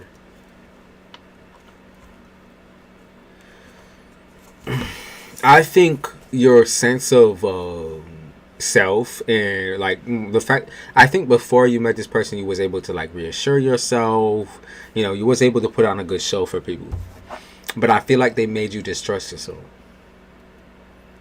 They really did. They broke down your trust in yourself and your own kind of like vigilance on the situation. You're someone who really favors like common sense, right? It's like, okay, so common sense says that if a nigga be doing this and a nigga be doing that, or this person be doing this and this person be doing that, 99% of the time they cheat. It might also be a case like you know, they say this type of person does this and they steal and they lie and they do this and they do that. I mean, you're right. Like when you're stating all these commonsensical facts, you're right. It's not that you're wrong. It's that it's hard for you to like see through when it's standing right in front of you. Is it bad to admit that? No. Is it the Capricorn? I mean, make it make sense, okay? Like, fit it where it fits. Fit it where it fits, Erica. You know exactly where it is. Okay, finding the evidence of somebody fucking around, or finding the evidence of someone being a piece of shit, was really rough to swallow. I think it's still rough to swallow for you, because now you're looking around every single fucking corner. You're trying to be different. You're trying to, I think, act more unemotional, uninvolved in your relationship. You're trying to act colder on purpose, because you're afraid that if you invest into something serious. I see. Yeah, they talk about boyfriend girlfriend material. Okay, they're saying like you're afraid that if you put everything in, that okay, so this is what's happening, right? Is someone putting everything into you and you putting nothing into them? Like, you just completely like fucking railroaded, sliced and diced.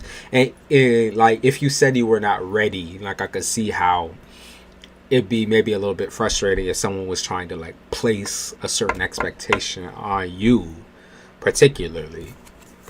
But I'm saying, like, what I'm seeing here is there's evidence that possibly that this person, I can't be vulnerable anymore. Okay, well, it's understandable. Like I said, you've been through a lot. There's been a lot of railroading, a lot of manipulation, a lot of fuckery behind the scenes that, you, like I said, I think you felt it before you even seen or tackled it. You felt it. I mean, you was really, really anxious for absolutely, like, it felt like there was no reason, right? Like, why all these emotions and feelings was come up, and then you would get accused of being a paranoid person or a crazy person, or, like I said, an overly anxious person. You can call yourself, possessive, but at the end of the day, when somebody's not, like we just talked about consistency with somebody else, right? When someone's not consistent, that's an issue. That's a problem. And you're not here to be someone's babysitter, okay? Like when they acting off the chain or whatever, you pull them back in type shit. Like, you're not here to be someone's babysitter. You're not here to hold somebody's hand. You need people to listen to you when you speak, and be able to swallow that. And I feel like it's like a case of, why don't you get what I'm putting down? Like, why don't you understand that I'm creating a boundary with you? So when I say none of this or none of that, that's what it is. And you leave it at that.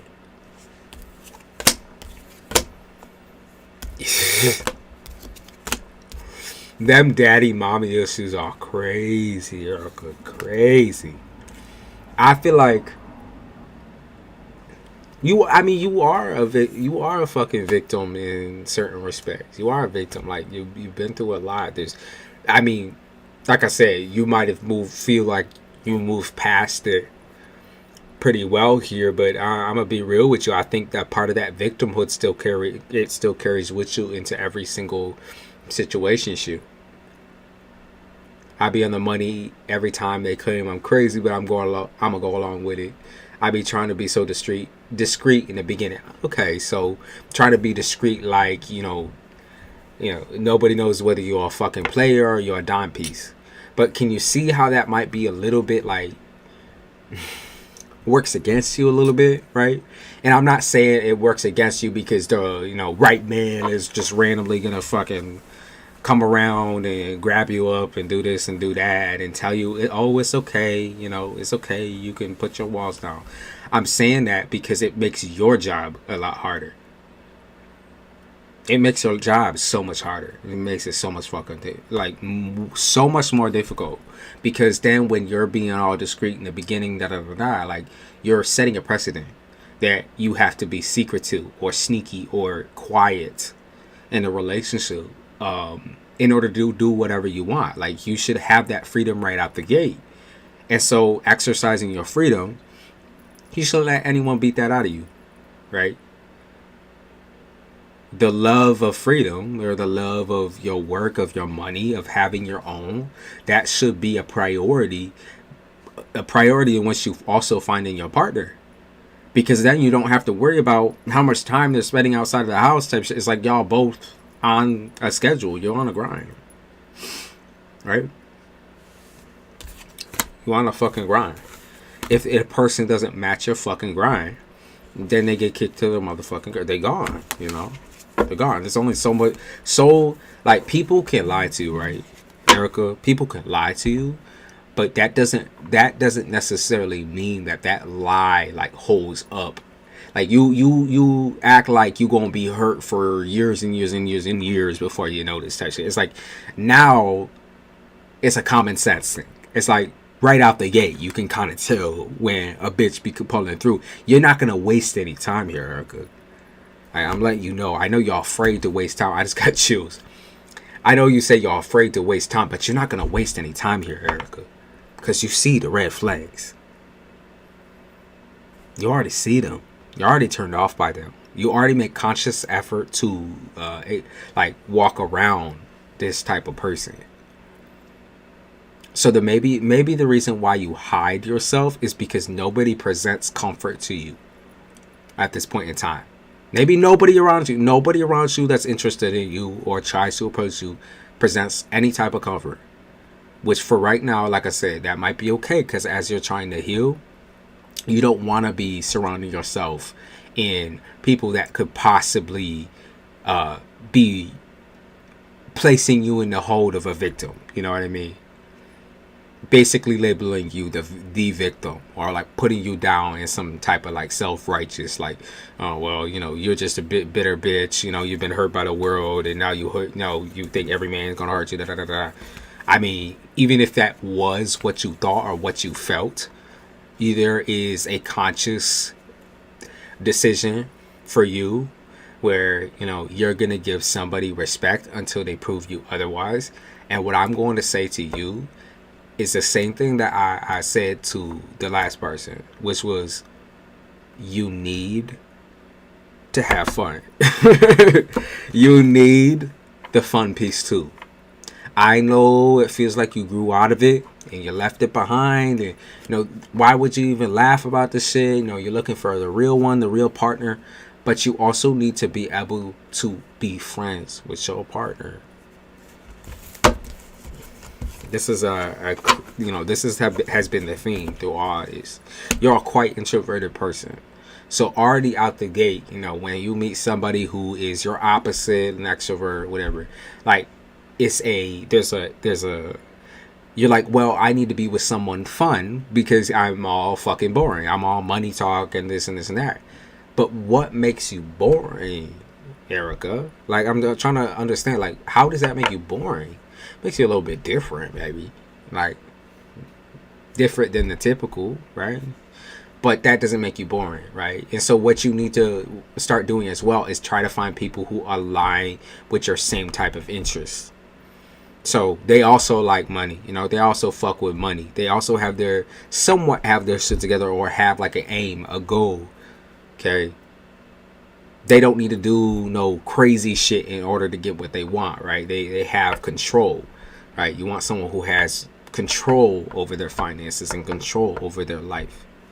Even if it isn't like, you know, the greatest fucking situation where, you know, the person's like a fucking billionaire, millionaire, whatever. Even if it isn't the greatest, like someone who's introverted like you, it wouldn't even be a problem.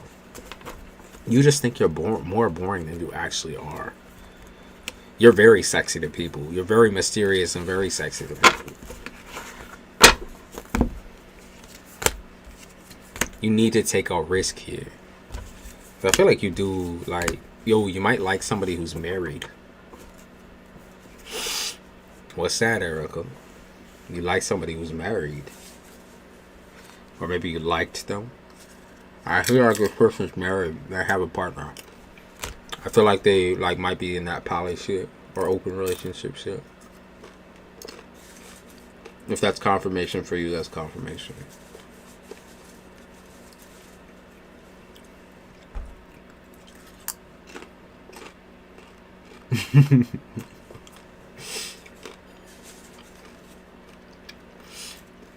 I'm gonna try to give you a card real quick.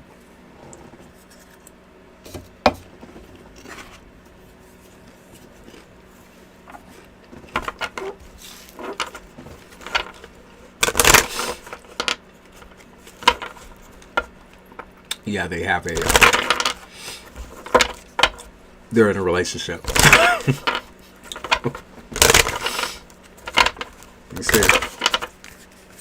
I mean, are you into that? Like, just saying. You did say no. But, oh, fuck.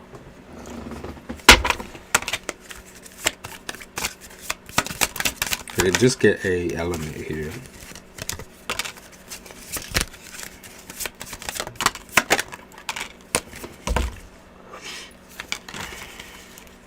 The first card I did get was Libra, but that could also mean marriage. So they're in a connection. They're in a marriage. They are married. Yeah, Mercury.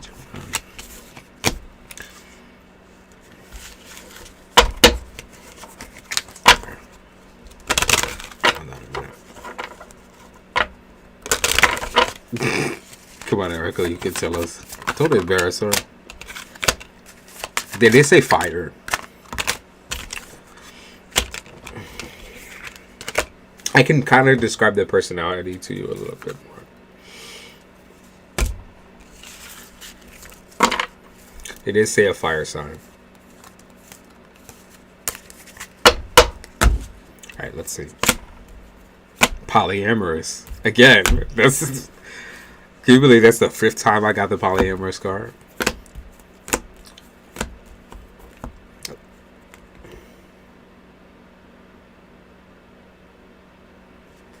Taurus. Got the Taurus card. But that can also mean that it's somebody who has like spiritual interests. Okay? Spiritual tension type shit, or maybe even a Christian. I'm gonna give you more personality traits so you can get it. I'm not sure how many motherfuckers you'd be dealing with. Let's see. How can we narrow this down, y'all? How can we narrow this down? I think you do have. I think you've had sex with them, or you do have sex with them. It says that they're returning. It says that they're returning, like it's somebody that you've dealt with before, or maybe y'all on and off communication. Yeah, they say you really. It's really obvious who this person is. So it's really obvious. That's what they said. Because they take so much time away from you. Like, you know, sometimes 3 to 4 days they be missing. Sometimes a whole week they be missing. Well, I was busy with this. I was busy with that type behavior.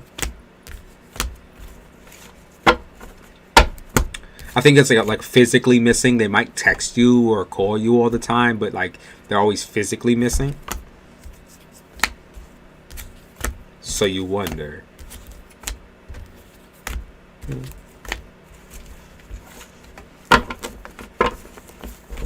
If not dealing with this now, you could also... I don't care about them though. Okay. Well, if you don't give a fuck about them, it is what it is. They be letting you know that there's a polyamorous person who is definitely interested in you. Okay. Definitely interested in you. Or in inviting you into their fucking thruple. Whoever it is can't be that significant. Well, I'm gonna leave that decision to you. I can't, you know, it is what it is. But, rounding back to what we were talking about here, let's talk about money, right? Let's talk about money. I think splitting time between money and your love life, I think that you stress a lot more because you're not leaving any time or space for the you time, right? The time that you spend by yourself alone. I think that you're just so used to, I think you're so used to that, right? You want to do like, you just want to get shit over with, okay? Does that make sense? You just want to get shit over with. You're like, well, I just want to deal with one person, two people, three people, whatever, and then like, you know, shut down, and that's it. Shut down the shop, and then wait at home for your next contact type shit. Wait at home for your next fucking email or whatever.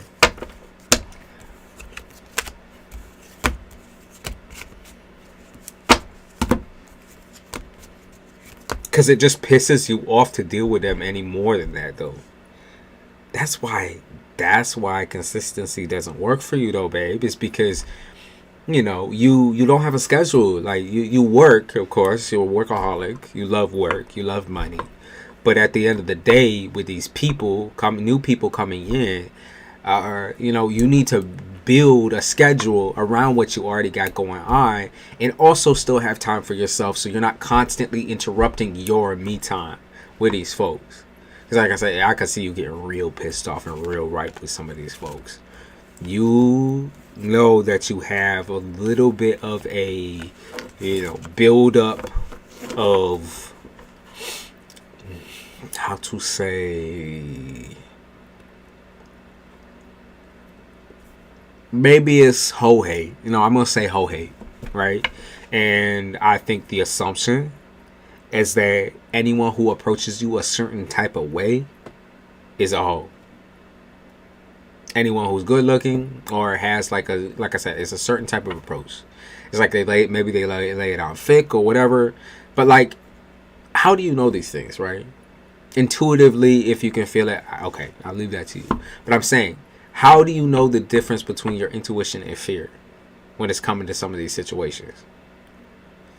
Because you're not sacrificing really much of anything, right? You're still working, you're still getting your fucking money on, you're still getting your green on.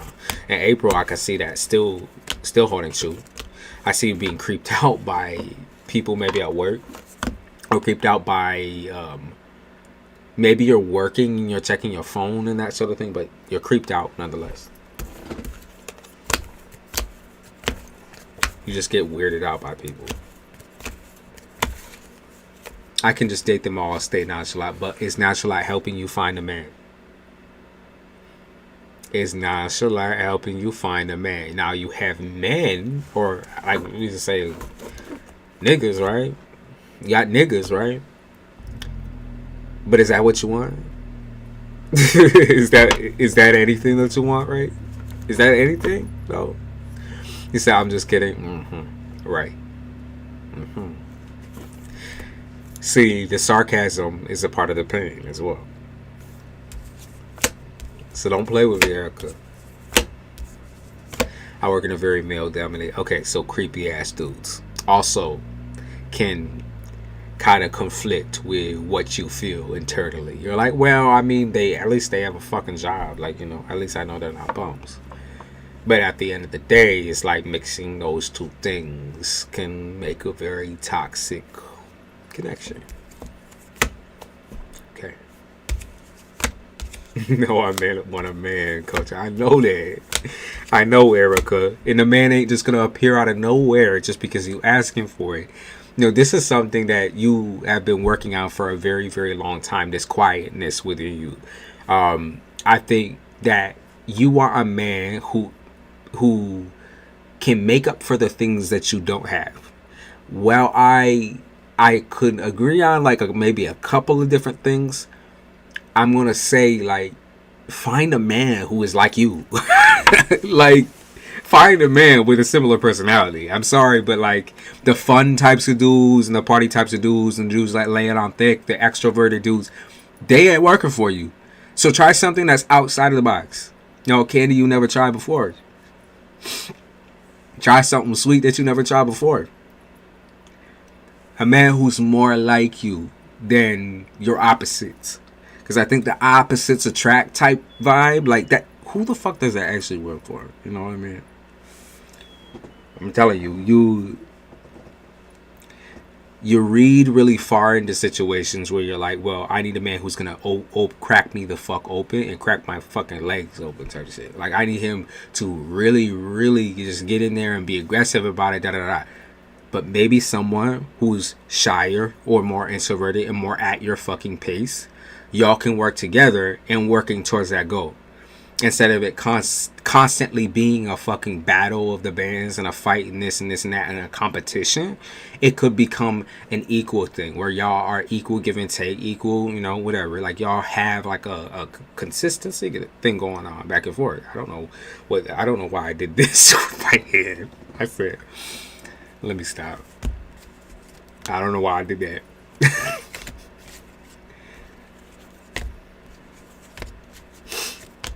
Okay. My fucking throat is starting to run out of fuel. Shit. Do you have any questions? Do you have any questions for me on what's coming up in April? Because like I said, you know, when you're looking for this situation, you're going to meet a lot of those uppity types. But I'm asking you to look at the types that are more like introverted. Okay, introverted, sweet and kind, but also you can tell they have like a individuality about them. Don't be afraid of those types. The ones that try to pull you out your shell and shit, they obviously make you uncomfortable. They obviously, you know, are a part of the problem. And a lot of those are players, it seems. So, ask me your questions. Dude, y'all need to stop me from eating this fucking popcorn. It's bad. That don't taste good.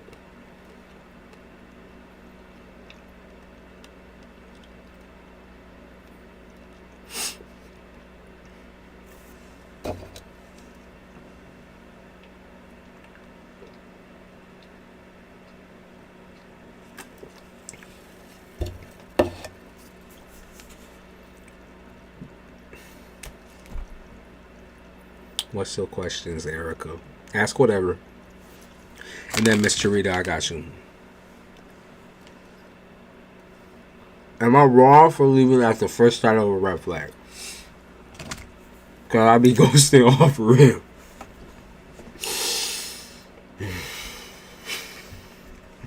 Well, I mean, so 1 second, let me chew this up.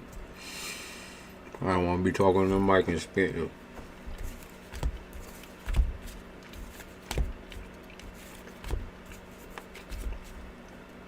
Okay.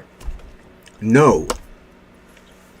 You're not wrong for leaving a situation that presents itself as a red flag. They make me, no, because if they're doing the guilt trip and shit and the gaslighting and shit, no, you're not wrong. You're not wrong. You're not wrong for that. What you are wrong about is your ability to detect whether you're afraid or intuitively feeling that someone is fucked up. It's like, you know, these things can be really tackled by like a simple kind of like, you got to pull yourself out of that like PTSD mode.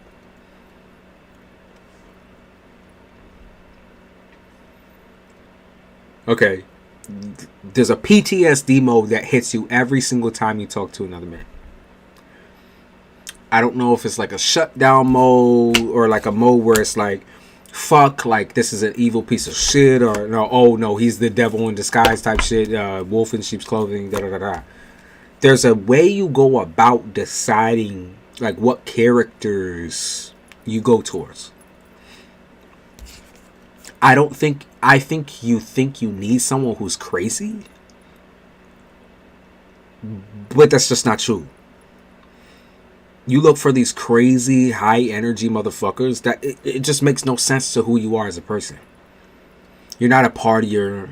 You're not someone who wants to be around a large fucking group and do all this crazy shit.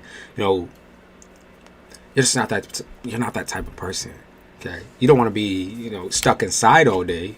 But at the end of the day, you're looking for something a lot more simpler than what you think, like what you've been trying to go for. A crazy man is like someone who's high energy and like fucking nuttier than a fruitcake. Ain't going to fit that quality, that need. You think he can love you more, be obsessed with you more, or y'all could be crazy on each other. But like Erica, I'm gonna let you know, you're not crazy. You're not crazy. It depends on what reading she wants, Isabella. Because I'll do a question, but as far as the generals, I'm out of fuel for that. I be trying to bring the peace. If you're trying to bring the peace, why not find yourself another peace, like another peaceful fucking man, like a peaceful person. Like, well, I'm trying, but like they're all boring. Da, da, da, da, da. Now, is it boring that you're scared of, or is it you being the first to open up that you're scared of? Because sometimes initiation be the rough, it be the rough shit. Sometimes initiation for females can feel like, oh my god, I don't want to get rejected, oh my fucking god, da, da, da, da. But what is that? Because if you're beautiful, right? You're attractive. You have to, right? You got a good head on your motherfucking shoulders. What are we gonna, unless we're in like a fucking situation, like who gonna be looking away from that?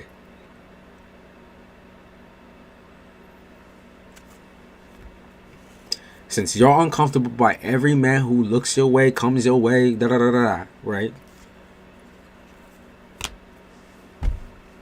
Then why don't you come his way? What's up? Switch it up. Switch it up. Get uncomfortable for a change. Get uncomfortable. Instead of letting the nigga make you uncomfortable, you go outside your own comfort zone. Fuck around and find out. I know you're fragile. I know that you're sensitive. I know you get anxious. I know you get scared. I know you show yourself as a fairly dominant individual, but at the end of the day, like I said, you sensitive. You like a gangster with tears running down her face.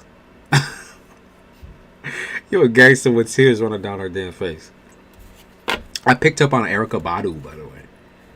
So I mean, like, I know your name, Erykah, but I picked up on Erykah Badu. It's that vibe. How she has like a strange mystic type vibe, but then she has a really, really strong way about her voice and very like pronounced way she presents herself with her physical feature. Like you can be like the quietest person, but still like you speak volumes, just even by your appearance alone. Yeah. See, you think every nigga's a retard and just wants to ride your pussy. Well, initially what we see when we first look at you, right, is you're fucking attractive. So what maybe you hate compliments, right? Maybe you hate compliments, Maybe you don't like that shit. Maybe you just want a friendship, but you gotta say so. You gotta say so. You gotta say what you like and what you do not like. Gotta be able to put your fucking foot down. Now, if there's red flags, like you said, right out in the open type shit, where they be trying to gaslight you and be trying to make you feel bad and shit, fuck that. Can you take someone else? I'll come back. Yeah, Isabella, if it's a question, I'll take it. Mystery, I want to be off of here at least by like 2:45, so.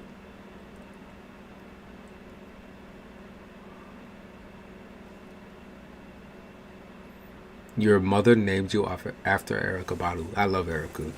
Erykah has that sexy ass vibe. She's just strange and unusual. It makes you you're like, damn, alright.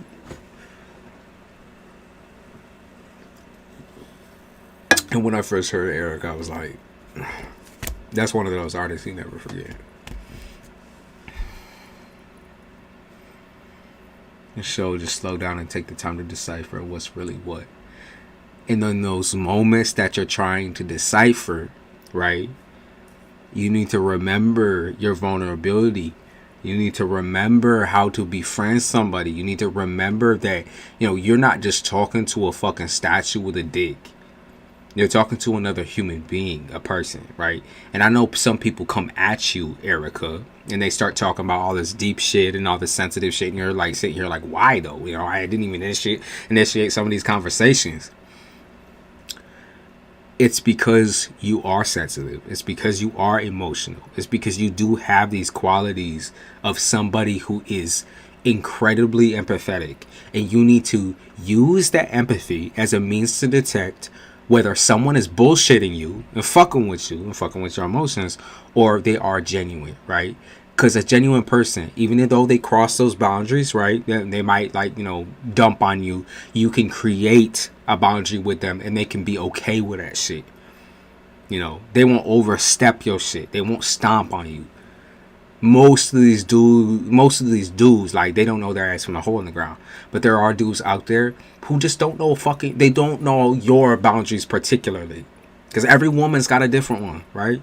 Every woman's got a different speed that she likes, and this and this and that, right? So at the end of the day, like, imagine, like, just know that, go out there with your fucking heart, right? And know that you're talking to a different person every single time you talk to a man. No matter how similar and whatever, like, you're talking to a different human being with different human problems. And that it's going to be, it can be really stressful. You can make it really stressful by overthinking that process. Or you can take your time, take it slow, and it is what it is at the end of the day, right? You know, have fun with it. Have fun with a flirtation piece. You know, the courtship. Don't let him fucking gaslight you, like I said. Knock him off. The moment he does that, kick him right off his motherfucking high horse.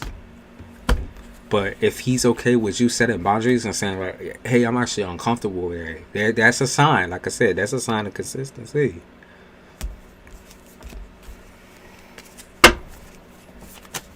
Lock that shit down.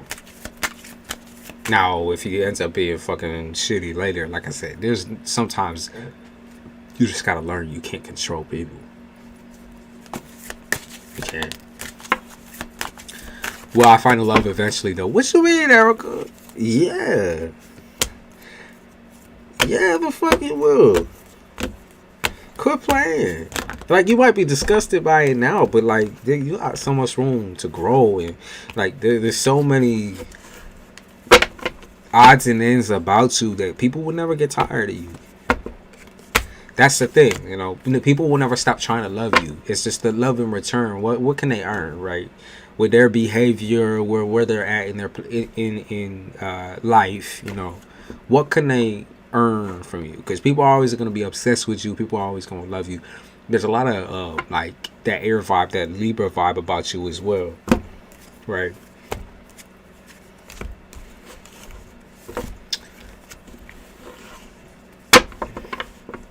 You should never feel forced either, you know.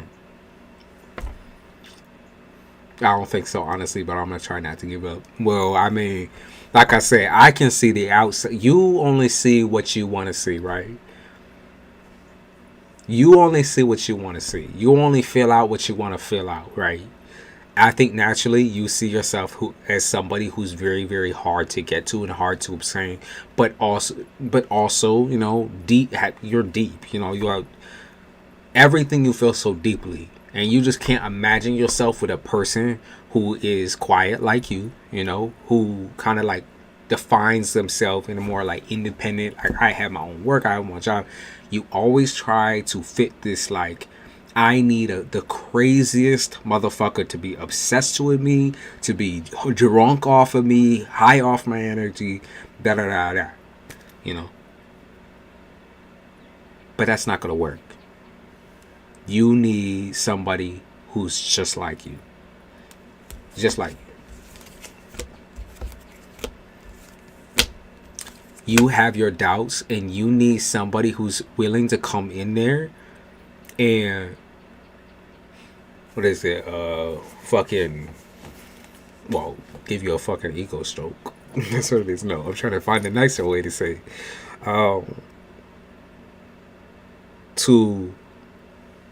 What is it?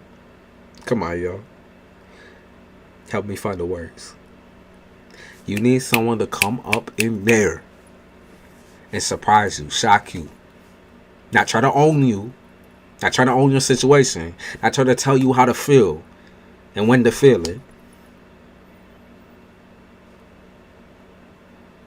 to earn your love and acceptance.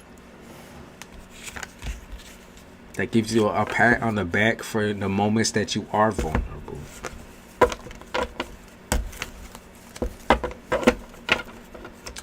And someone you could do the same for. There ain't nothing wrong with that. And honestly, I'm going to feel like the person's more than likely going to have a heavy water placement in the top 3. More than likely Cancer. But could be Cancer, Pisces, Scorpio. More than likely Cancer, though. In one of the top 3. And probably an earth sign as well. Virgo, I could see pretty easily. But those are just guesses. Don't go fishing. Let it be natural. Okay, 3 questions. What's up with her? While we're waiting for Miss Charita, that'll give us a little something to bite down on. What's up with her? Oh. Thank you, Erica, for the tip.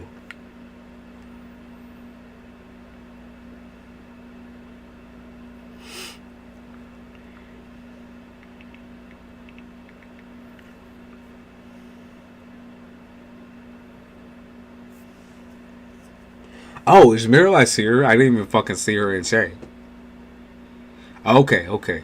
With this rough path for long or kind of be solved quick. Okay, I got you. Realize I didn't even know you was in chat, baby. I saw that Isabella say you said hello. Hello, Mirror Legs. Alright. Will this rough path be prolonged or solved quickly? Let's shuffle a little bit.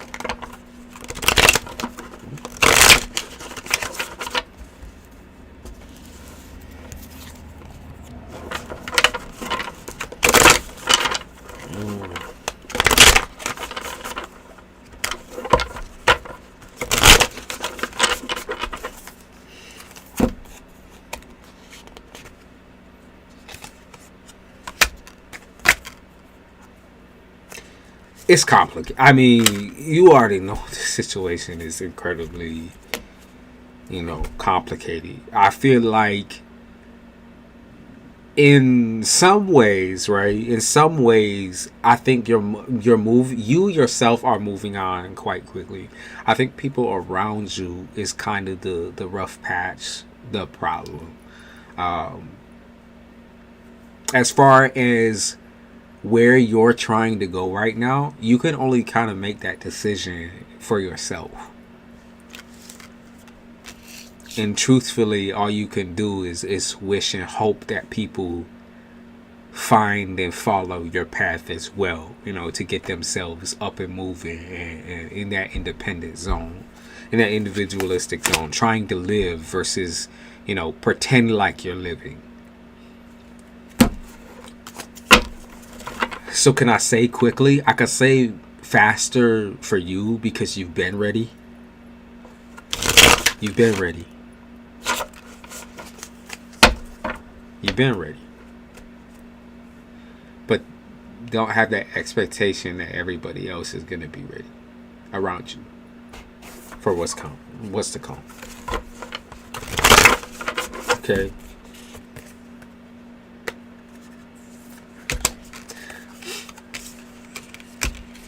You kind of got to be a little selfish on the field of battle, right?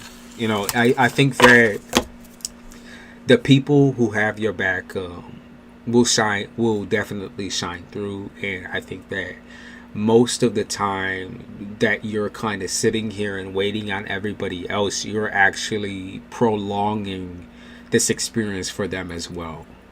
I think when you move ahead, people will follow suit. You have that natural leadership type energy. You don't, you're firm. You're firm. You just have that energy. Like, when you take the steps forward, people will follow suit. And that's just something you would have to accept. You know, I can't tell you to relax because this is a very, very, if this shit is like Looney Tunes, right? I can't tell you to just relax and chill and everything's gonna be da da da da da. You know, a-okay, da da da da. I think everything's gonna be okay in the end, but at the end of the day, like, this is still a process that everybody is going through in their own different pace, in their own different way. You know, even if people might agree with you, there's still like a part of their brain and their subconscious and in their heart, all that wants so many different things, that trying to decide, like, in this moment right now, when you are already ready, you are already fucking prime prepared, right? You've been ready for a long time. Let's be real. Am I wrong for trying to move on? I feel bad, like I'm at fault. Let's see. First of all, I know you're not wrong for trying to move on, but let's see what Spirit says. I think, you know, it's fucked up, right? Because, you know, if you've ever been in an abusive situation before, and, you know, I'm mostly talking like in general to everyone in the chat. If you ever been in an abusive situation before, you know what that magnetism feels like. Okay. Like, you know that the strength of whatever that connection was, it was only like, it's a trauma bond, right? It's a trauma bond. That's what the fuck it is, Mirror. It's a trauma bond. That's why you feel bad, though. You were traumatized in extreme ways. A person who made you doubt your every step, every move, every decision, as a mother, as a wife, as a lover, as, you know, a woman. Like, you're not just healed overnight, right? You know, you're strong as fuck, don't get me wrong, but you're not just gonna fucking heal overnight. With a trauma bond, you go through the notions of removing the things that someone has taught you in the sight of their own delusion. You feel bad because someone has abused you so much, emotionally, mentally, physically, whatever, that they have made you feel like you as like you just existing as a person is the wrong route, is wrong. You choosing for yourself at all, right? Like, accusing you that every decision that you make was selfish, every decision that you make was, you know, of your own volition, every decision that you make, you know, was to hurt that person, da da da. It's abuse. That's what it is. You know, that's abuse. And so now that you're out and rebelling, you know, like, you're not rebelling. You are literally just being an individual. You're not doing anything wrong. Take time. Take your fucking time. They ain't going, like, you know, the crowd ain't going nowhere, as I said. The motherfuckers, they be lining up to go. They ain't going nowhere. You don't have to feel bad for moving on with your life. It's been a long time coming. This has been over for a very, very long time, and only official, no, for not that long, but it's been over in your mind for a very long time.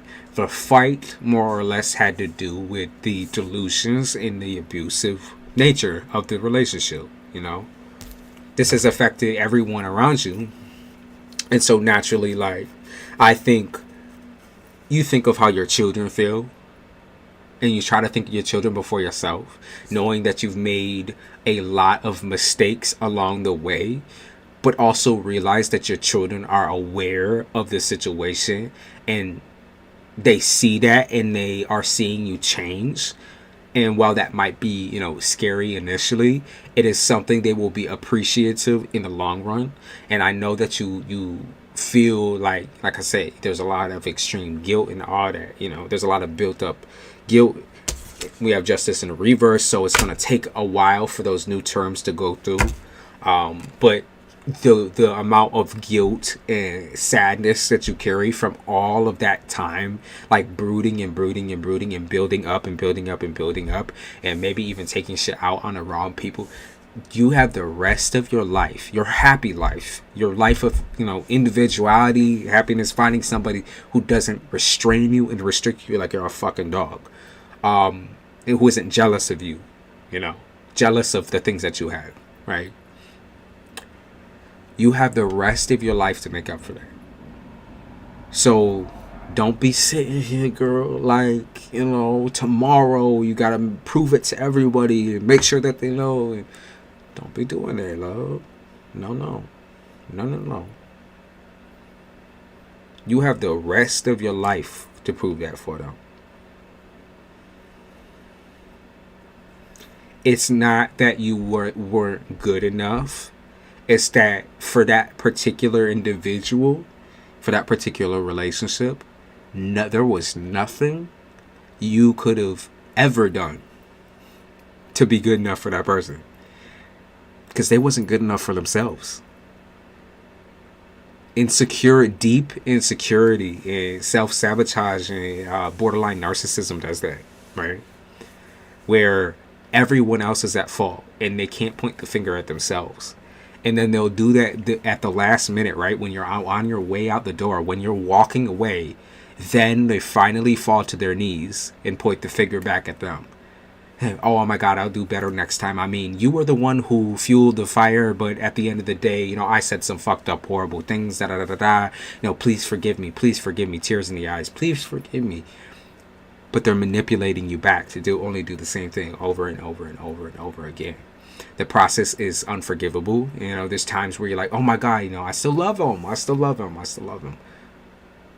What you got used to, what you got comfortable with, right, was abuse. And now as a behavior, almost like Stockholm Syndrome should be, really it is. That's what it is, right? Someone keeping you at fucking, not gunpoint, but at a point. It's like literally Stockholm. So, as you're building your confidence back up, you're going to, you'll feel that change. You'll feel like the release of this person, because the shackles are still there because you still have to fucking deal with him in some type of way. And like I said, it's going to take some time for your ex to agree to new terms and deal with the new terms and all that. It does look like it's going to take some time to go through. Okay? A little bit of time. You're making conscious effort to cut as much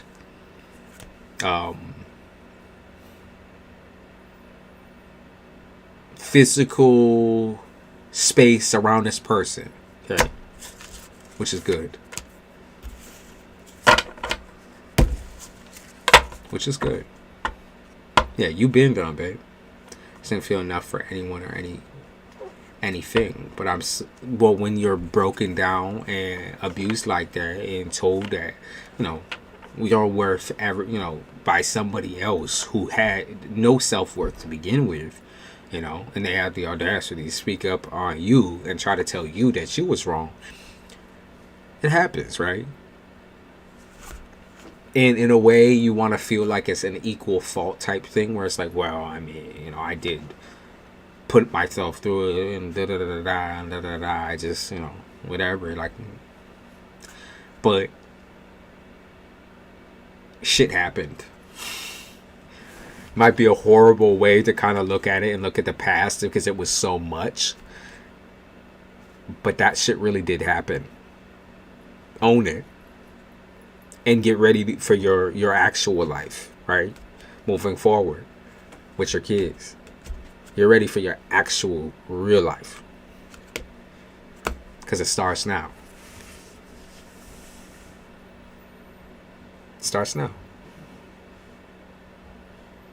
I don't think there's anything wrong with what you're doing.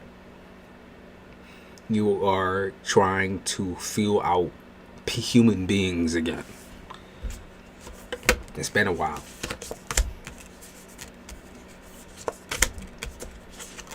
You're smart. You're incredibly intelligent. So as far as you falling back into the line of, not giving a fuck about everyone and everything, like I said, I know that is scary.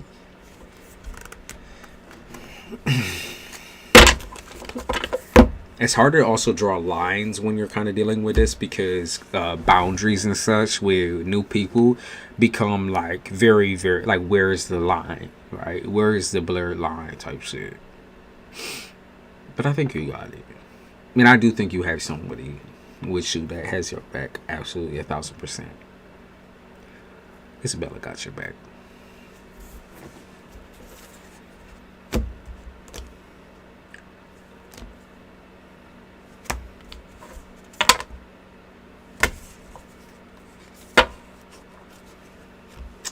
I really am, but my kids hate me, and I try to save our relationships.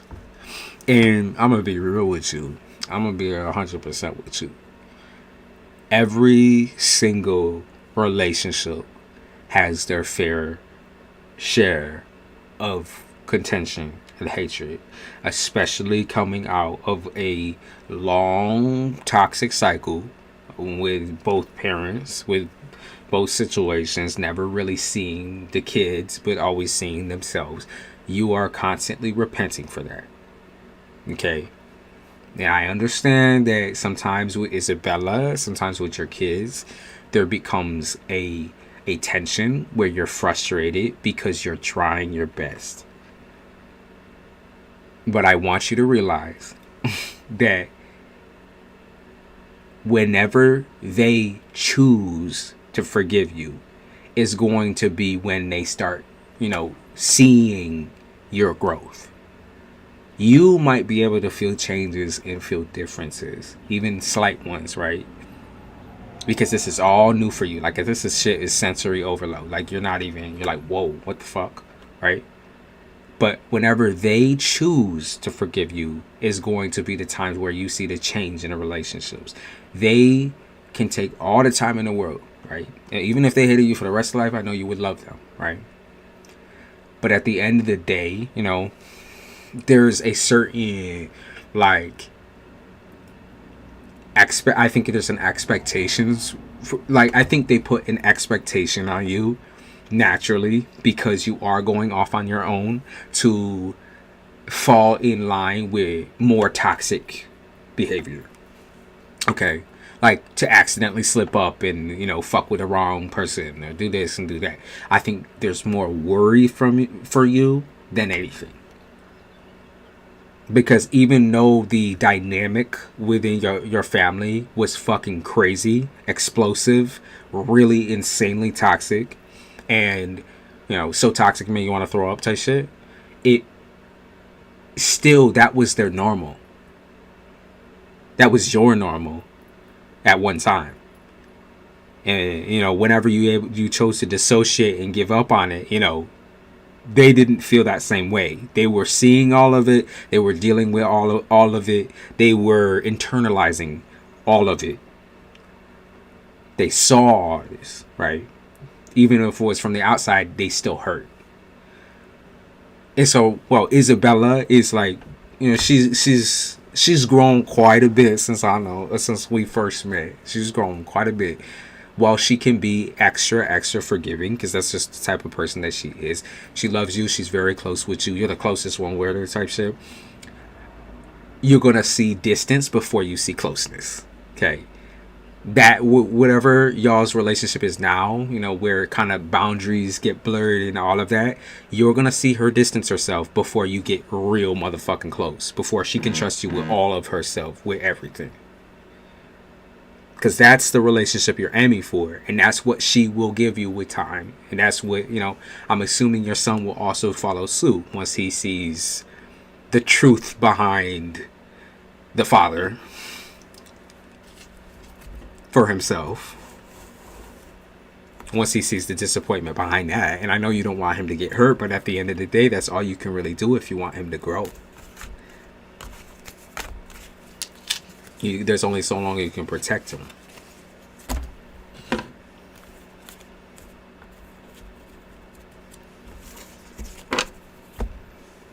But I'm absolutely 1,000% certain that by doing this, you will be saving them a lot of pain, a lot of hurt, a lot of struggle, and you will be saving yourself.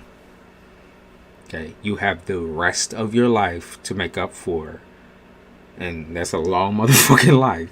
You have the rest of your life to make up for the things that have been instilled within your children, and they'll do their part as well. I'm confident on that. And trust me when I say all that hate also comes with a whole lot of love too. It's an equal share. It really is an equal share. I grew up in a very similar situation. I hope he sees his truth. He is trying to brainwash him. I'm trying to let him see for himself, but it's hard. It's understandable, and I think you're a mother, so your instant reaction is like, I need to be hands on with I need to get my child away from this piece of shit.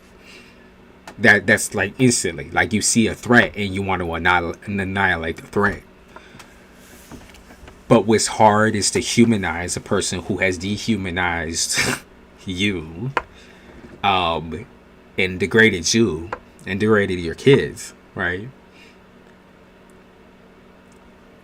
The truth is that we don't really know how your son feels about the situation. I personally believe I'm gonna take the route and say he's not totally in love with the idea, in not like just completely blindly believing his father and what has changed right so quickly. I think that he is trying to test the waters and see if there's any solid, consistent change. Okay. Now you might think, well, he's a little slower in that area of like trying to understand and like calculate and whatever. But I really do think that he is testing the water. I think that's what he's doing. He's not expecting anything more, anything less. Now, the fact that he's being spoiled and he's getting into certain things that his father is just allowing blatantly, I think that, like I said, he's gonna feel the loneliness and the distance that his father takes. He might spoil him and give him whatever the fuck he wants, but you're gonna notice when your father is emotionally unavailable, he's gonna snap. He's gonna snap eventually, and it's gonna be on anyone that is around him. And if it is just his son that's around him, that's what's going to happen. And at the end of the day, he'll come running towards you. Hopefully trusting you a little bit more through your changes and your stages of grief. You trying to make up for all the things that have been kind of left behind. It's complicated, right? It's so complicated, like I said, because I look at it from the perspective of a parent. If I saw somebody that was in potential harm, that his dad is a liar, he tried to lie to me and didn't believe him, but yeah, he likes his freedom. So exactly. Isn't that what I just said? He's literally filling him out. He knows a person cannot change that quickly. Like, it hasn't even been a couple of fucking months yet, and this dude is acting like he's the fucking Saint Mary and shit. So that's exactly what I mean. He's testing the waters. He's testing the waters. You guys don't have to convince him of anything. He's growing up. He's seeing what's happening. I mean, he grew up with this, right? He knows this man. Assuming he knows this man in a different way than what you know. But he's seen and knows this man. He knows he's a piece of shit. I think trying to give him a redemption arc is his way of dealing with the pain of essentially having somebody who's absent. Emotionally absent. He's never felt like he's enough for his father. Neither of your kids have. Nobody in the situation has ever felt like they're enough. Right? Everyone was degraded and put down, and nobody was enough. Nobody could grow, and nobody could be like different. You all had to fit some type of bullshitty stereotype family or whatever. Like, you always want the perfect this, perfect that, but like he himself was a piece of shit, right? So at the end of the day, he's learning. I think he's learned a fair share from Isabella, and I do think he does listen. It's just he's stubborn. He's a son, not a daughter. The way he sympathizes is a little bit different. Like, the way I sympathize with my situation, like I said, you know, there are a few parallels with my situation and how I grew up, right? Two alcoholic grandparents constantly fighting. There was never ever a night where it was not abusive fighting, whatever, you know, right? Back to back. The way I dealt with it was running away. Running away constantly, drinking, smoking, popping pills, whatever. That's the way I dealt with it, because my situation never divorced. They never left each other, right? So you can imagine if you have had you chose to stay and you forced your kids through that situation.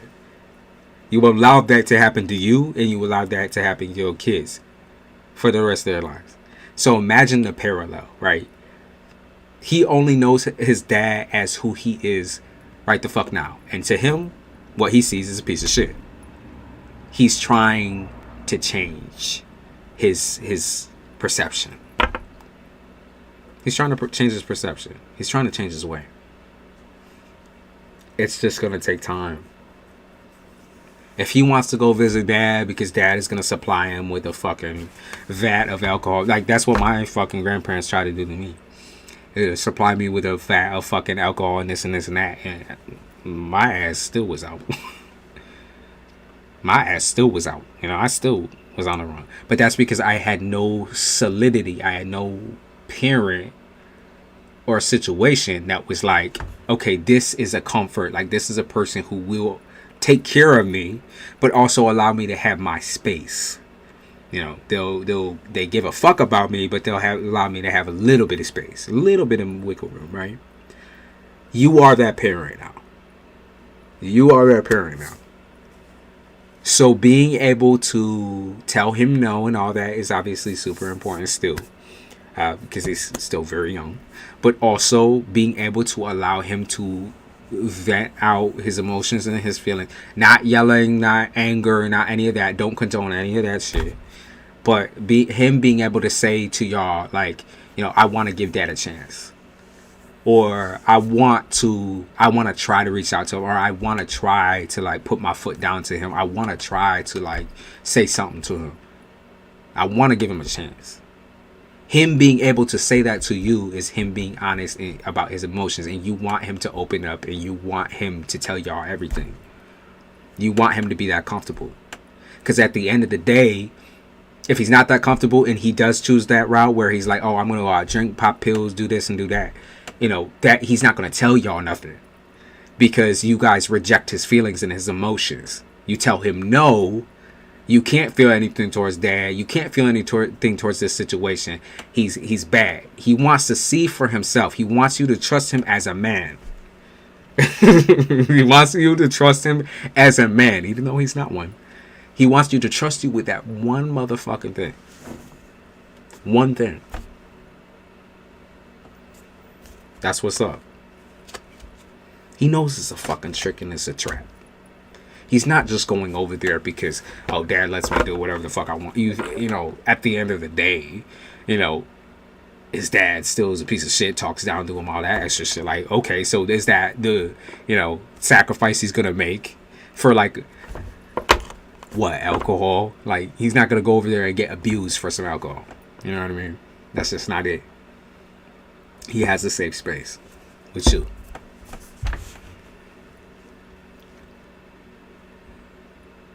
And you'll earn that as time goes on as well.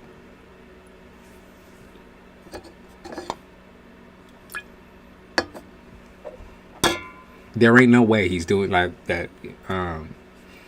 Dad is doing a 360, like a fucking 480, 360 type shit, backflips. There ain't no way, you know. He'll pretend, but it all cracks. that mask all cracks off. And that shit becomes embarrassing for that person because, you know, then it goes 10 years without seeing your dad, 15 years without seeing your dad. And time goes on. With the whole world, but so for some reason, just us, his own family. No, like that's the thing, though, right? Like I said, I have a very similar situation. The man who raised me, my grandfather, is the same way.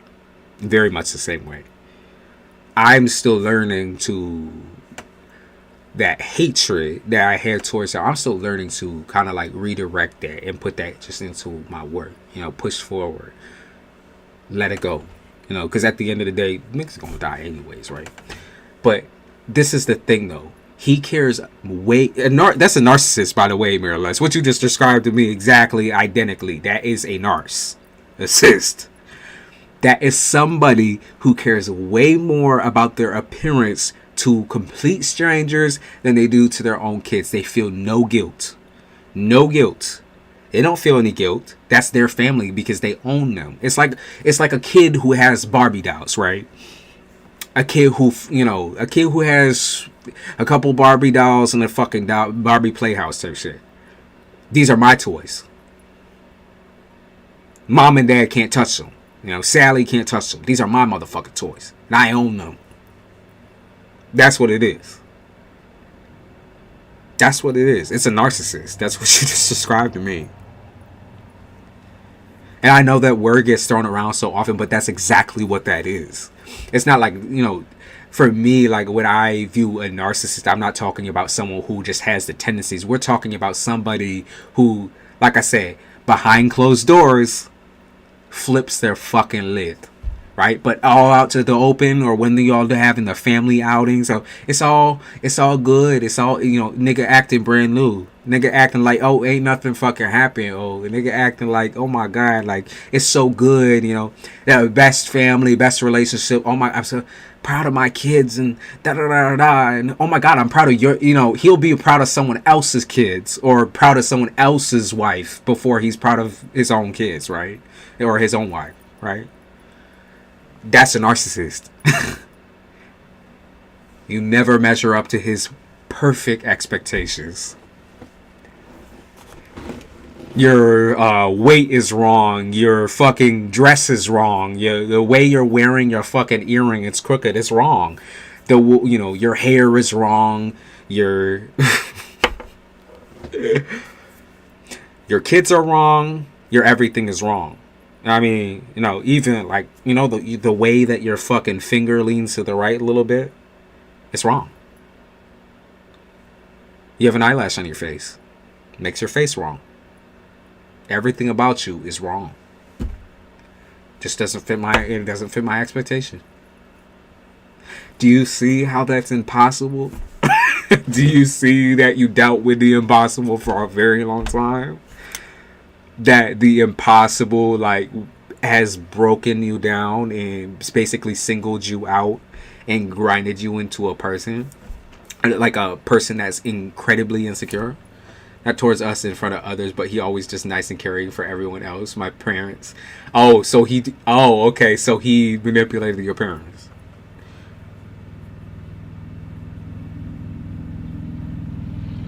So he manipulated your parents. Patted your parents on the head and said, good dog, good dog. My mom took his side and got me messed up, of course, right? Because he's such a good husband. Great husband. Great husband, great father. But that's where that fucking nuclear warfare shit comes from, though. The fact that he has your family wrapped around his finger makes him even more confident in the fact that he will, like, he's trying to cut off all your connections, right? Trying to break you down and cut off every single connection that you have and that you can go to for any type of help or any type of like satisfaction or like confirmation, and basically just trying to, like I said, you having friends at work, probably a big trigger for him as well. You even working in the first place, probably a big trigger for him as well. I mean, when y'all were a little bit closer. But anytime you was able to get out the fucking zoo, right? The fucking cage. A problem. No more popcorn. You said he wasn't. Listen. It's not good because I keep getting the fucking kernels in my mouth. In my fucking gum.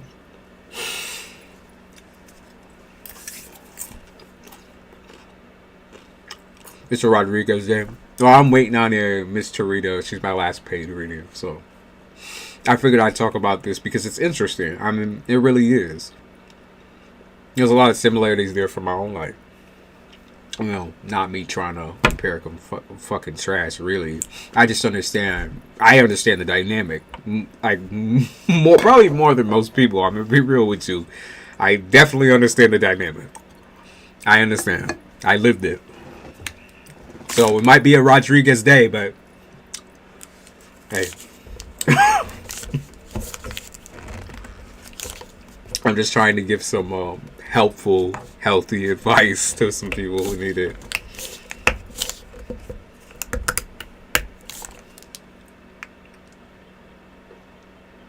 I'm not trying to talk about fucking exes and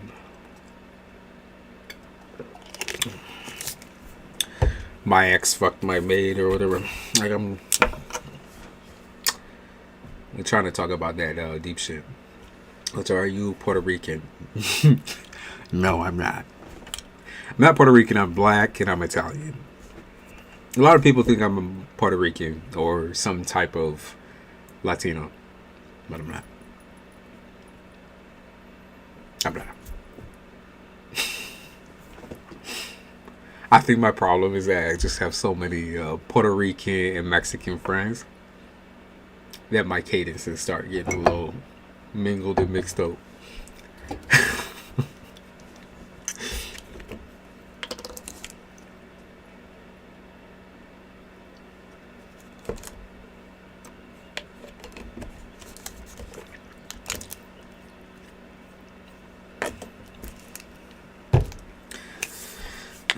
But yeah, realize this is only the beginning. It's a real crazy dynamic, and I think that like because you were already an individual in that place. You were already like so confident in finally putting your foot down and saying, yeah, we done. This is it. This is over. And that took like every ounce of the soul and life you had left in your body. But I think once you realize your kids really didn't give a fuck, that's what had to be done.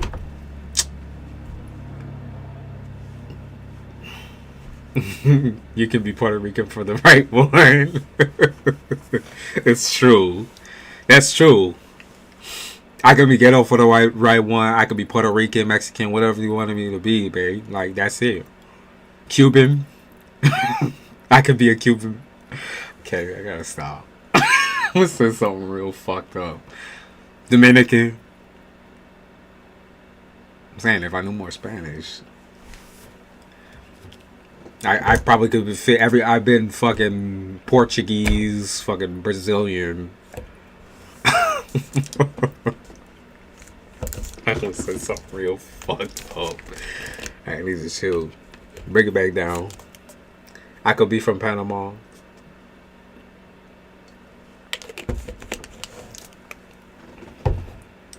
But no, I am black and I'm Sicilian.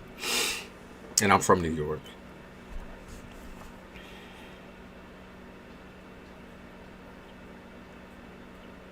Thanks, Barry. I appreciate it. And I really appreciate you too, Mirrorless. You helped me realize, just by y'all existing, y'all helped me realize some shit. Just by y'all chatting with me. Really.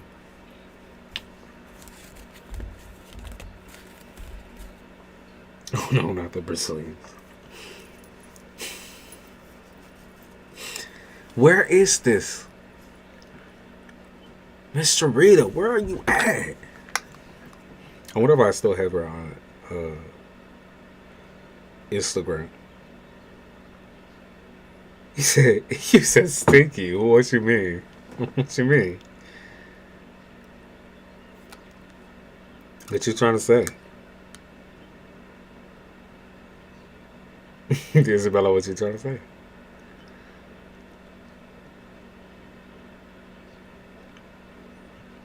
Y'all, I'm gonna be real with you, y'all that are asking the free questions. Um, I am trying to wrap this session up. I've been on here for almost 6 hours, and so the reason why I'm not necessarily answering your question is because I am kind of out of juice. I'm out of juice. I'm just waiting on this last question that this person wanted to ask me, but if she don't show up in the next 3 minutes, then I'm out. I'm gonna say peace. And then I'll try to contact her somewhere else. I'm stinky. You know, right now, actually, I'm secreting that, like, cologne Axe experience. I smell like Axe, even though I use Versace, and I'm not liking it. It's because of my fucking deodorant. It's a nasty ass mix.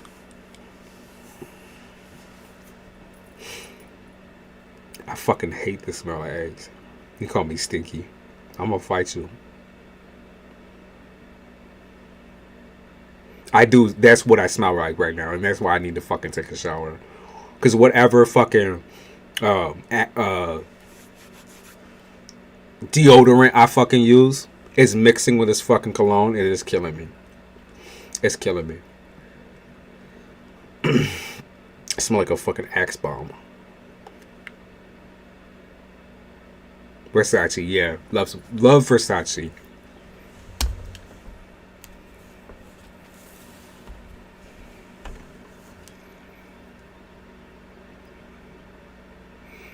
I have the fire one in Eros. I have Versace Eros. Throw yourself out the window, not ask. I just need a fucking shower, man. I need to shower.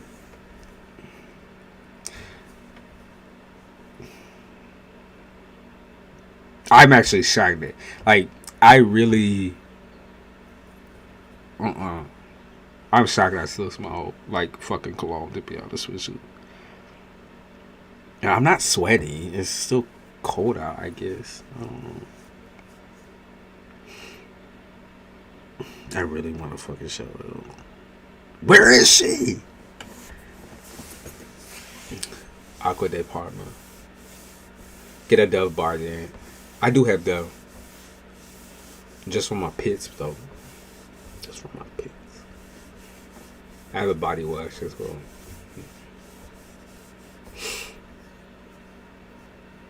You said Valentino. Okay. Well, alright. I wear balls. I have another one that's called. What is it? It's in like a small pink bottle. I can't remember. It's oily though. I don't know why. Maybe that's what I sprayed on this because, like I said, the smell that I'm smelling, it's cologne. It's a mixture of cologne and my fucking deodorant, and it's really starting to get. It's getting to me.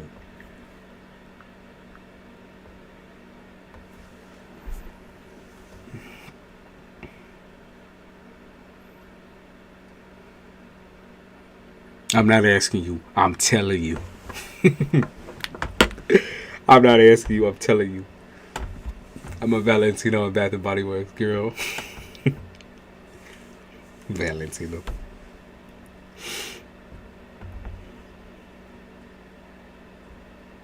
Valentino smells pretty good. I'm trying to see if I still have her on here. I think I do. I just can't remember her damn name. Which one is she? No.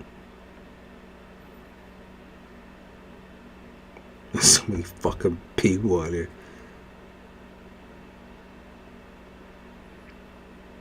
Is this one?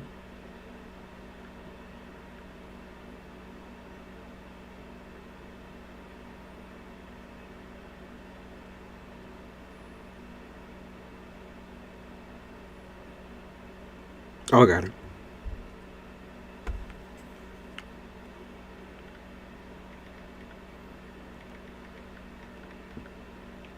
Armani good too.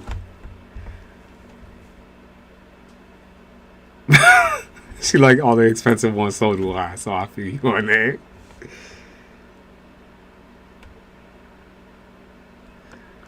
Happy Easter. Happy Easter. I'm Cap. I'm Cappy. Cap Aquarius. Cap Aquarius. No, I'm Cappy. I like vetting. But if we talk about Western, then I'm an Aquarius. I'm a little earthy.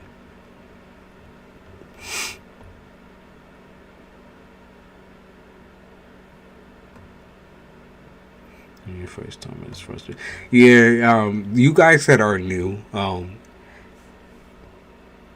like I said, it's been like 6 hours, and I have stayed on of my own volition, but I do get tired. I am like, I am a normal person at the end of the day.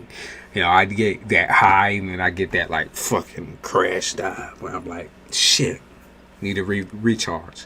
But I do come back fighting guns a blazing. And so you guys need to catch me next time, right? And next time I'll be on for probably just as long. We have long streams on this channel, like all the fucking time.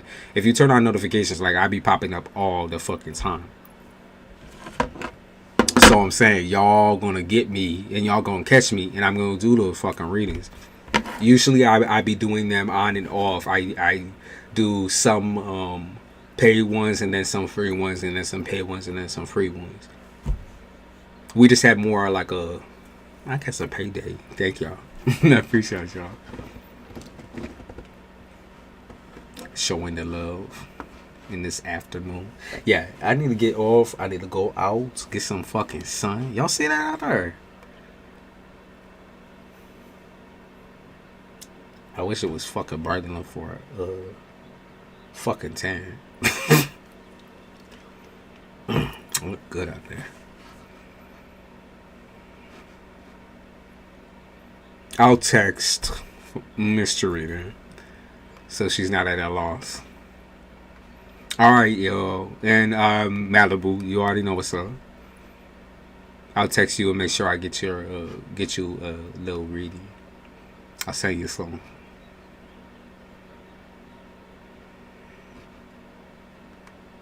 Yeah, definitely turn on notifications. I appreciate y'all. I love y'all. Thank you for sticking around with me for so long. Y'all is a fucking vibe. Y'all is some ride or die type. I'll see y'all next time. I think follow me over on Twitter. I do free posts over there. So if you're looking to get a free question in, even make a Twitter for that shit, because honestly it's helpful. To see when I'm usually I post my lives over there. I didn't this time just because we already had such a packed crowd, but go follow me over there. It's a Culture X on Instagram as well. All right, y'all, I'll see you. Goodbye.